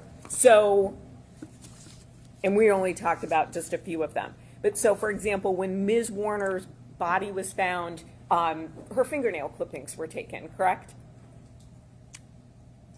I assume so, yes. Would you like to see a report that says so if you need to refresh your memory? For sure, yes. Thank you.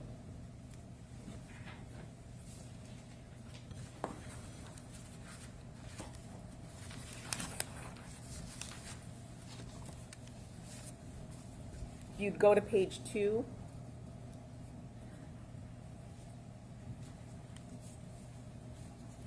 Her fingernail clippings were taken, correct? Correct.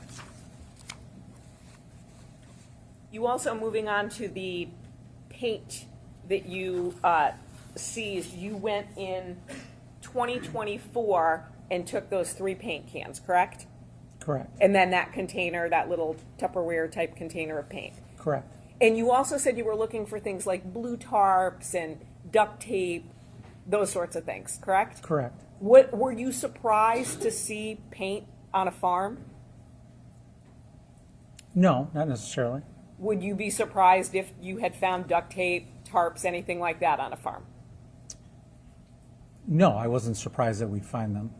Did you know, or do you know, when that paint was purchased? I do not. Because you're seizing it in 2024, correct? Correct. And do you know where anything else was purchased? Tarps, duct tape, anything like that that you were looking for? No.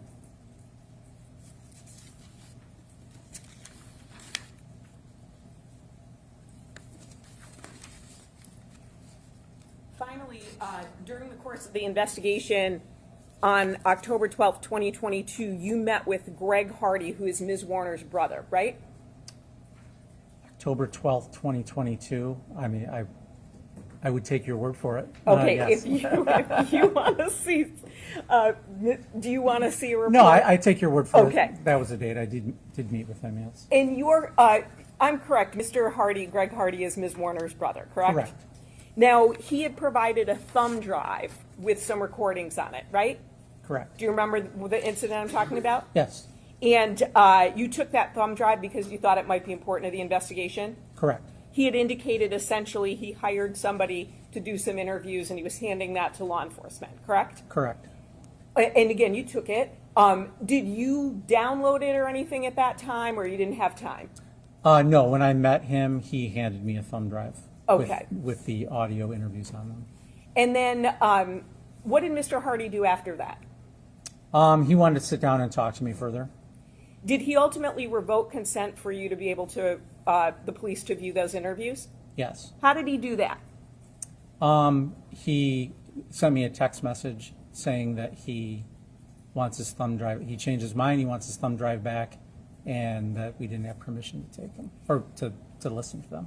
Did you give him that thumb drive back? No. Did you keep that text message from Mr. Hardy?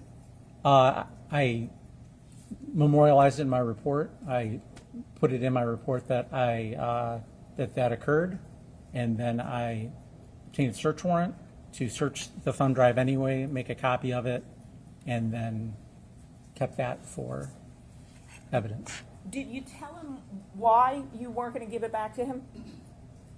So, for example, he said something, and again, we don't have the text message, so I'm paraphrasing, but he essentially says, I'm revoking consent. I don't want you to look at those interviews. Did you respond back and say, I'm getting a search warrant, or did you just ignore it, or how did you respond?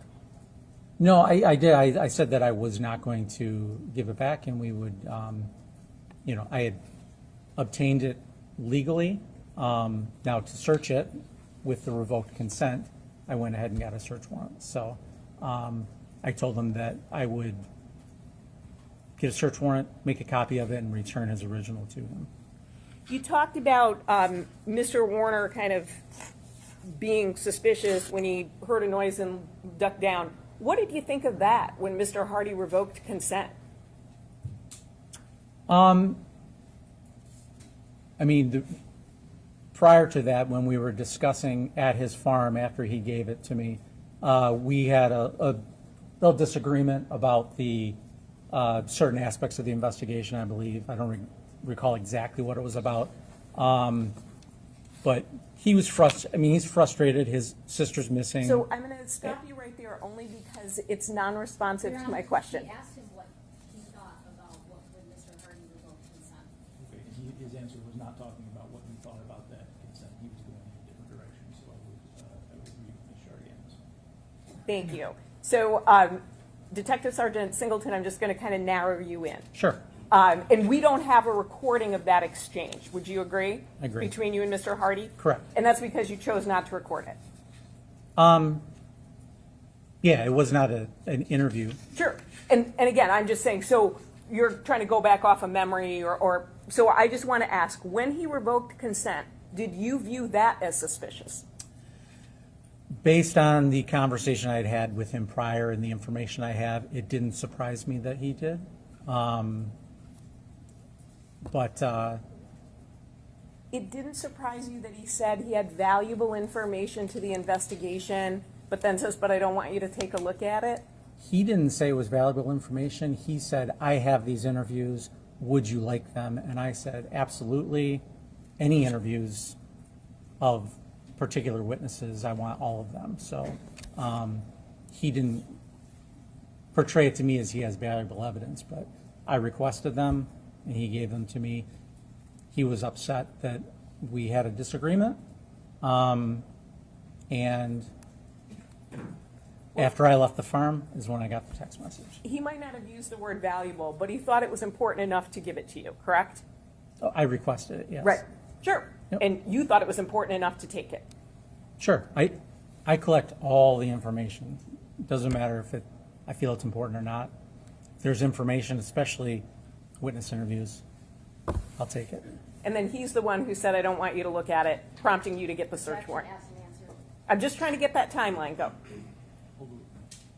So then he's the one who said, I don't want you to look at it, and that prompted you to get the search warrant. Correct. I have no additional questions. Thank you, sir. Thank you.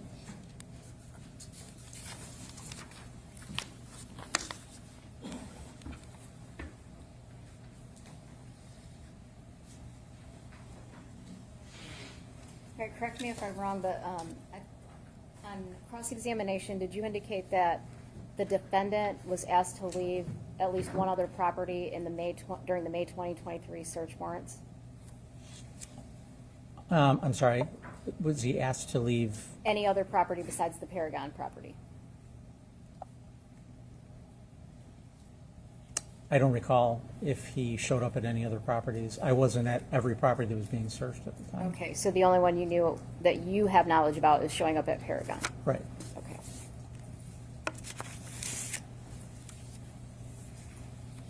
You indicated that you had a welding theory kind of early on based on the welding stuff, and you indicated an internet search? Correct. Okay. And all of the searches that you did on the properties associated with the defendant, were those focused underground? Yeah, for the most part, based on those internet searches, how to bury an anhydrous ammonia tank. After she was missing, our working theory was that she was buried somewhere. If that search was actually not how to bury it, but what to do with an old tank, do you recall that search? No. Okay. If we had somebody that has already testified that that was the search, did you watch any videos associated with that? No, the finding of that issue Was Detective was Drury? Detective Drury. Okay, so you're not the one that found that. That That was found the just... text. I was shown it later. Okay, all right. Or the search, I'm sorry. That's okay, I just wanted clarification. Prior to being involved in this case, did you know Dale Warner? No. Did you know Dee Warner? No. Did you know Greg Hardy? No. Did you know any of the Hardy family? No.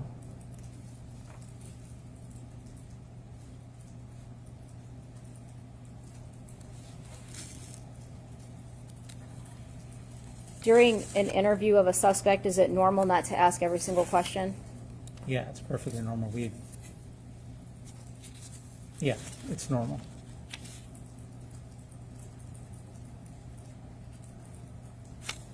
Nothing further. Nothing additional, thank you. All right, thank you. And are we excusing Detective Singleton from this? Yes, Your Honor. Yes, Your Honor, thank you. Okay, thanks. You also, Oh, yeah.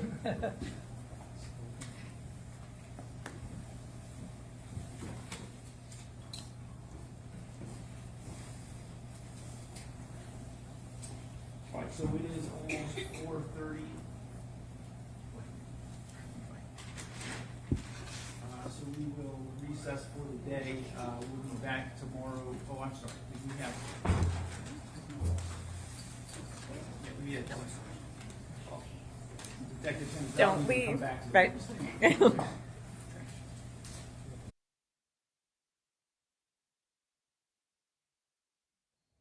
All right, so we have a few questions from the jury. The first is, was Dale interviewed again after Dee's body was found? We attempted Well, to. Right, Yeah, so, and I was, Mom, my you can answer that yes or no without further elaboration. Oh, sorry. No. The next question is, was it determined how much money Dee had in her accounts after she went missing? If so, how much would that total be?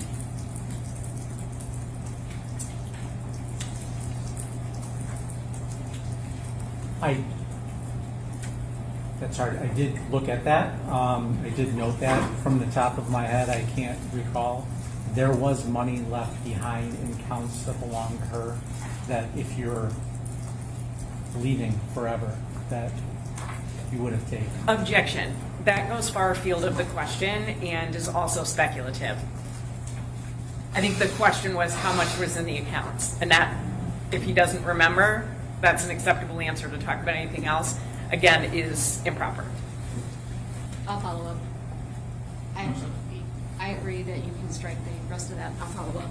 Okay. I do think that the portion of the answer regarding how much a person would have taken is speculative, and so I will strike that answer and direct the jury not to consider that portion of the answer. The next question is, if there was a search warrant for the property on April 27th, how could Dale say not to search certain areas?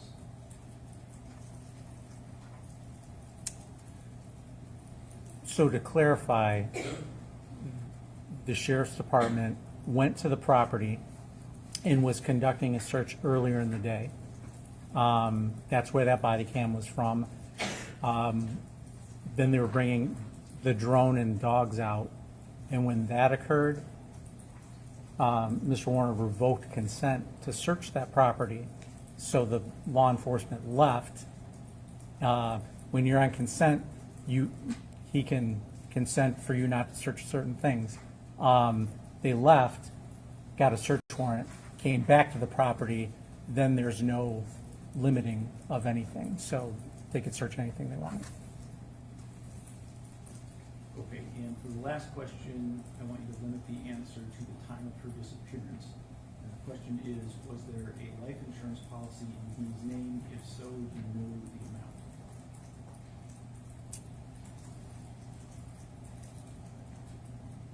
Yes, there was, and I do not recall the amount. All right, Ms. Wise, do you have any further questions for Detective Smith? I do, as it relates to the bank accounts of Ms. Warner that you were looking at, was her personal accounts that she had access to, were they being used after April 25th, 2021? No. We just talked about search warrants, executing search warrants. When you're executing a search warrant, do you call the party that you're going to go do the search on and tell them that you're 20 minutes out or that you're on the way? No. Thank you. I have nothing additional. Thank you.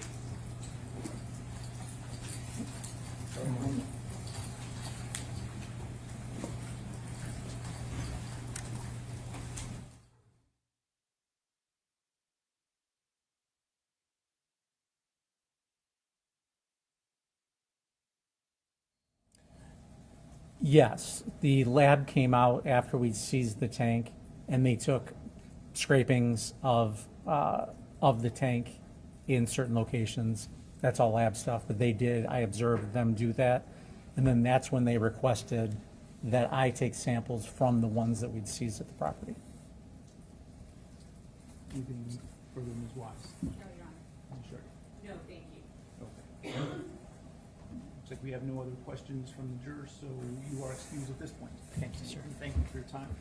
And ladies and gentlemen, we will be breaking at this point. We will resume tomorrow morning, hopefully at 9 a.m. My goal is to start at least one day at 9 a.m. So we'll do our best. So if you'll be here shortly before 9 a.m., we'll do our best to get started at 9. And during the trial, do not read, listen to, or watch any news reports about the case. Under the law, the evidence that you consider to decide the case must meet certain standards. For example, witnesses must swear to tell the truth, and the lawyers must be able to cross-examine them. Because news reports do not have to meet these standards, they could give you incorrect or misleading information that might unfairly favor one side. So to be fair to both sides, you must follow that instruction. Thank you for your time. This is tomorrow morning at 9.